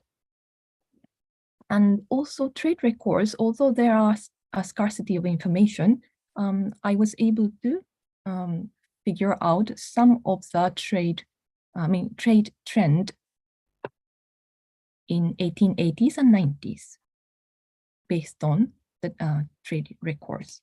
So moving on to the trade in Yokohama, I will not read them out loud, all of them, but the Yokohama trade started after its opening in 1858, and it was the largest port for entry for export and imports. And major players in such trade transactions were mainly British and other Westerners. So let's see, within this category of the British trading house, what Indian trading houses did in Yokohama. The Japan directory shows us that there was arrival of Indian merchants since 1878 in Yokohama, and the number has increased till 1922, as you can see on the graph. The commercial groups and trend of the 50 years in Yokohama are as follows. There are three trends. One, in 1870s to 1890s, which had, there were the Muslims and the Parsi trading houses, and who were closely related to British trade, and they opened firms in Japan, but soon withdrew from the market. Second was second trend we can see in 1880s, when a small number of Muslim merchants became independent from this the former British trade, former Indian trading house, and started trading Yokohama. And the third wave was after the Sino-Japanese War, when Sindhi trading companies entered into Yokohama in large numbers, mainly basing in Hyderabad and Bombay, Sindhuakis. And it is possible to see that many small-scale trading companies were there, and however, 30% of them had been trading for longer than 20 years, and which suggests us that they have succeeded in establishing a stable trade from Yokohama. And here is one example of an Indian trading house. And I apologize for the picture being written in Japanese, but this shows an example of H.H. Joseph, a trading company located in Bombay, opened a branch in Yokohama in 1884, and in 2 years, it created a branch in Singapore, and then in 1893, they have established Kobe branch. And they have traded different kinds of goods in between these trading in between these places, Yokohama, Bombay, Kobe, Singapore, where they have kept branch and main office, and the major port cities beyond, like Hong Kong, Calcutta, London. But we could see that the branch includes branch is included. There are branches in Asia, East Asia, and Southeast Asia too. As we all know, Asamul, Cindy Merchant, was also had a broad network and had branches not only in Japan, but also in many parts of Southeast Asia. Let me move on. Excuse me that I'm in a rush. Let me move on to the trade in Kobe. It was opened, the port was opened in 1868, and it developed quickly as the port for light industrial goods, led by the initiative of the Meiji government then to manufacture more. So from the raw materials export, Kobe port quickly became the center for semi-finished products exports. Indian trading houses in Kobe, what we can see about it is that, it started coming in. I mean, they started coming into Kobe from about 1984, and it increased during the 1890s and 1890s and 1900, but majorly after the World War I, we can see the increase. And more than 100 trading houses were there with a maximum of 40 in a year. And commercial groups and trend, unlike in Yokohama, we don't see particular community coming into Kobe in particular period of time. There were lots of variations of groups like Parsis, Bohra Muslims, Sindhis, Shuros, and other people. But we could say that many of them came from Bombay, had main office in Bombay. Could you wrap up in another few minutes, please? Yes, ma'am. And please take a look at the bottom half. And it looks like the reasons for Indians coming to Kobe, there were two. One is to serve the cotton industry related trade, and second, to do the general merchandise trade. And in terms of trade volume, cotton industry trade were more significant, but in terms of the number of trading houses dealing with these two, it is possible to say that lots of trading houses dealt with some general merchandise trade. This map shows you the business network of Indian trading houses in Kobe. You could see that there are lots of branches opened in Southeast and Southeast Asia, together with in Europe and North America. I wanted to show you a couple of examples, but I will cut it short. The network of one trading company, Boy, shows these wide networks, and Indian merchants did not only conduct trade, but also became sometimes intermediary to let Japan know the information about the trade in South Asia or in Southeast Asia. And Boy, this particular company, donated a mosque. Donated to build a mosque in Singapore in 1897. So we could see that they were quite important in in contributing to different parts of Asia through trade. Let me conclude. This is a network that this is a business network of Indian trading houses in Yokohama and Kobe. Japanese traders dealt with the area that I'm showing, very narrow area in Honghai, centering Honghai. Chinese did trade centering around Shanghai, excuse me, whereas Indians traded in places which is shown in both red and blue. So in the late 19th century, the Indian trading houses entered Japan by specializing in the niche industry in the rapidly changing global economy. And the Indian trading houses conducted trade based on its own extensive trade network that could not be captured within the framework of the British trading house or the Japan-India trade. And the Indian trading houses became an intermediary that connected people, goods, and information, not only between modern Japan and British India, but also in East and Southeast Asia. Thank you very much. Interpreted as agua and agu.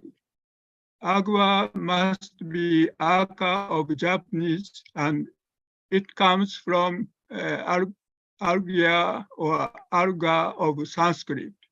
The following words are also Hindi. For example, 3 is written se and tin. Tin is Hindi word. Se is a Persian word. So 10 is written das and da. So 30s are cities, 100 serve, king, lord, raja. Sing a song, Gita or Git. Song, Gita. Comb is Kangi or Kangai. Scissors are Katami. Oil, Sel.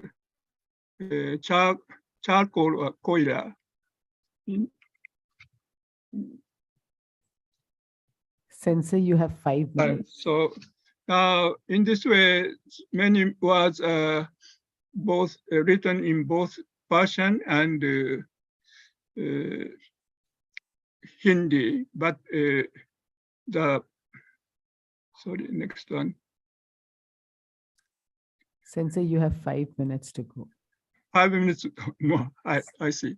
So though the percentage of the number of the Hindu word is very limited, the existence of Hindi words shows that the more languages in that manner is not the Persian in Iran, but the Persian in some parts of India, such as Mughal Empire or some other more kingdoms, such as Golconda, Bengal, Gujarat in the 17th century. So now,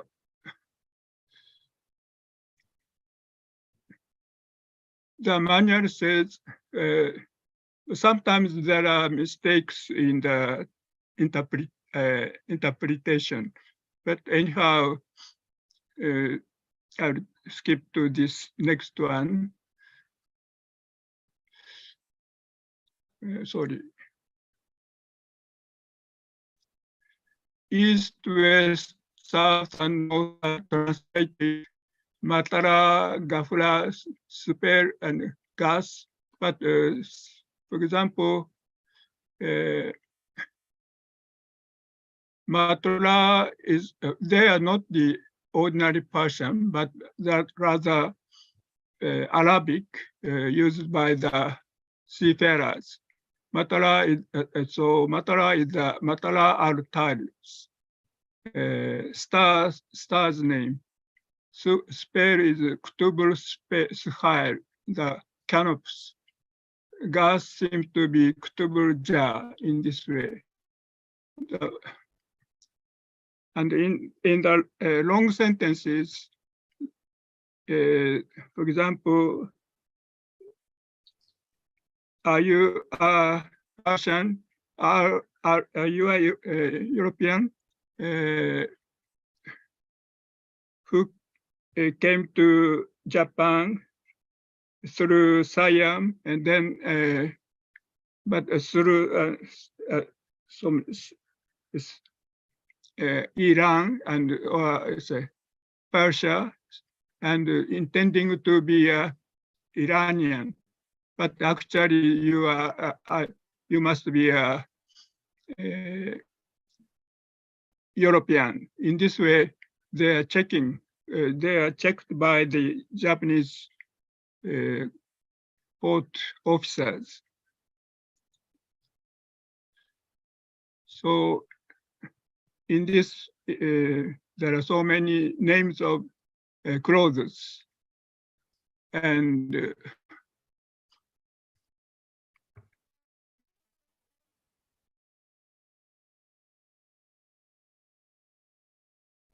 names of Ayutthaya is called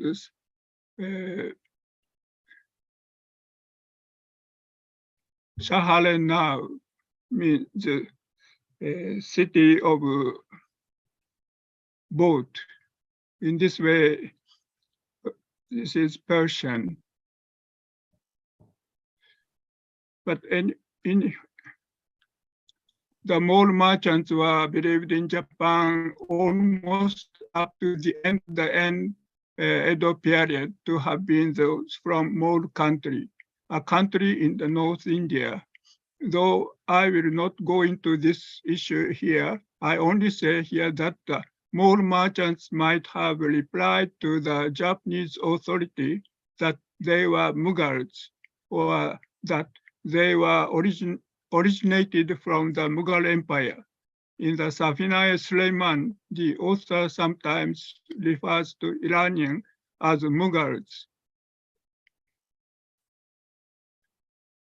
Operational and other Mole merchants residing in Ayutthaya had strong ties with India, such as Bengal, Coromandel, as well as Coromandel and Gujarat. Father Aka Muhammad, for example, invited 200 Iranians residing in India and recruited them as the guards of Siamese king. This is the example of operational junk in 1660. But this part is brought by the Siamese, and this part is the rather Muslims or Moors. In the case of Moors, Indian goods, especially clothes, diverse bleached white clothes, Siamese sheras, and Madafon, Guinea cloth, allegiance, such a way, and so many clothes are brought. So, sorry, now I stop here.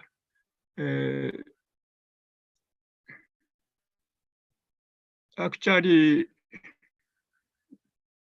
India and Japan was rather the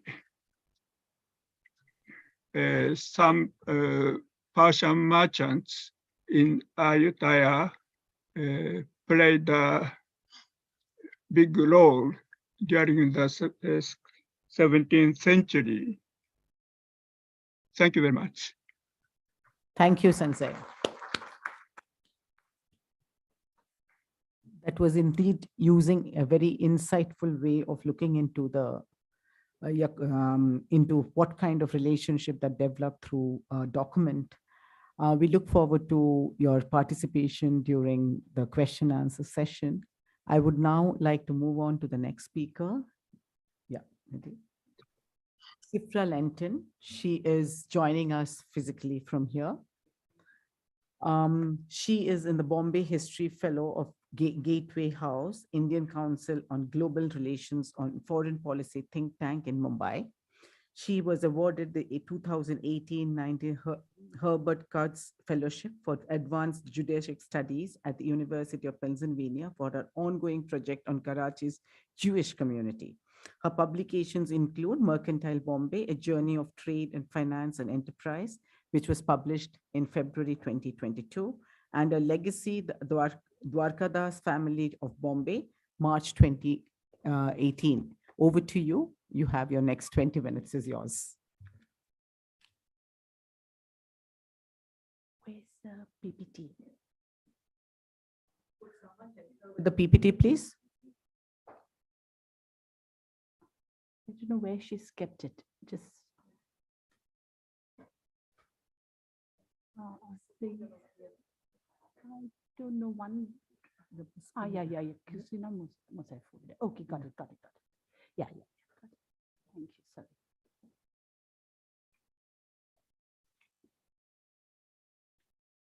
Okay, how do I share it? Just wait.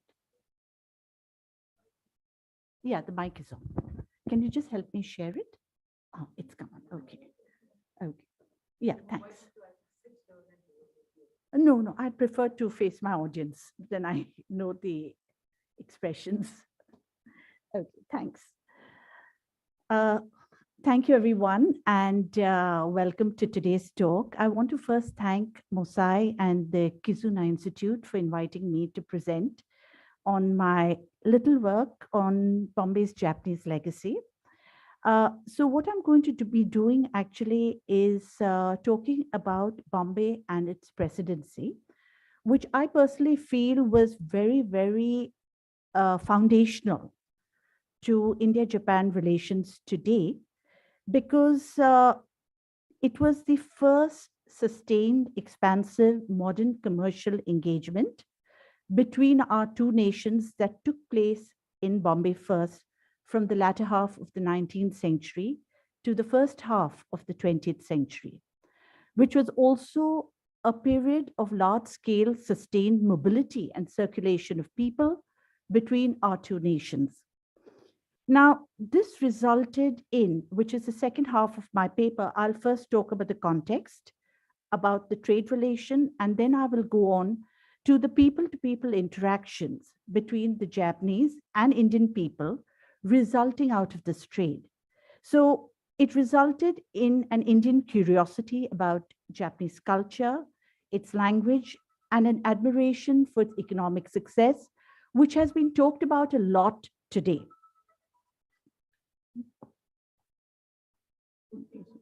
Just wait. Okay.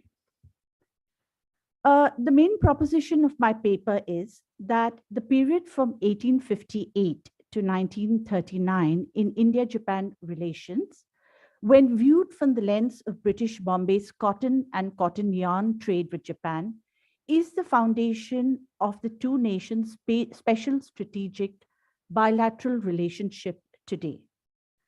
This period was known for, as I mentioned earlier, the people-to-people engagements and mobility. And what is important is that this period is well documented and remembered even today. In fact, most of my information, the previous speaker talked about the Isaboy family, talked about Sindhi merchants. I've spoken to these families also. In fact, the Isaboy family have got the entire history. So it was really nice that she brought it up. And so a lot of my information for today's talk actually is from oral interviews, a little archival work, and a lot of secondary information. So I personally feel that this kind of connect to this period adds a certain historical and cultural depth to the contemporary relationship today. Now, the reason for this proposition is that most 19th century Japanese businesses had a strong presence in colonial Bombay, and most of them have actually re-established themselves in our city in the 21st century. So this is my first idea. notable among these, I think in the opening session, we had Mitsui Bussan, which is, of course, I have been told repeatedly, cannot be confused with Mitsui and Company today. They're two different corporate identities, but the legacy and history of Mitsui Company today is from Mitsui Bussan and its cotton buying department, Toyo Menka, which are the historic avatar of Mitsui today. Then there is the Yokohama Specie Bank, which was merged into the Bank of Tokyo and is today's MUFG Bank, which again has operations in Bombay. And then we have NYK, or Nippon Yusen Kaisha. I hope I'm getting the pronunciation right, a shipping company, which is today part of the Mitsubishi Keiretsu. I believe it's a big umbrella organization which has different companies under it. The second basis on which I've based my original proposition is that the enormous carrying trade in raw cotton and yarn from Bombay port to Japanese ports like Kobe and Yokohama, and to a lesser extent Yokohama later, was the foundation of Japan's first industrial revolution, which began with its textile mill industry. As we heard earlier, they decided to follow the Western model. And its ancillary manufacturing and services sectors like banking, insurance, and shipping. Bombay and its twin city of Karachi, which was part of Bombay Presidency, were nodal ports for the export of Indian cotton to Japan. By 1935 to 1936, Japanese cloth imports into India surpassed even Great Britain's, and that led to quite a few problems. So it was because of this trade, at first in cotton, which peaked in the 1920s, and later the import of Japanese mill-made cloths, that resulted in the settlement of a large Japanese community in the city, along with its attendant social, religious, and cultural life. Sorry. Okay, here this is a picture of one of Bombay's cotton greens.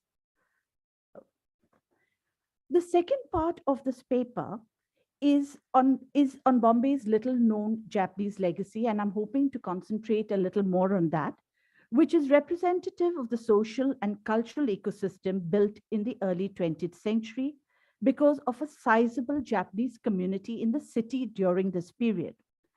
This is still used by the much smaller Japanese expat community in Mumbai today, and it includes the Japanese cemetery on Dr. E. Moses Road, the Japanese temple at Worli Junction, and the Japanese school, which was originally established in 1926.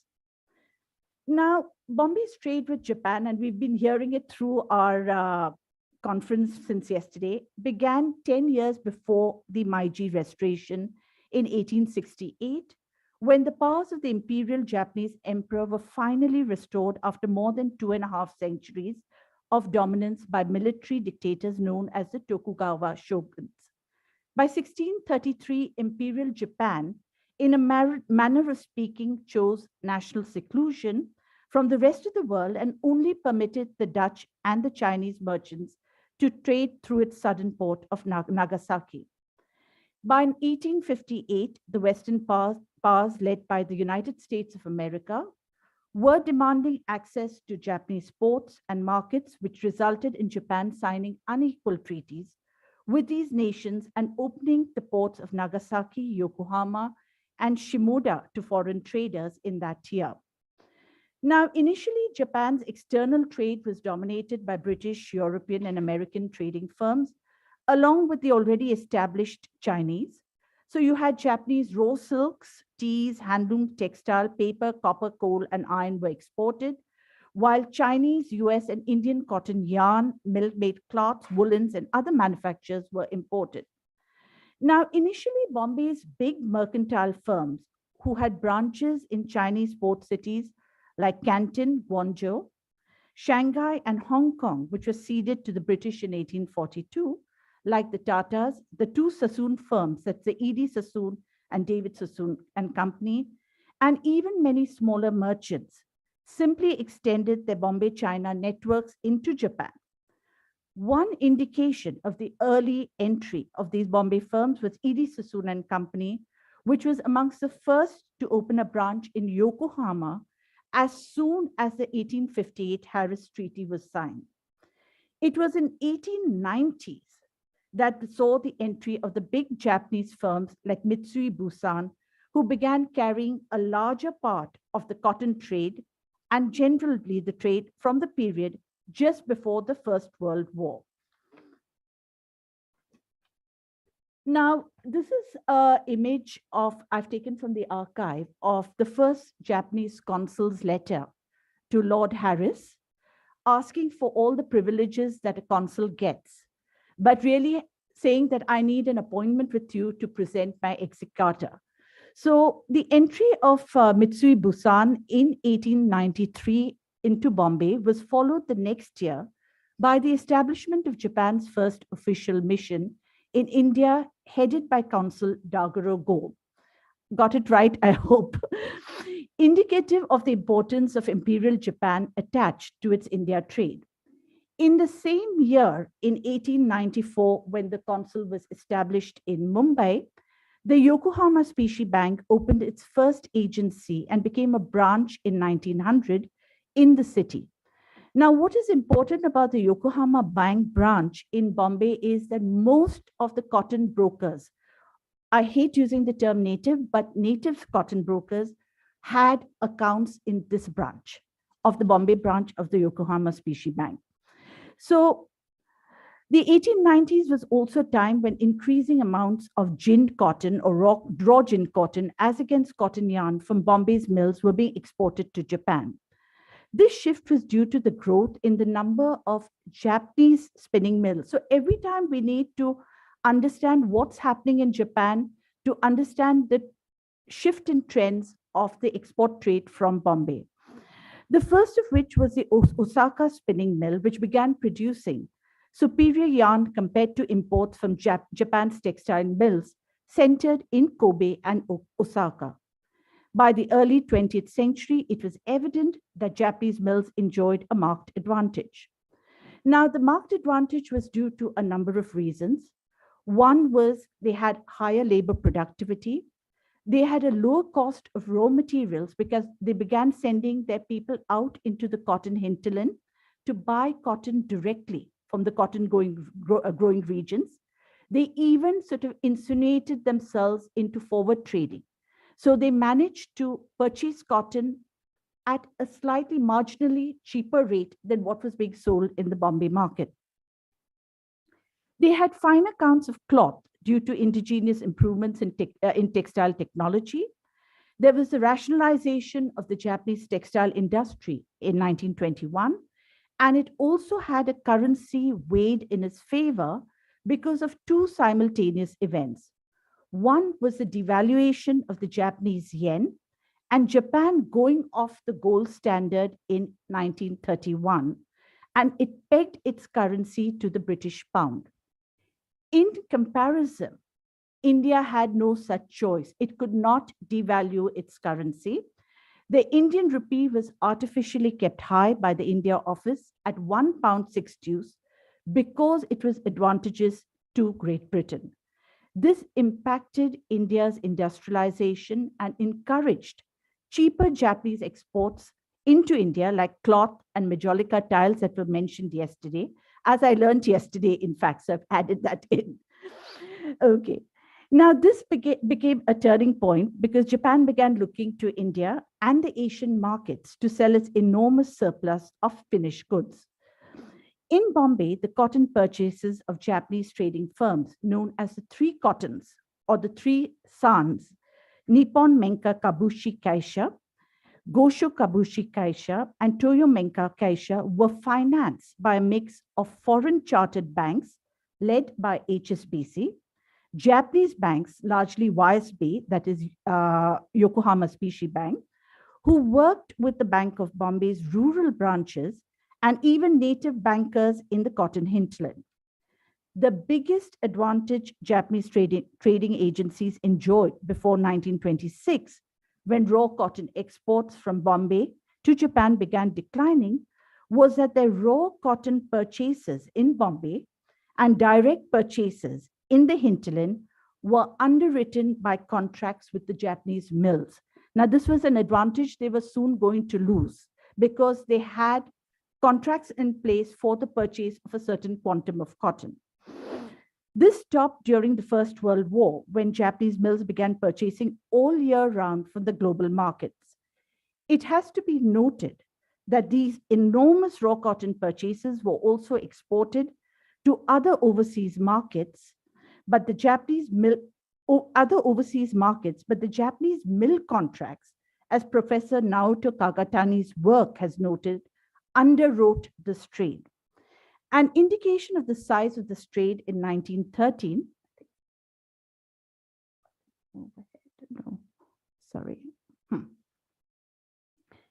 An indication of the size of this trade in 1913 is evident from the yen value of the size of exports from India as compared to that from China. The India trade was 148 million yen, while the Chinese trade was just 16 million yen into Japan. So more importantly, in 2022-23, they dealt with 30% of India's cotton exports and even began selling it in Europe and China. So from this diagram, one can see the cotton export share at Bombay Port for all the Japanese companies. So, I mean, I'm not going to explain it. It's there for everyone to see. Now, supporting this enormous trade in Bombay Presidency by 1925, we had 4 Japanese banks operating in Bombay, namely the Yokohama Specie Bank, which is today's MUFG Bank. We had the Bank of Taiwan when Taiwan was under Japanese rule. We had the Bank of Chosen, and we had the Sumitomo Bank. And I have a feeling, I'm not sure, but the Sumitomo Bank has a branch in Bombay today. It's there in Bombay, okay. Now, what's on your screen, what you can see on the screen is a crest of the Tata family.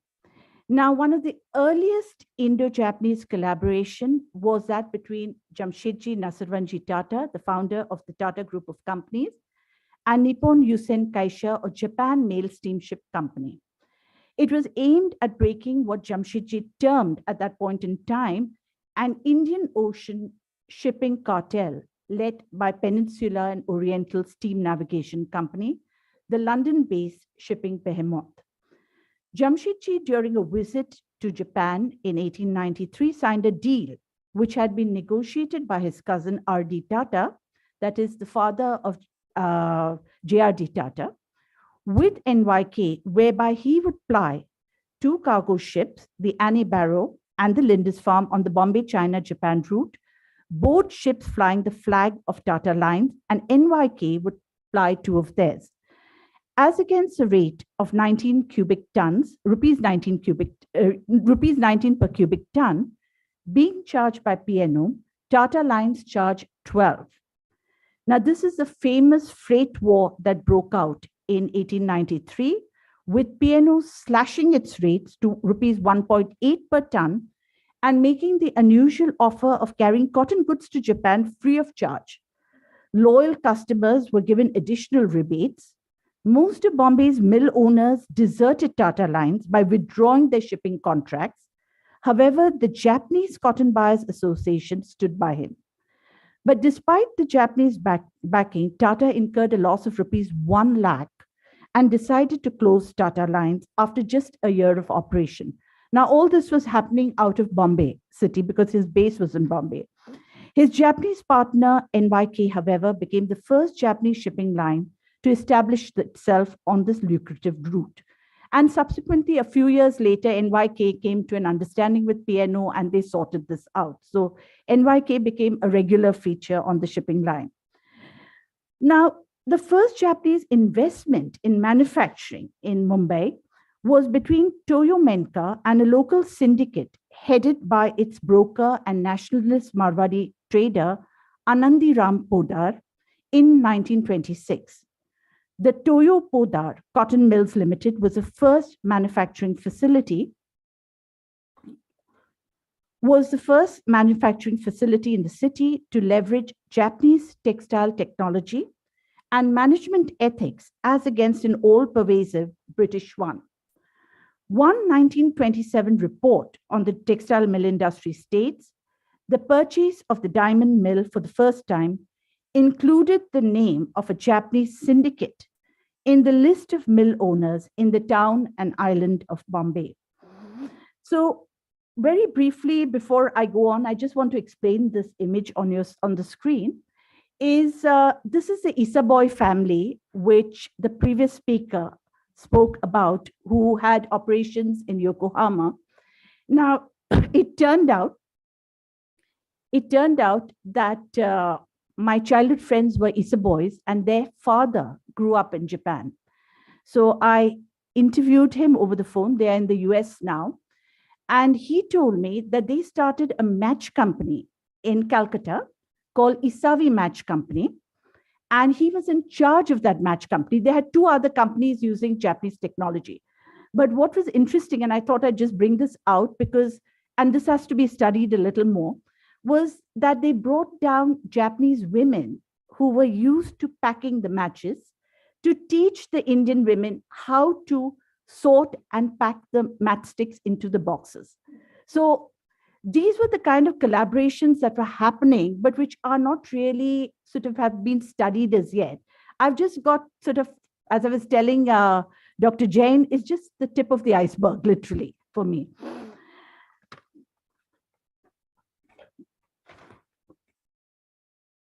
Can I have a glass of water? How many minutes?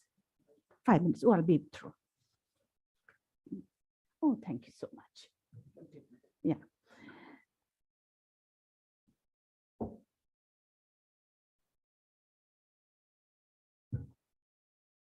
Now, as I mentioned earlier, the robust Bombay-Japan trade ensured an active circulation of people between the two countries, which naturally expanded into the cultural, political, and religious realms.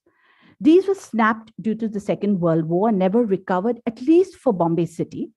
The Japanese expat community in our city today, which I inquired about with the consulate, is on an average just about, they stay for around 1 to 5 years, and it's much smaller.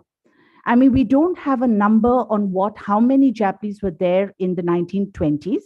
I've guessed that they were around 2,000, 2,500, but I may be wrong. But today, they range from around 550 to 700 people in the total Mumbai metropolitan region, compared to the larger numbers in the 1920s and 30s. But it is still possible to trace the history of Bombay's Japanese community during the latter half of the 19th and the early 20th century. The most endearing vestige, what you see on the screen, is the earliest photograph of the Japanese community. It's a 1908 photograph, which was shared with me. And this is actually the consecration ceremony of the cemetery that still exists on Haynes Road in Worli. So you can see on the left, the man with the folded hands in a namaste is actually Bhikshu, I'll tell you his name, is Bhikshu Gensho Hirota. And around him are all, you can see women in kimonos and Japanese men who were all residents of Mumbai. Now, Bhikshu Hirota has said that I reached Bombay station and by Ghoda Gadi, reached the site where I met Japanese people. And in the evening, I went to the Japanese Gymkhana and did a memorial service. Now, this is the Japanese Gymkhana. It hasn't exactly been pulled down, and it is today's Woodhouse Gymkhana. So it was a place, and it is something that is referred to constantly by visitors or religious people who come to Mumbai. Now, another vestige of this Japanese legacy is that this cemetery has got a stamba. I forgot to put the photograph of the two stambas of the cemetery, and I couldn't find it on my computer, but anyway, I have it. But the older of the two stambas is actually, it is a buff colored one. And this cemetery and the establishment of the Japan Buddha order or the Nichiren or Nipozan Moiji temple in Bombay are related. Because when Reverend Fuji Guruji arrived in Mumbai, I hope I've just got a few more minutes, I'll be winding up. Arrived in Mumbai, he built a little jhopri, which is still existing, or a hut, where he prayed for the return of the Buddha Dharma to India, because he felt that India was under colonial rule because Buddha Dharma had fled from the Holy Land. So he had come here, and he's an important figure as far as Bombay is concerned as regards India-Japan relations. Now, I just want to show you, this is a photograph taken from the Bombay Chronicle, and it shows Fuji Guruji with an uchaiva, I can't pronounce it, uchuva deiku. It's a hand fan-like drum, and he's waiting for Gandhiji to get off the ship at Alexandria at the Ballad Estate Pier. And this photograph is taken on the 28th of December, 1931. And I was told that he actually, when Gandhiji got off the ship, he was actually accompanied him and was beating on this drum. Now, Fuji Guruji was actually actively reached out to Indian nationalist leaders, especially Mahatma Gandhi and Jawaharlal Nehru. He stayed at Gandhi's Varda ashram for 2 months and interacted with Gandhi on a wide range of subjects. They also disagreed on a wide range of subjects, especially Japan's invasion of China. So it was a conversation over a period of 2 months, sporadic conversation that they had. It was when he was at Varda that Fuji Guruji expressed the desire to build a Nippon Moiji temple, or Japan Buddha Order temple, and an idea that was given wings by the nationalist and businessman J.K. Birla. The construction of this temple began, but it was disrupted by the war and was finally completed in 1952. Now, this is a view of the inside of the temple, and it is still a very active temple and still serving its purpose. Now, this is a picture of the contemporary Japanese community. They get together every November at the cemetery. And this is Bhikshu Morita-san, who conducts the ceremonies every November at the cemetery. Okay. Now, in conclusion, I just want to say that Mumbai may not be a major hub for Japanese expat residents, yet the city has played a seminal role in cementing trade between the two nations in the mid-19th and 20th century. This needs to be studied holistically, bringing in the political, social, religious, and cultural confluences. Unlike other foreign immigrant communities, most Japanese who resided in Bombay during the 19th and early half of the 20th century worked for Japanese companies. And I have studied other immigrant communities like the Chinese, the Baghdadis. So I know that most of these people, if you see their residential addresses, they're all affiliated to some company or the other. Not many have arrived on their own. It is striking that they were able to insinuate themselves with the help of local brokers into the supply chains of the hinterland. Lastly, British India's key role in Japan's first industrialization, through its voluminous exports of yarn and cotton and later import of Japanese cloth, hastened Japan's rise as an industrial power in the pre-1939 period. A major port was Bombay and Karachi. What needs to be studied closely is technology sharing and the application of Japanese manufacturing processes on the factory floor during this period. Thank you so much. Thank you. A very interesting paper, which resonance of all the joint statements that we are now also going through with respect to it. Can I invite the next speaker, please? Dr. Martha Chaklin is an historian and an independent curator, currently based in Maryland, USA. She obtained a PhD at Leiden University. Her major publications include Cultural Commerce and Dutch Commercial Culture, 2003, and Ivory and the Aesthetics of Modernity in Meiji Japan, 2014. She's translated C.T. Essenwolf's De Cognics, I hope I'm right, A Pioneer in Yokohama in 2012, and edited Asian Material Culture, 2009, Animal Trade Histories in the Indian Ocean World, 2020. She brings us a whiff of India through sandalwood in early modern Japan. Is an interesting subject and interesting memories also. Okay, well, I did call it a whiff of India because smell is probably the least studied of the five senses. It tickles the appetite, it helps calm the nerves, it stimulates the brain. Aromas evoke powerful memories of a person or a place or an event. Unpleasant smells can ruin pretty much anything. Thus, the materials that emit pleasant aromas have been pretty much universally valued and traded since ancient times. And sandalwood is archetypical of this. But even though the fragrance is what makes sandalwood one of the most valuable woods in the world, its effect on all the five senses underlays its demand in Japan. So this broad spectrum of olfactory, auditory, tactile, oral, and visual stimulation contributed to its value as a luxury material with properties of conspicuous consumption. Sandalwood consumption was a visceral linkage between India, Southeast Asia, and Japan that expanded even as Japan became more isolated. The high value, both monetary and cultural, has led to a number of woods from entirely different genera being called sandalwood. So, for example, sorry.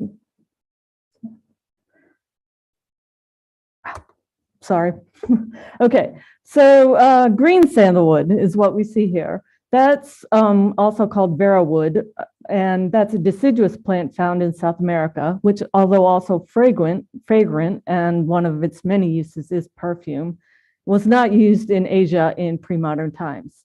Although they are two different species and have somewhat different properties and applications, this paper will focus on what is commonly known as true white or yellow sandalwood. Sorry, it's obvious enough, but I'm having trouble finding it, which you can see here, and I'm sure you're all familiar with. And what's also called red sanders or red sandalwood. Now, in pre-modern, and these woods do link India, Southeast Asia, and Japan. They're often treated as varieties of the same thing in pre-modern Japan in Japanese literature. So while I tried to be as precise as possible when I could be, sometimes they're treated together. I could not always distinguish which kind of wood was referred to when. So through the introduction of Buddhism, non-indigenous sandalwood became integral to Japan because of the many images and objects involved in Buddhist worship. Although, according to ancient records, the first sandalwood drifted to the shores of Awaji Island in the third year of the reign of the Empress Suiko, which is in 595. The locals intended to burn it, but Prince Shotoku realized that it was a rare wood from southern India, which I learned yesterday did not necessarily mean South India, and had it carved into a statue of Kannon, the Guanyin in Chinese, the goddess of mercy. While this story may very well be apocryphal, the carving of Buddhist images, which were called danzo, out of sandalwood, was introduced to Japan by the 730s.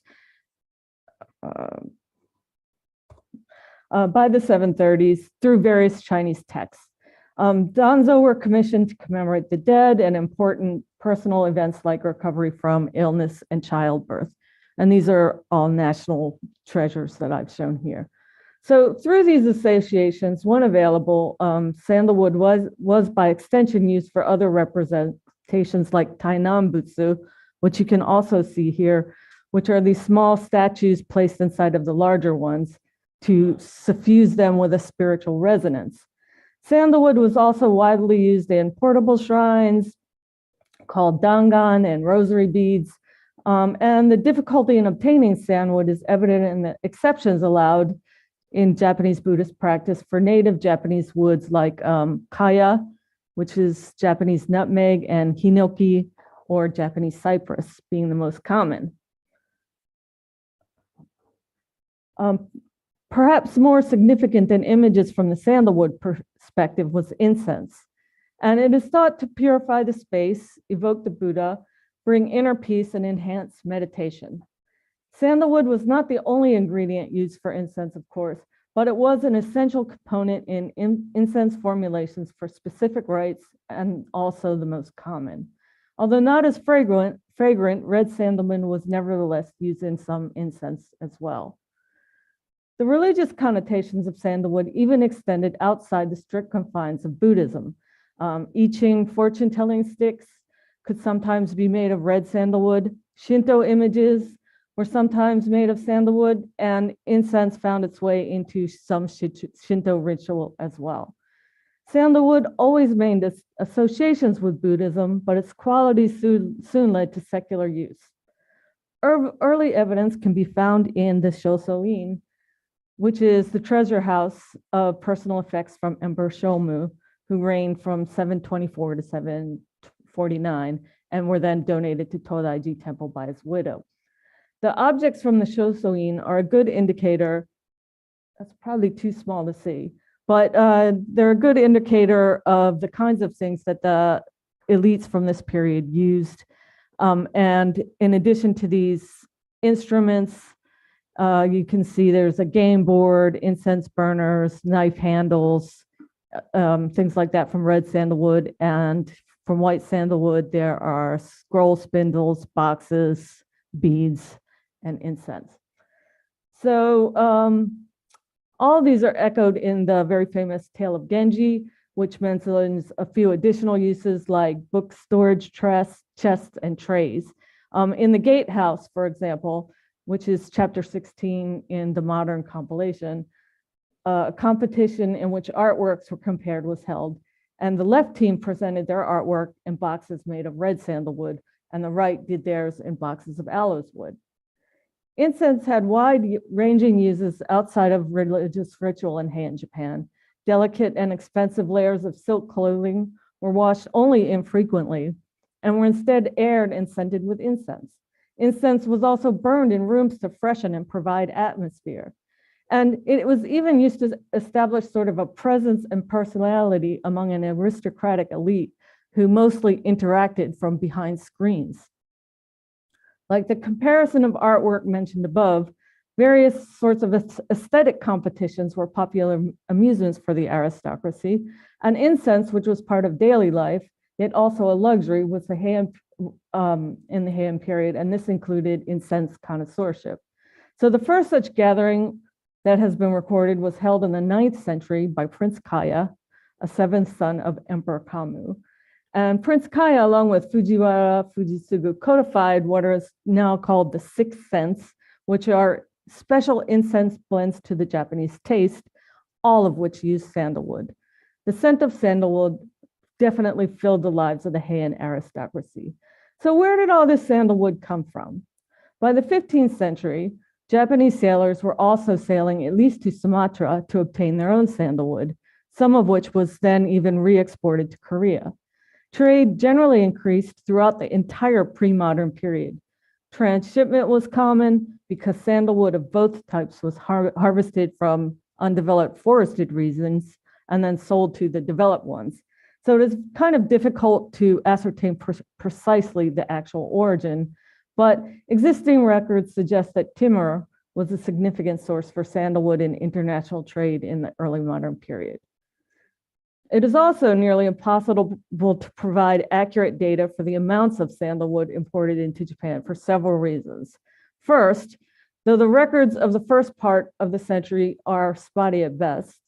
Second, sometime in the late 17th century, the VOC, that's the Dutch East India Company, switched from selling sandalwood as part of company trade in Japan to private trade. And for most years, there are not records of private trade, at least that were preserved in the VOC archives. So very little evidence remains, but supplies for private trade were usually acquired in Batavia or Java today, another site for transshipment. The amounts brought in private trade could nevertheless be significant, amounting in 1831, for example, to 150 pickles. Dutch records of Chinese trade show that sandalwood supplies of both kinds tended toward drought and glut.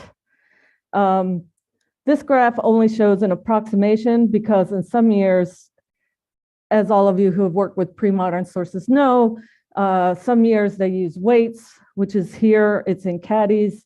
Some years they just write logs, other years it was like bunches.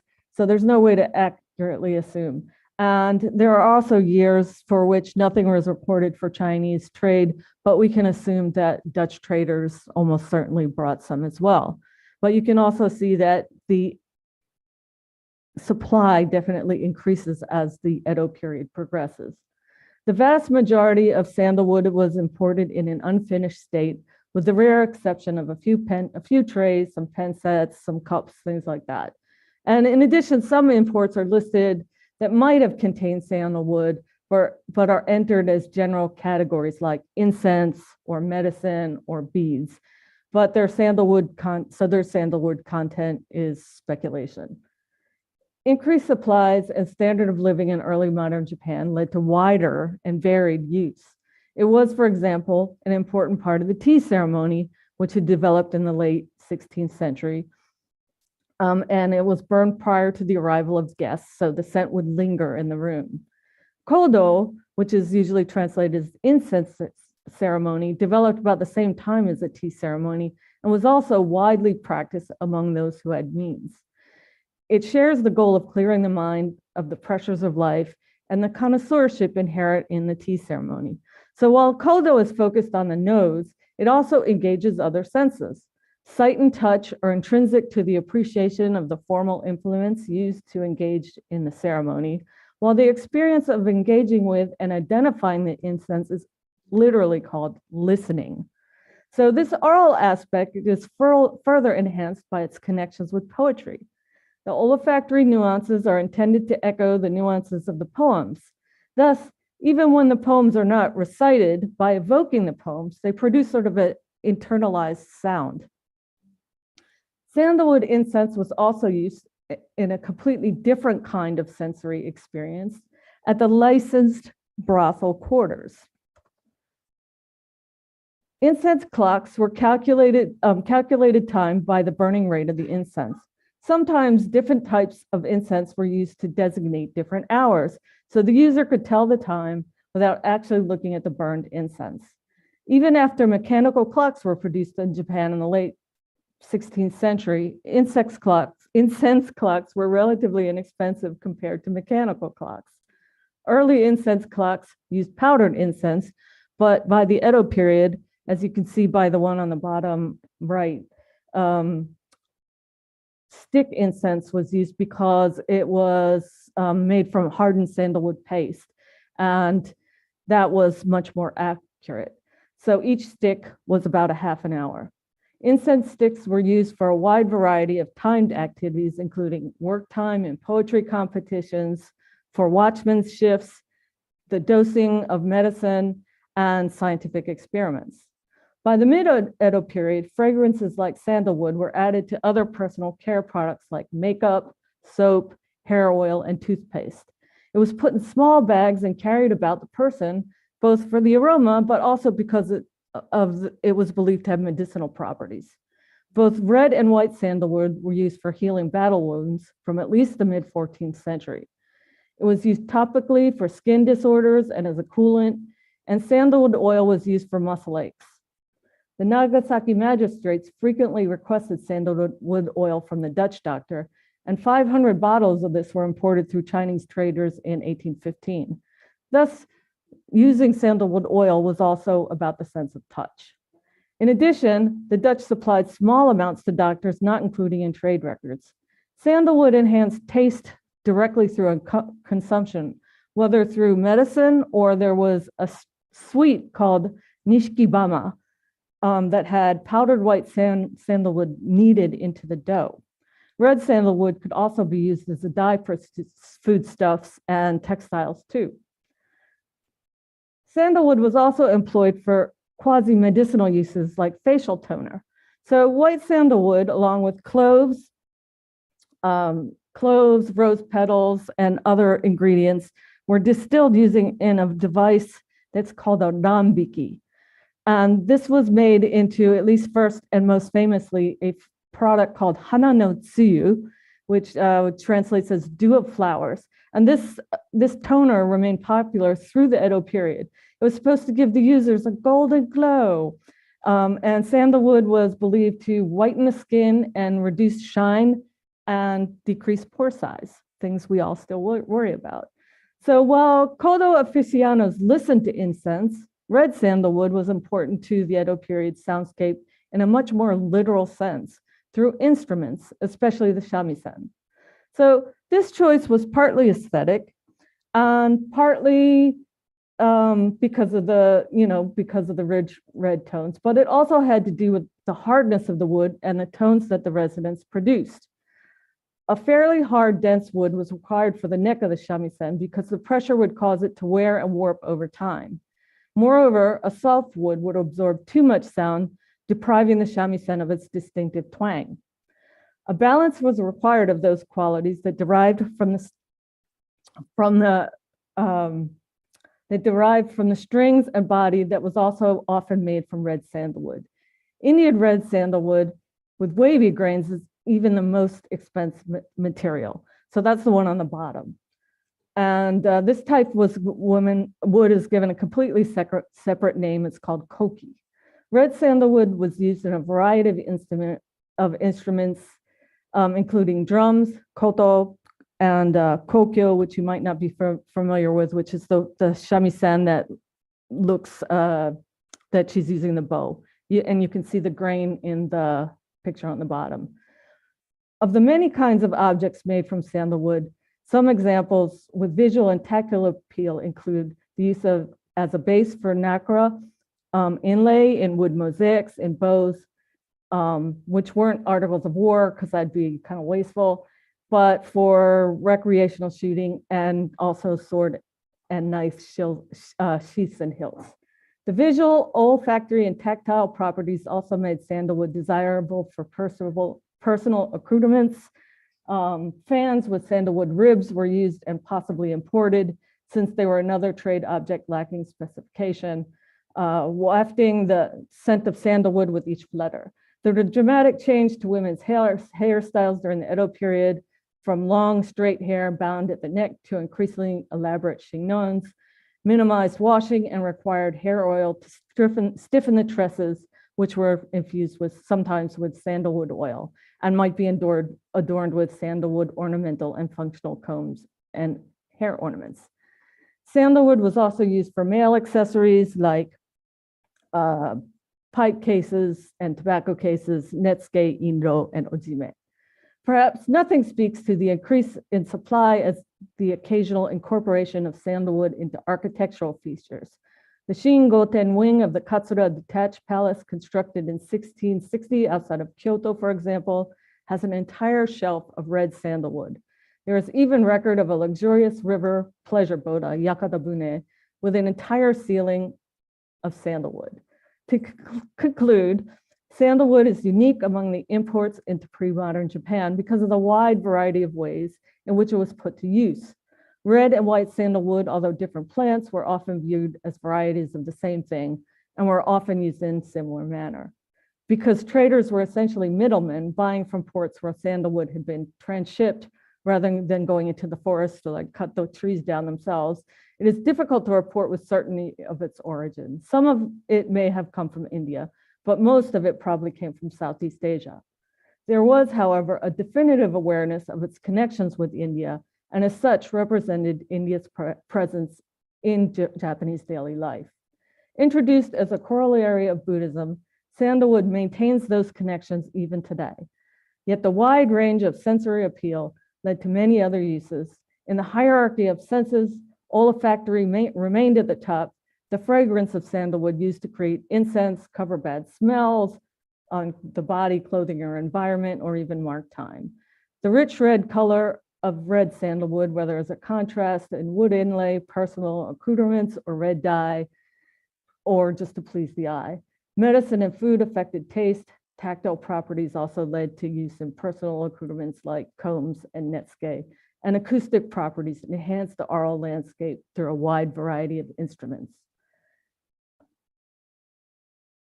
Imported goods were important in the material life of early modern Japan, from wool used to make jimbauri, which are those armor surcoats, or the tortoiseshell that was the de rigueur for women's hair ornaments, but none of them engaged with the entire spectrum of human sensory experience that sandalwood did.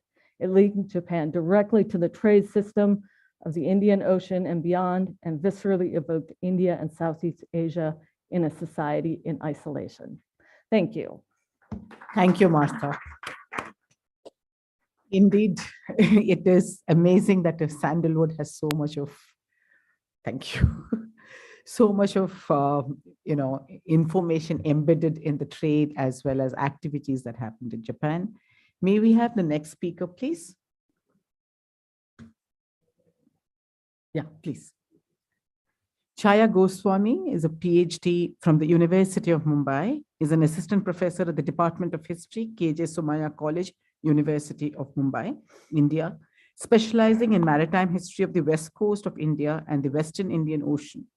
Her major publications include The Call of the Sea, Kutchi Traders in Muscat and Zanzibar, 18,000 to 1880, Globalization Before the Time, Gujarati Merchants from Kutch, 2016, and the Trans-Regional Trade and Traders Situating Gujarat in the Indian Ocean, 2018. A much talked about oceanic sphere, Indian Ocean and the Pacific these days. It'll be interesting to see how you work on the history. I've tried to. Thanks. And thanks for this introduction, and thank you team Mosai and Kizuna India and Professor Sushila for pushing me to this transoceanic arena and try to connect a number of nodal or nodes of capitalism. That is what I'm trying to talk today about. I hope I can get the screen because I have switched on the screen here. Can switch.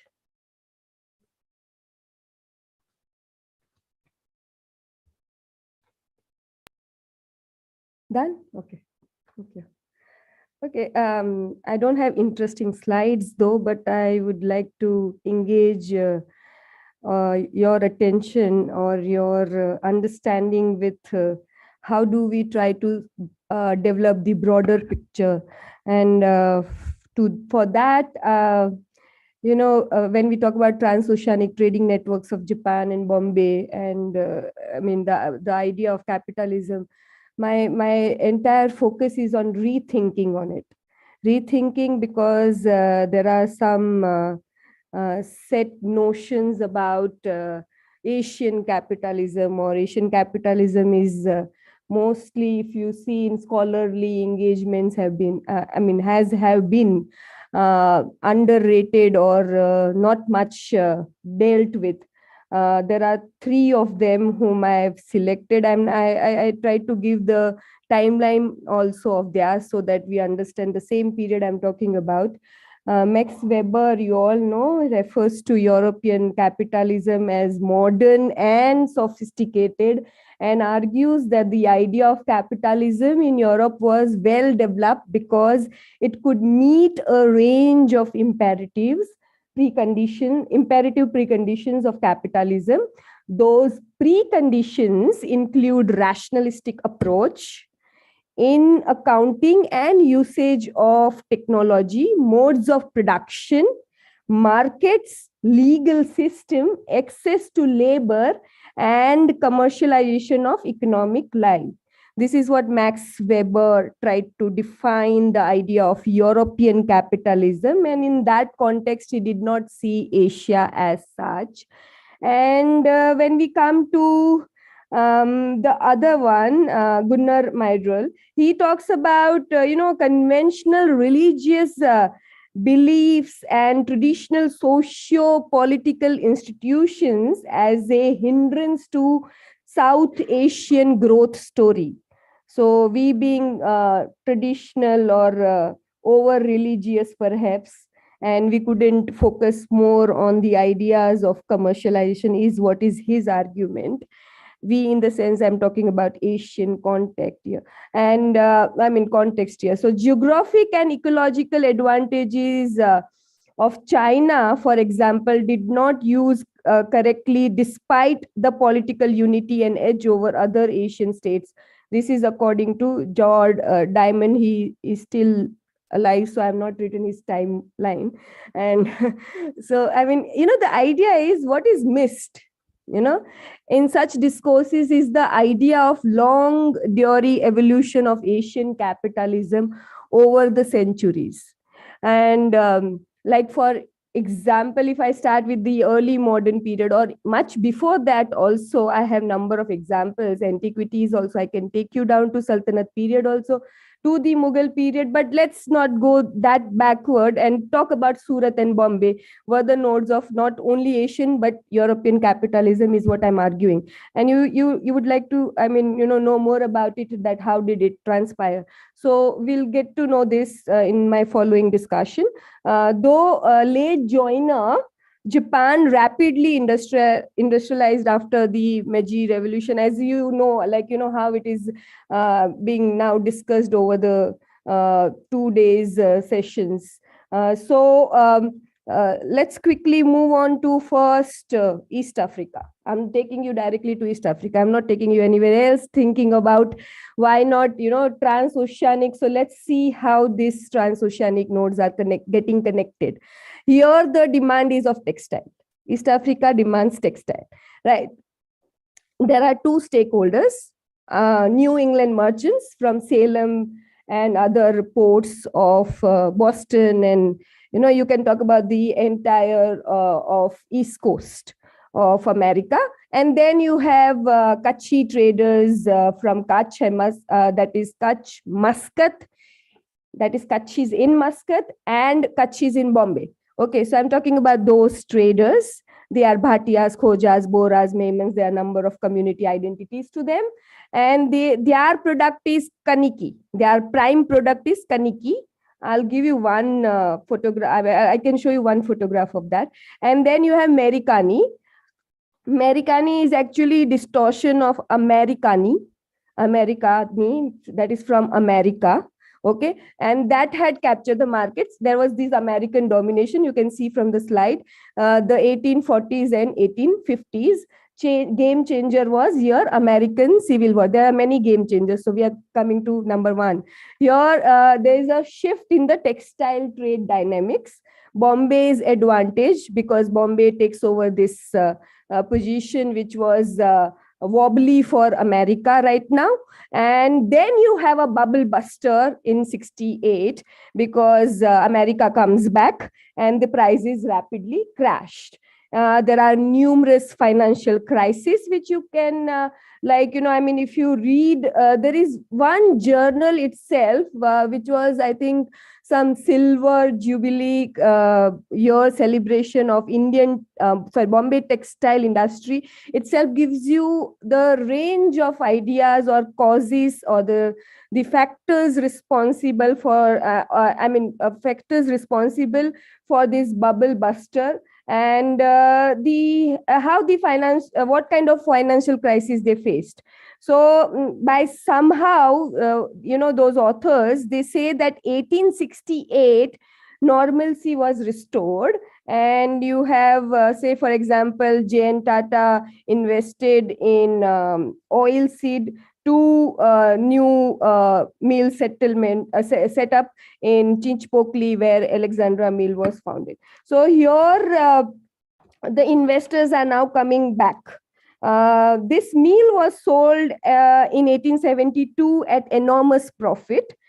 Between 1875 and 90, the textile industry was moderately prosperous. So this is the timeline I'm giving you. But that doesn't mean the now scene is going to change for Bombay, because you have, in between you can see Africa here, and the cloth which I'm talking about. And then this is the pitloom of Bombay. And now because we come to the time of 1890s, the downswing starts. Why? when Bombay was doing so well, of course, it crashed for a while. There was a share mania. There were many things happening in Bombay stock market. Speculation also, was going haywire. But here, you see the downswing is such, which is quite for a long time, you can see it. And I would call it not only the downswing, but the fluctuations. So let's see the fluctuation. Out of the 97 mills, 13 mills scrapped out or burned down in 1895, 1915. And by 1926, 39, 15 mills were scrapped in the period. So by the 1940s, Bombay had only 69 mills. The pace at which, the newer mills were setting up on old or ones demolished affords a true indication of trading circumstance of that time. And now, there is this idea also of the American Civil War, which led to an exponential rise. You can see the rise was 75 million sterling, led to the formulation of wild and fantastic get-rich schemes. Actually, there was a rush for it, so all of which collapsed abruptly like House of Cards. And you see, it was because of this, the trying 1890s.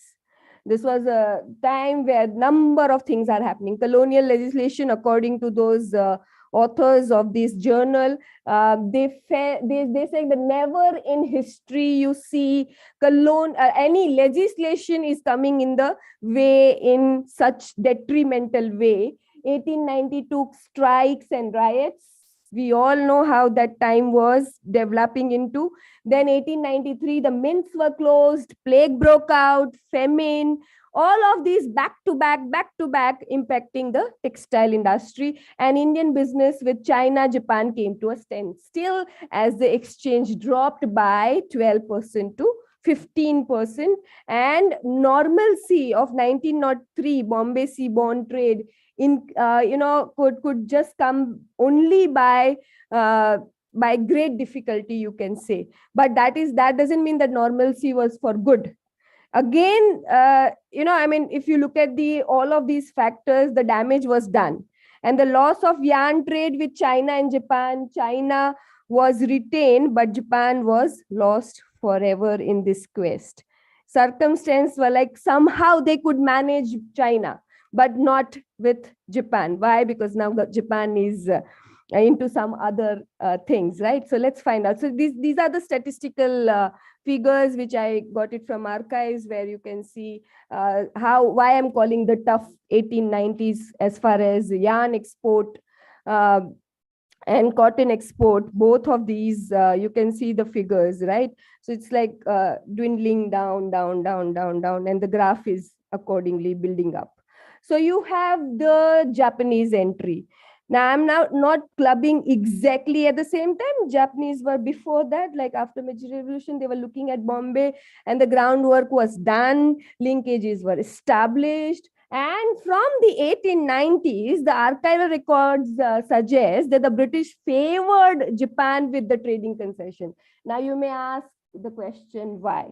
The question was, of course, European politics at that time, and of course, Euro-Pacific relations, which were working on different balance, especially in the backdrop of First World War, and just before the Russo-Japanese War, Anglo-Japanese treaty, which was signed, right? So the concessions were like, prior hand only. So, it is just giving the indication as of they are going to sign one alliance.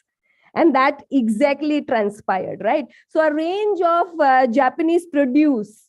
I'm just now not focused on textile. For this particular paragraph, I'm trying to give you the idea that number of things Japan was now wanting to deal in. Right. So if India imported yarn from these countries, it was less surprising for not having their government and trade protective policy acted as a detrimental to the colonial Indian economy. And on the other hand, as mentioned, Japan's spinning and weaving industries kept improving their production graph. So it is like, what's going down is going up for the other side, right? So let's figure out three modern cotton spinning companies developed, especially in Osaka. And these companies smartly collaborated with cotton yarn companies. So there is a tie-up. Now this is a good combination, right? To compete with Bombay's old established network and much before Bombay's British. So now it is just not Bombay which is getting targeted. Don't think about that, because we have Lancashire, Bombay, and then Osaka entering the trade game, right? So exporting cotton and yarn advantage was First World War for the indigenous industry. And this is evident from the fact that Japan imported Indian cotton on an average of 650,000 bales and in 1910 itself. And you can see that thereafter the figure goes to 870,000. So the Japanese consul was very happy. Of course he will be happy, right? I mean, and then he expressed his happiness. So the correspondence, itself, the tone itself suggests that how Japan was flaunting around that particular advantage. And yeah, your Sifra has already mentioned about Yokohama's PC Bank, so she has made my job easier and not too much focus on it. But yes, I have something to add. How it worked. What is the money market now? It's just not textile, it's money market, right? So we have to now focus on how this YSB financed Japan's overseas trade. And one is that they opened branch in London. I had gone to Glasgow, and fortunately, I'm so happy that I collected their special business collection. Collected documents from their special business collection, where Finlay's records I have consulted, and in that YSB is there. So that is a private firm I'm talking about. So private collection also talks about YSB's presence, strong presence, and how they worked out in this network. So whether it was silk, that is Japanese silk export to US or to the US or France, or even raw cotton from India to sterling bill drawn in London provided the means of finance. So now they are looking at finance network to develop, that how it would be funding the entire trade game. And then of course YSB came. There were alliances, there were tie-ups. That doesn't mean that everything was favorable for Japan, because there was this trade imbalance. They grappled with it, but they stayed on. That is where Japan has to study in a very micro way, that to tackle YSB opened a fund for exchange at Bombay Agency. So how now they are rooting out the networks. You have more companies switch to foreign transactions for the rapid purchase of raw cotton. And the Japanese buyers in the cotton umland negotiated kapas, which Sifra just mentioned about, that how umland is hinterland, foreland, the way you want to try to situate the terminology accordingly, right? So this is where, the whole entire network was formed. And here, let's bring back Bombay, because this is where, overlapping things we have to keep talking about. You just can't, one thing is happening, another network is also getting impacted by that. So not everything was gloomy for Bombay. As the First World War of 1914 and 18 afforded an enormous fillip to the Bombay and Indian mill industry, because Lancashire was struggling, or Liverpool was struggling, or Manchester was struggling, or even Glasgow, for example. So in the pre-war times, the United Kingdom alone was exporting about 3,000 million yards of cloth to India, and Indian mills were supplying only about 1,100 million yards of cloth. But the war was seriously dislocated, and the UK's cotton industry provided profitable opportunity to the mills. So let's talk about Ness Wadia, who gave this comment.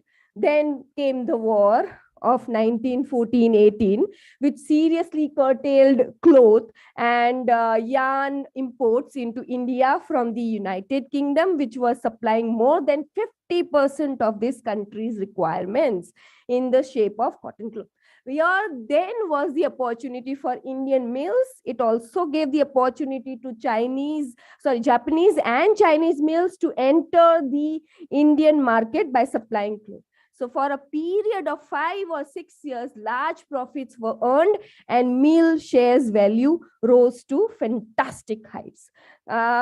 Quickly, we move on to this now idea. The war ended in 1918 and the boom which resulted again lasted for a while. So I don't know whether is it, thinking about war and then profitability, but whatever be the idea, cotton mills in Bombay, common with mills in the centers of industry and other industries, made large profits. And it was mostly due to such profits that many mills in Bombay were able to carry on during the slump. So as I said, fluctuation is also to be noted in the terms of reserves. If they have reserves, they sustain, but they don't have it. So you can make out that Bombay continued to sustain through, right? And on the cessation of wars, the British industrialists now rushed. Of course, they were waiting for it the way American rushed after the American Civil War. Now, after the First World War, you see British want to come back. Obviously, they would like to, because whatever temporary rupture which was created because of the war, they want to compensate. So during this transition, you see mills which changed hands at about this time fetched very high prices. So it is like, you will see number of documents, the original raw documents, if you see, there are many mills getting sold. Like I had seen Gold Mohar Mill, which was, the owner was Bhatia, but Finlays were partners. So now they are selling it off.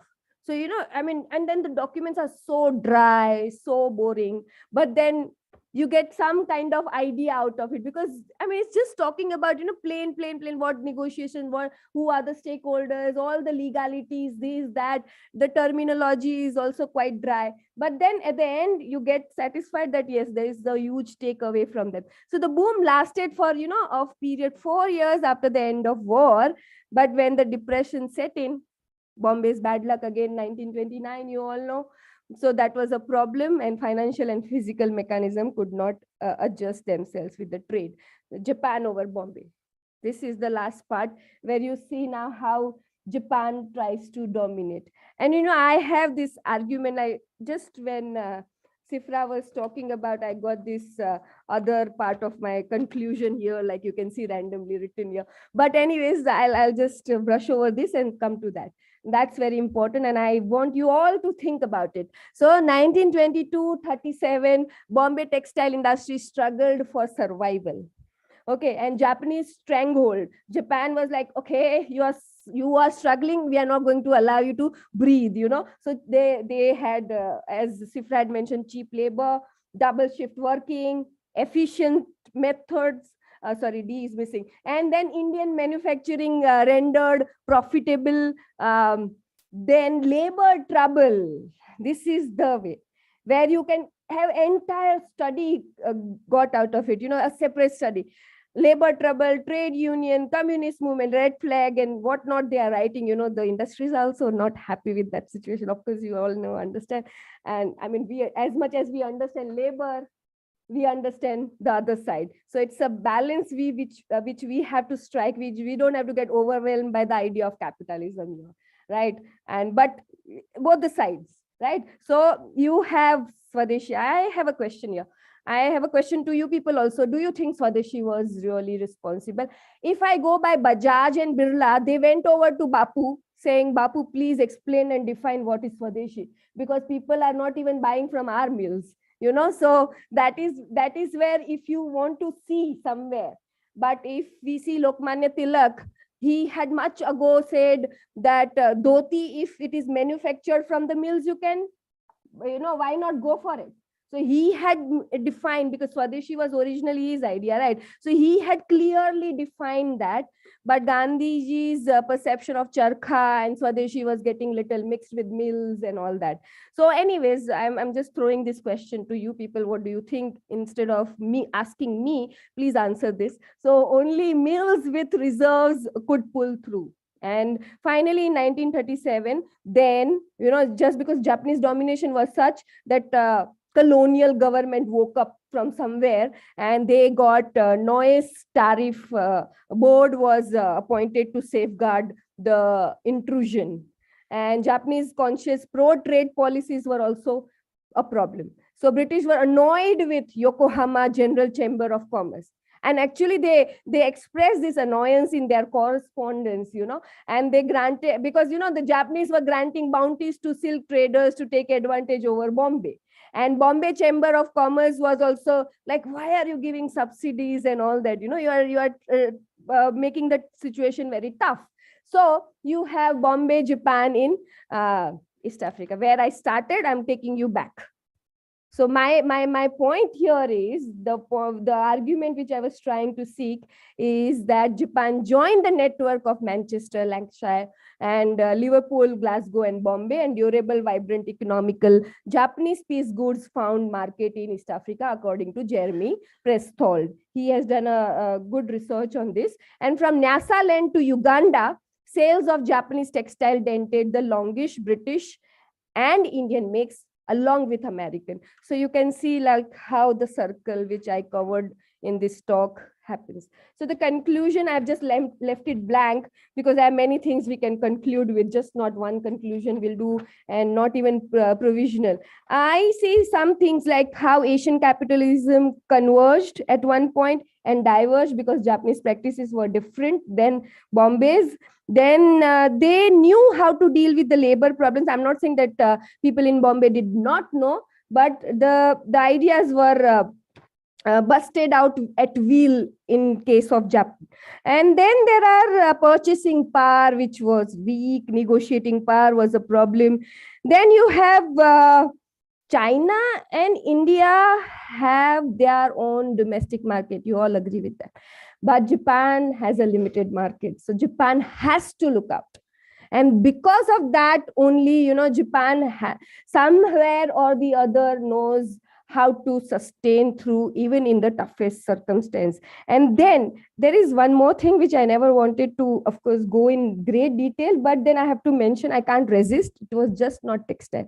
The pearl trade, which was because of that, the capitalism in the Persian Gulf, Bombay, China network was getting entwined because of ecological crisis and depleting of pearl sources, pearl resources, that the trade was of course, it was witnessing its decline, and petrol also, oil was also now diverting the Arabs, right? So at this juncture, Japan came up with artificial pearls.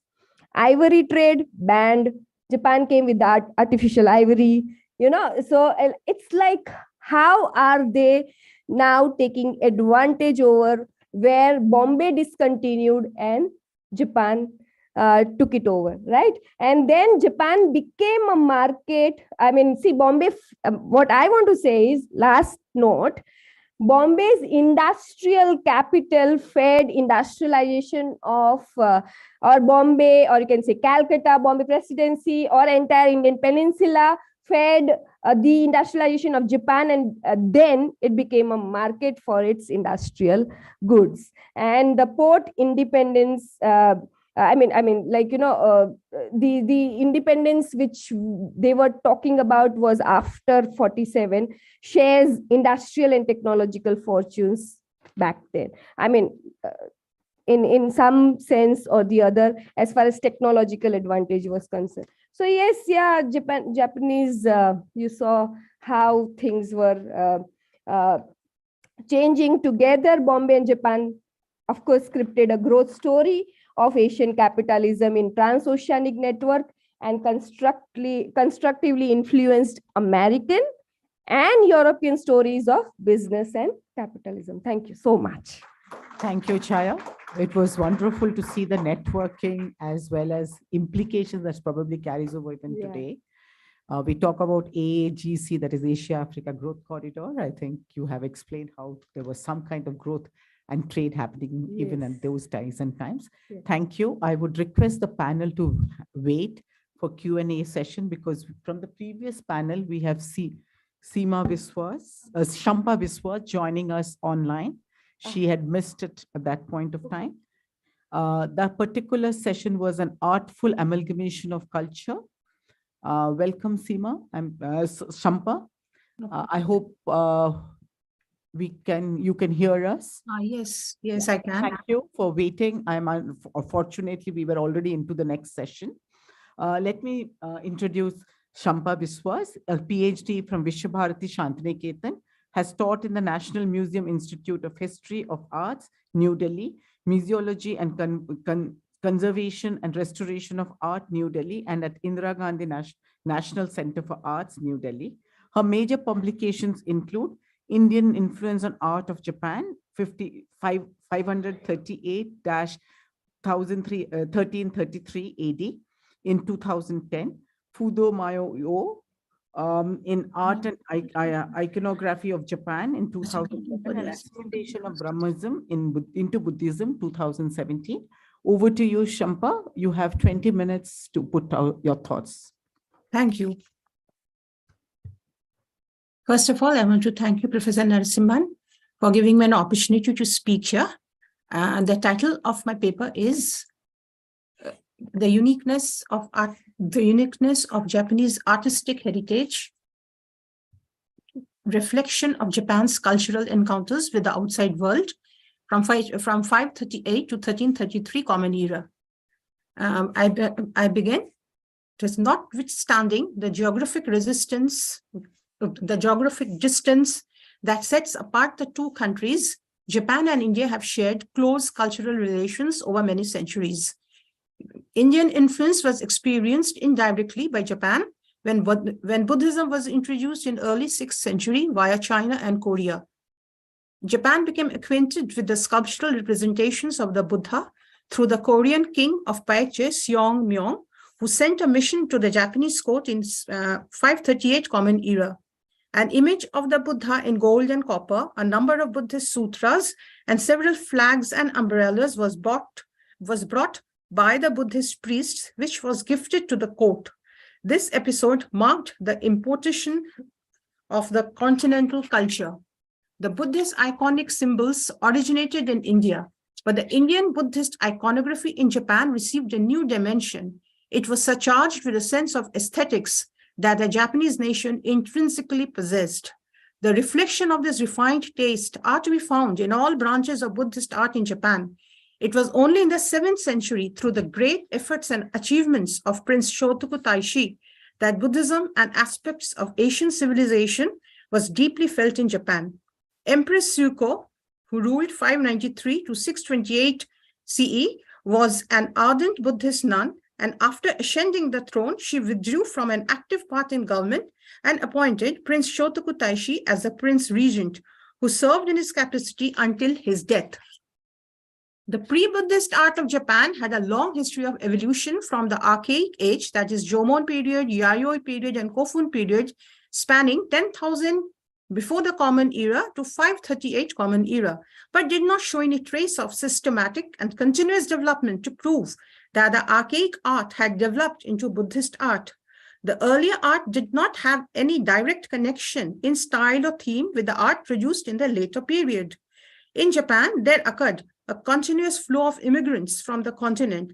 Amongst them were artists and craftsmen whose contribution had been an important factor in the history of the development of art in Japan.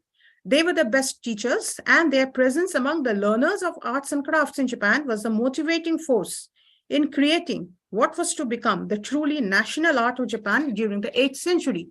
It is quite certain, however, that the people of Japan possessed the originality of thought and imagination, which combined with skill, developed and refined over generations, understood and appreciated the higher form of the newly imported Buddhist art, and followed it in their own manner. These factors explain why Japanese art could make such dramatic and rapid progress within a very short time after the arrival of the Buddhist art into their land. This is previous. These three that you're seeing are what was being produced during the Archaic era. During the Jomon period, Haniwa, as this is called. But in the Yayoi period, we see there is a slight difference because you have the geometric designs being produced. Kofun period, you see, is a soldier has been portrayed in this manner. Second now. The sphere of Buddhist art is unquestionably overflowing with a great number of sculptural and painted representations of the Buddha and Bodhisattvas, and paintings taken from the life of Shakyamuni, as narrated in the Buddhist texts and from the Jataka stories, that is a past life of Buddha. The unique development with a distinct and different aesthetic appeal can be discerned in different periods of art history. During Asuka period, these are the images that we're seeing are the images of Buddha, images of Shakyamuni Buddha, as well as Yakushi or the healing Buddha. The middle picture is that of Yakushi Buddha, healing Buddha. And the first is that of Daibutsu, or the great Buddha, the first to be created in Japan. And then we are seeing Shakyamuni Buddha flanked by his two acolytes. During Asuka period, sculptural techniques and these sculptures were produced during Asuka period, 538 to 645 AD, a big jump from what we see, the art that was being created during the Archaic age. During Asuka period, sculptural techniques and style were initially learned from Korea, that was already influenced by the Chinese form of religious art of the 6 dynasties period, Northern Wei, Western Wei, Eastern Wei period.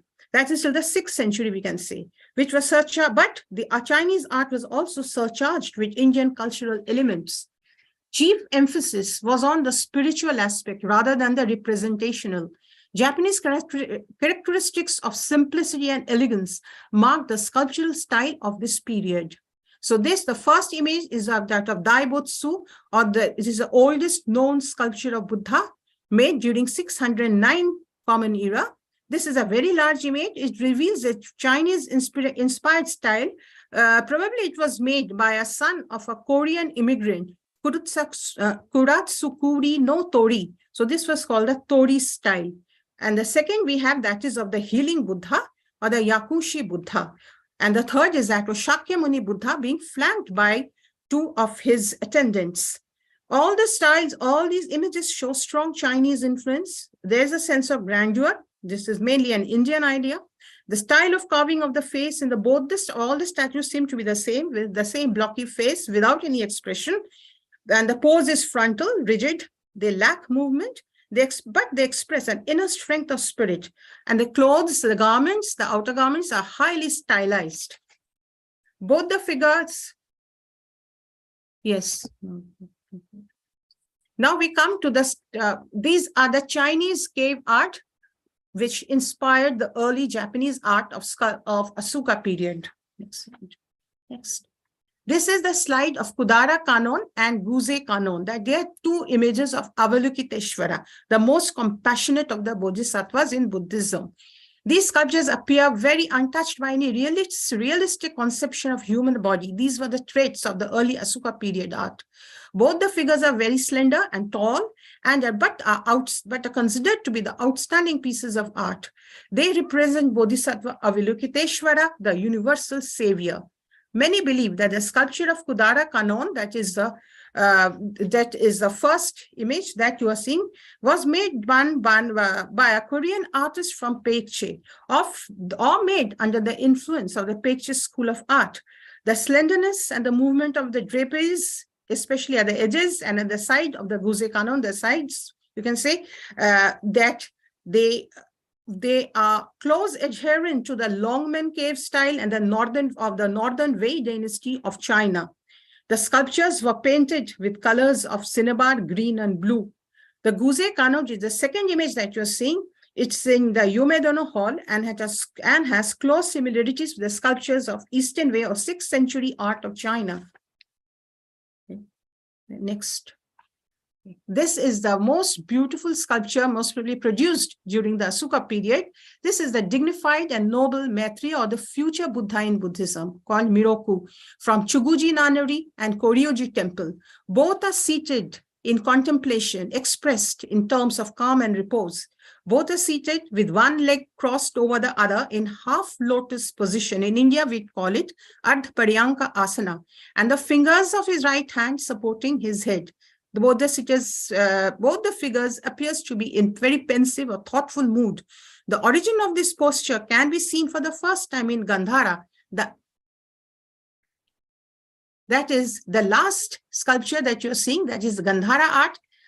And before the last, the image is that from China. And the third image that you're seeing is that from Korea. One can see that the Maitreya image, the second image of Maitreya, which is kept in the Koryoji temple, is absolutely similar to the Korean Buddha Maitreya, which is you see in the third image. Maitreya, or the future Buddha, was extremely popular in Korea. Perhaps there was a special cult of Korea, as many beautiful images were produced by Korean artists in various provinces from late 6th to the 7th century. The meditating Maitreya was favored in China too. During the second half of 7th century, the vogue reached Korea probably by land and through Manchuria some decades later. The only difference between the two figures, the first two figures that we see, it lies in the headdress, that the Chuguji, or the first figure, has got hair on top, tied like two top knots. Next slide. As far as paintings of Asuka period are concerned, they must take a note of the Buddhist painting on the pedestal and doors of the portable shrine called Tamamushi no Zushi shrine, or the beetle winged shrine, which is kept in the Horyuji temple. Scenes of the Jataka, or past life of Lord Buddha, are painted on the four faces of the left side. Now what we're seeing, this is the first, is the Tamamushi shrine, and on all the four faces, the paintings were taken from the life of Buddha. The painting that we are seeing in the second image, that is the story of the starving tigress, which is painted, and it's taken from the Buddhist Sutra of the Golden Light. The story goes as follows. Walking in the mountains, Lord Buddha, in one of his past lives, who was the incarnation of a bodhisattva, he went by the name of Brahma Prabha, came upon a starving tigress and her 7 cubs who were in distressed condition due to hunger. Brahma Prabha was courageous, selfless enough to lay down his life and be devoured. For this act of nobility, the bodhisattva became the Buddha in his future life. The painting of this episode depicts a rocky cliff on the left side where the prince takes off his clothes, hangs it on the branch of a tree, and his lower right, the prince is shown throwing himself down from the top of a cliff, and still further below, the prince is being shown lying down and in the bamboo grove and getting eaten by the tigress and her cubs. This legend was often represented in Central Asia, Dunhuang caves of China, Longmen caves in China, and during the course of 5th and 6th centuries. The mode of depiction of various actions in progressive order on one surface is not Japanese origin or Chinese or Central Asian, but it's Indian painting, where important personalities appear more than once. For example, in the medallion on the railing pillars of Bahadut Stupa, Madhya Pradesh, in the collection of Indian Museum of Kolkata, we see these reliefs depicted. One of the reliefs depicts the deer Jataka. In this similar narrative style, this form of continuous narration that is depicted of the various actions in progressive manner is also extensively carved on the ancient monuments of Sanchi, Bodh Gaya, Sarnath, and Mathura in India.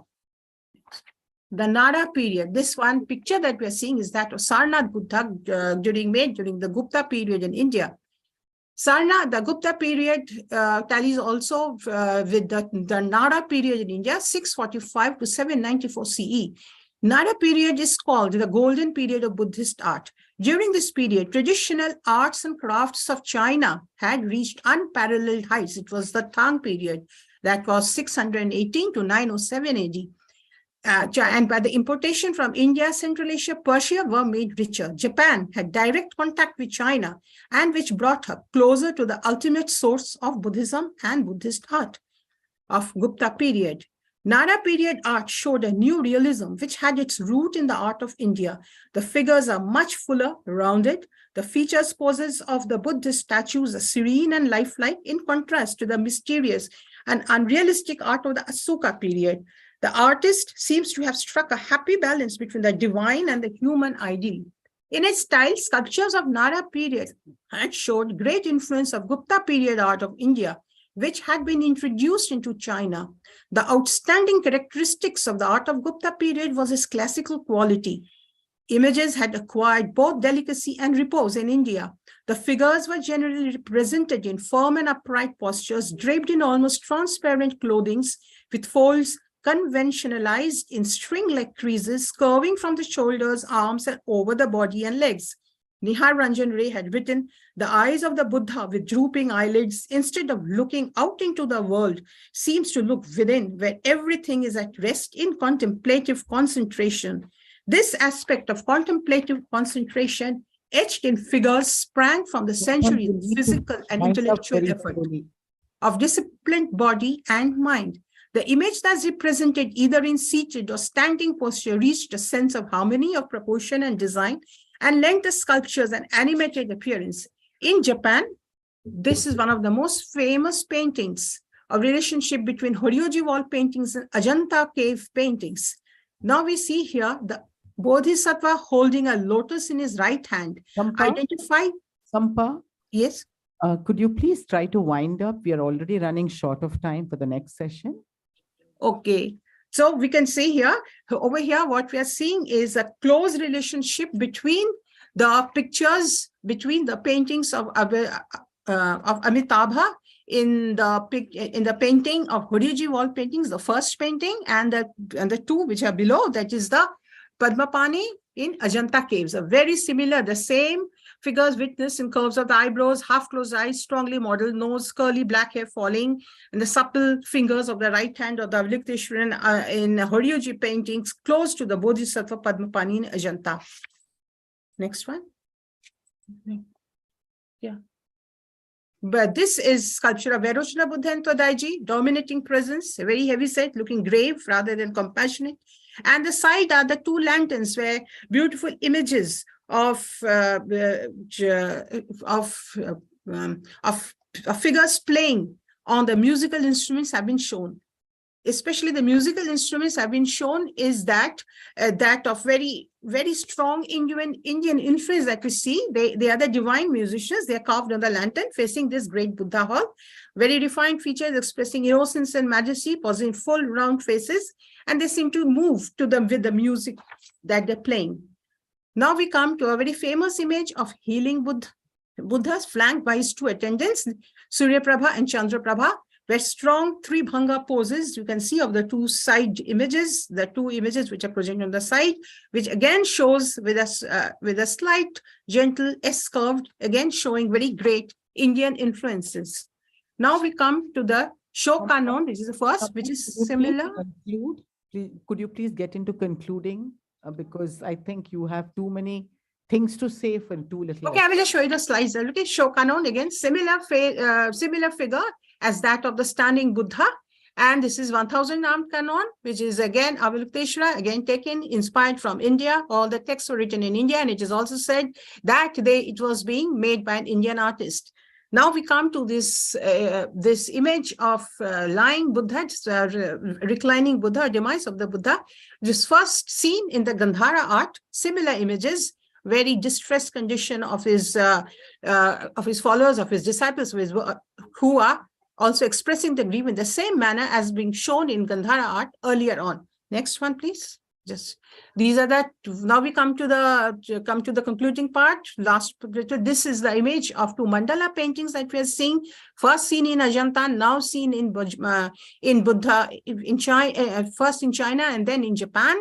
Here we seeing Mahavairochana. The first image of the mandala painting shows the spiritual world, and the other is that of the material world, as a cosmos consists of both these fields, of both these thoughts. So they were being very popular in Japan. They were being worshipped for the protection of the realm, as mandala paintings are done in India also in the same manner for the protection of the realm. Next one. And now we are very interesting. This Chintamani Chakravalokiteshvara seated in the Maharaja Leela pose or in the Royal Ease pose.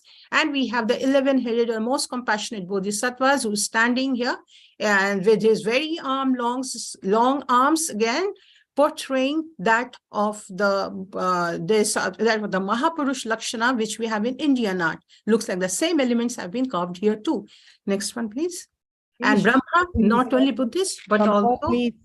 You said concluding slides, and you These are the last ones, Brahma, and then you have got the images of Indra. Even Vedic and Brahmanical gods had come into the picture, had come, and they were also being revered, and we are seeing they are being portrayed. We can understand Bonten and Taishakuten, they are also being saying. Okay, now we can see close cultural relations, which had an abiding relations between not only between the both countries culturally, but it also reflected on the art of the period. Thank you, Shampa. I think the parallels that you've drawn is indeed noteworthy, and I'm sure we can explore this further. With this, can I come to a Q&A session for my panel on trading ties across the ocean? Is there any comments or questions for the panel? We have two panelists also waiting in Japan. Any questions? Quickly, can I ask?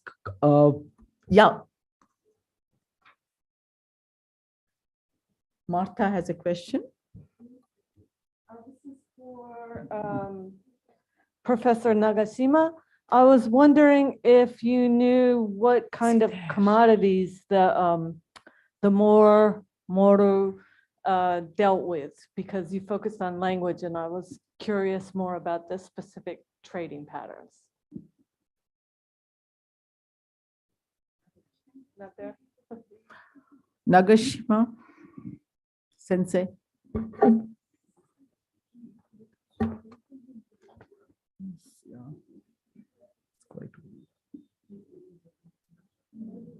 Yeah, Sensei, could you hear the question? You're muted, Sensei. Sensei, you're muted. Sensei, unmute yourself.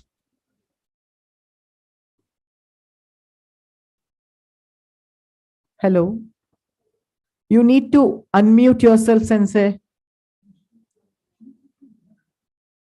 Sensei, kikenai desu. Sensei, kikenai desu. Chotto. I think he's logged in without audio.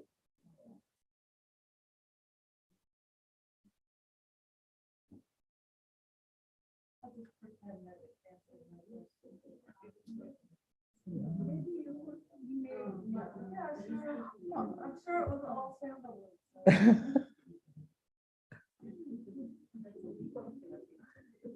Switch him off, tell the connectivity is poor.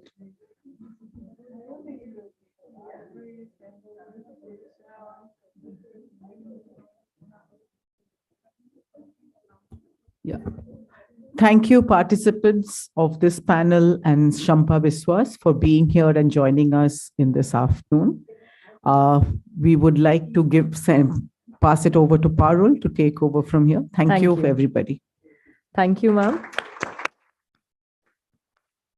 Thank you, everyone. And with that, we finish our final academic session of this conference. And I would like to take the opportunity to thank Shravani ma'am and all the previous chairs, as well as all the speakers and participants. Thank you to the speakers who are with us virtually. And with this, we initiate our concluding session today. And for that, I would like to invite upon our advisory committee members. To begin with, I would like to call upon to the dais the chair of the session, who is Ambassador Deepa Wadhwa ma'am. Ma'am, if you could please take your place at the dais. Also, I invite Martha Chaklin, if you could please take your place at the dais. Thank you. I also call upon Dr. Jain and Professor Sushila Narasimhan to kindly take their respective places at the dais. And Professor Damodaran, please. Also, we have one of our advisory committee members present with us online, Masumi Igarashi-san, If you could please turn on your video so we could have you participate as well. I also want to check if Professor Time Screech is present with us virtually. If so, Professor, I request you to turn on your video as well. So I think Igarashi-san has joined us. She's joined us. Welcome, Igarashi-san. And I hand it over to the Pavadba man to conduct the session. Thank you. Thank you, Bharat. Well, what a wonderful 2 days it's been. It's been so, so rich. And I think all of us here, I think, should give a special round of applause to not only the participants, but really the two professors, Dr. Jain and Professor Sushila Narasimhan sitting next to me. The first day he said, where there is a will, there's a way. And I'm going to remember this always about this conference, because I know this is completely put together by them. We've been fortunate as being part of the advisory committee, and I think that was really an honor. But most of the work has been done by them. So I think just one round of applause as we begin to say, thank you so much for putting this together. I think Professor Igarashi, who's also joined us online, so welcome. What I wanted to really say is that there's been such a wide spectrum of subjects, and yet it was kind of woven together. There was a common thread. I think it was so discernible. And I think everybody who spoke made sure that every dimension of the subject was taken care of. Now, I'm going to take the fact that I'm the chair to and exercise my prerogative by saying what I think we should do, because this is about the way forward. And it's really, this is something that we shouldn't lose. It's been such a wonderful initiative. So the first thing that I want to really say is that we must make sure that we continue this. So this Kizuna study group, I think we should make sure that it goes on in one form or the other. We do have now, as you know, we have these speakers, which is normally an online event, and then we've had this conference. But I think between the two, there's an option of smaller, perhaps, seminars on subjects that we take away from what we have heard today, and refine some of the subjects, and then we could have it in a smaller format. So I think that is something that I certainly did want to do. The other thing was that what we do need is to have good partners. And we have here, we've done this at the IIC, and I don't see Sudha Gopalkrishnan here or Ambassador Shyam Saran, but this is something I would certainly like to take to them to say that maybe we could have a partnership, which is a sort of a sustaining partnership with the IIC to continue to do these events here, because I think they really facilitated this. The other thing that I wanted to say is that we've all talked about it in the past, I think, among ourselves, is that, when you have something of this quality, we need to publish the papers. So how do we go about doing that? And this is something we certainly will be looking at. I mean, what are the possibilities? The problem in everything is that, we need support, you need financial support and other kinds of support. And how is the best and optimum way that we can do this? So that is one. The other thing that I thought as we were here was that, what a rich network of people that, Dr. Jain and Professor Narasimhan have been able to get together. Now, so you see the value of having such a network. So can we then in some way establish a network? I mean, and I don't know in what format, but this is something we should give thought to. Again, a format, and we can keep increasing it and adding people to it. And not only have people as part of a network, but when we have these events, I think it's important to disseminate this information as wide as we can. And here I'll ask Satu-san, I think the Japan Foundation can help us in the context of disseminating it in Japan. Because I recall my days there and traveling to different parts of Japan and finding so many scholars working on India. And I'm sure they'd be very happy to be roped into something like that. And similarly in India, there are a lot of centers coming up, and you're Googling something and you find a paper by somebody. So how do we really expand the network and then disseminate the information that we have? So this really becomes a bigger sort of event, reaching out to more people. So, and particularly, I think when you say this, the younger scholars, we do have young scholars here, but I think we have to reach younger scholars, not only for them to hear what we are saying, but also in some way to inspire them to go into these areas of work. So I think that's what I had to say. Now, before I turn to the other members of the advisory committee, I understand that Mrs. Screech is not here, but I would request Masumi Igarashi-san for her comments and if she has some suggestions to give to us.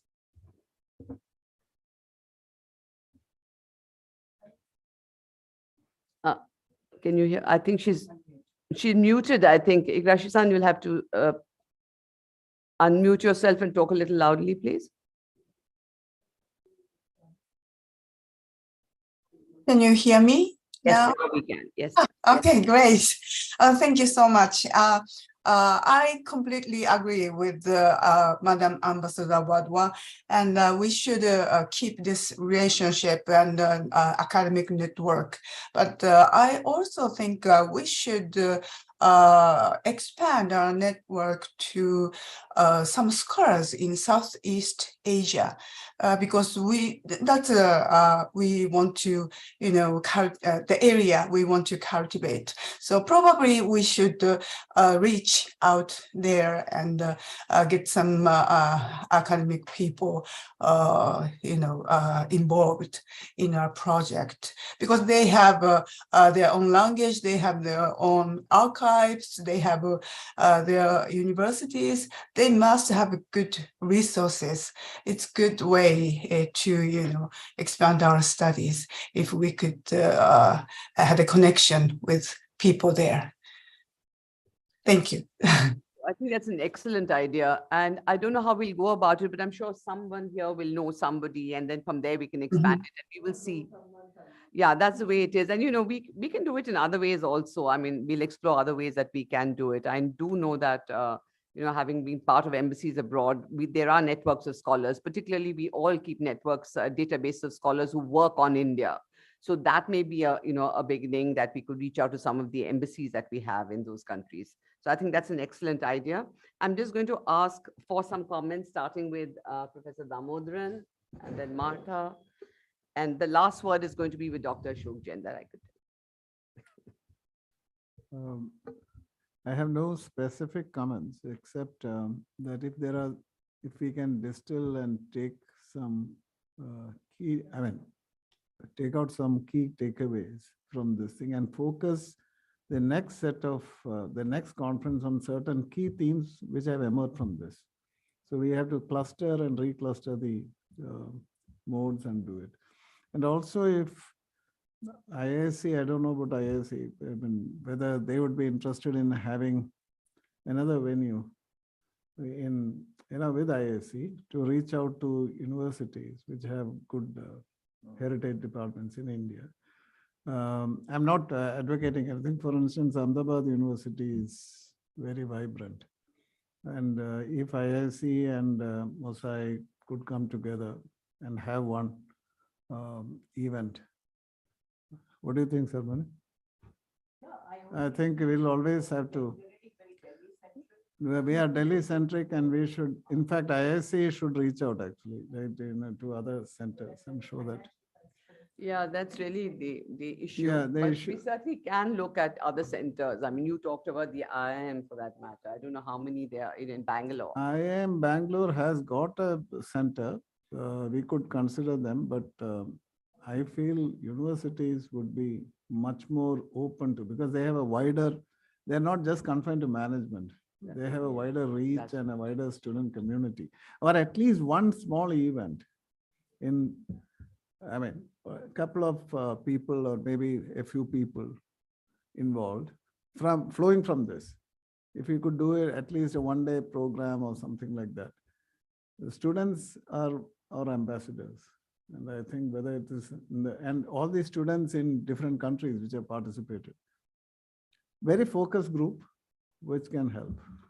I think so. We should reach out to the youth, I think, and younger people, and we could look at other venues.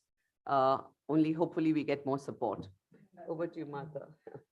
Well, I clearly did not look at the program very carefully because I just noticed this afternoon. So I have no prepared remarks. But one of the things that I felt all day from day one is that I wish we had like a Mabel, a list of participants so that we can contact each other. I spent 2 wonderful days meeting all kinds of very interesting people who talked about very interesting things. And unless I managed to grab their card, I have no way to contact any of them.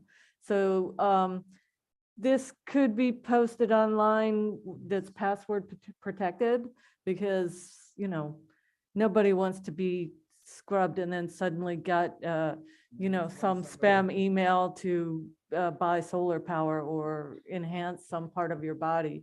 But that's the first thing. I also have a question about the inclusion of Southeast Asian scholars. I don't have an issue with it. I just want to understand it in the context of this group. Like, what would it mean to include Southeast Asian scholars? As far as I see, it is the subject of what we've done this conference. So it is India, Japan, I think, in a way mediated by Southeast Asia and the connections through Southeast Asia. So I think it would be, we've had this, quite a few people who spoke on that, but that's what I feel. What would you say? So it's a pan-Asian idea of Southeast Asian culture. Martha, I think, you know, nothing went straight from India or nothing came straight from Japan. So Southeast Asia played a very mediating role, very important role. And I think it should be, I mean, not just Southeast Asia, but we could also look at Silk Road route. Look at China then. Yes, China and the Silk Road route. Central Asia. Yeah, yes. Okay. Would you like suggestions from the floor? Any suggestions from the floor? One is from southern, one is from southeast, and one is from north Asia. Padmini, please. Yeah. I mean, actually, we have 3 Silk Roads. One is from the earlier Silk Road is via China and Central Asia and via China and Korea, and then reaching to Japan. Another one is a central one, which is coming from the Southeast Asia and all that. And another one is absolutely southern one. So you have these 3 Silk Roads that you have to kind of, if you're looking at it, you need to, one is via Sri Lanka and going to the Indonesia and all those kind of things. One is via Thailand and all. Because all these things went, like, for example, Sarasa has a lot of connection with Thailand, but it's not having much connection with Indonesia. No, I mean, I understand all that. But then if you're going to do that, you also, I mean, I know that the part of the goal is to turn away from Eurocentric ideas, but how can you at the same time do this without including discussion of the European trading companies? I mean, half the papers were on Portugal and the other half were on the British. The Dutch were neglected, I have to say, as the lone Dutch scholar in the room. But it depends on the time period, of course. But I mean, I just think if we're going to think about how to expand it, then we want to have a clear idea of what we are and what makes the most sense. Otherwise, the group loses coherence and it's just another, Asia. I also think it's to look at scholars who are working on India and Japan in these countries. It doesn't necessarily have to be, because there are scholars who are not at all recognized and are working, in some subjects. And so I think there's that element, which is a stronger element than having, this conference was about connecting. Because I'm not Dutch, I'm not Dutch, Japanese, or Indian, so. No, but I don't think it's, I think the idea is to be inclusive as we can, rather than exclude anything. You're quite right about the Dutch and the Jima and so on, and it was a lot of Portugal. But we can look at it, and if we have a larger, probably, we have a lot of people to choose from, then the subjects also can be accordingly done. But I really must say that this is done by Sushila ji and Ashok ji with what they have, and done a wonderful job. And with this, I'll just hand over to. Just one thing, can't we just have some of the desks, their special desks? We will try that. To involve them, because funding could become easier. The government, one part is the government is involved also. I was just intending to say that for a practical purpose, as I just said, that we look at one other country or 2 other country in next conference and not the whole lot of South Asian, East Asia, we can pick up one or two country Sure. scholars who are working on India or on Japan, India, or basically arts and comparatives, etc. We can probably choose a few and see how it goes, because generally inclusivity is good, but sometimes it does create a lot more dynamics, which becomes difficult then to put in a coherent set of people. We should think of ways to promote or propagate our last publication that Mosai brought out, which probably is not known to people, not to many people. How to make people aware of this book? We have to think of ways of that. May I respond straight away? How many in the room know that there was a publication of 2018 conference? That's the point Sushma is making. Thank you. Most of the younger people have not seen, even our speakers probably have not seen. Yeah. But you didn't raise your hand, so I thought. So keeping scholars on mind, if we can have, I was just thinking about digital repository of records. So that will facilitate more research and connectivity. Okay. Plus, your publication also will get that platform. So if we can have digital platform created of the records, because the constraint is like not everyone can go to Japan, or the Japanese cannot come all the time to Bombay or other places. Well, I think we are all waiting for the excellent evening program. So let me be very brief. I must say all the suggestions are excellent. Key is little more focus, subject-wise, country-wise, and so on. So we have taken note, and I think we will mull over it, come back to the advisory committee through net and so on and so forth, and proceed along these main things. Even for the publication, I somehow feel we'll work on it. Maybe theme-wise booklet may be slightly better to target the audience, because so we'll work on it. It's digital, ma'am. Already it's digital, freely available. We happen to give you a complimentary printed copy. At this stage, I think personally, I'll take this opportunity to thank profusely all of you. I think it has been not a very well-managed conference, but you bore with us brilliantly. And especially the younger people, as I said, I'll repeat, the forum is a platform for you people to suggest your ideas of Indo-Japan research along the kind of areas we have been discussing. If you have any suggestion, feel free to write to us. We'll try to arrange your presentations on the net. Though it may sound a little sort of, how should I say, embarrassing, but I can't help thank Sushila ji. I think it's been such a great help to the Kizuna Forum that I would request all of you to give her a big hand.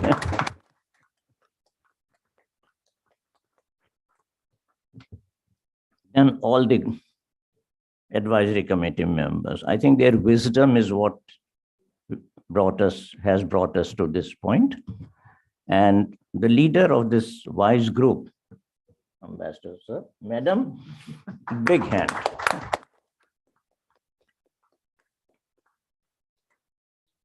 IAC staff, brilliant work. Thank you so much. Manoj and company, great work. Thank you. Keep it up. Keep it up. With this, I would like to end whatever I wanted to say. Manoj and company includes, of course, Pandey ji, yes. All of you would have seen this beautiful, this and the screen and the person behind it. May I request Shuka to stand up?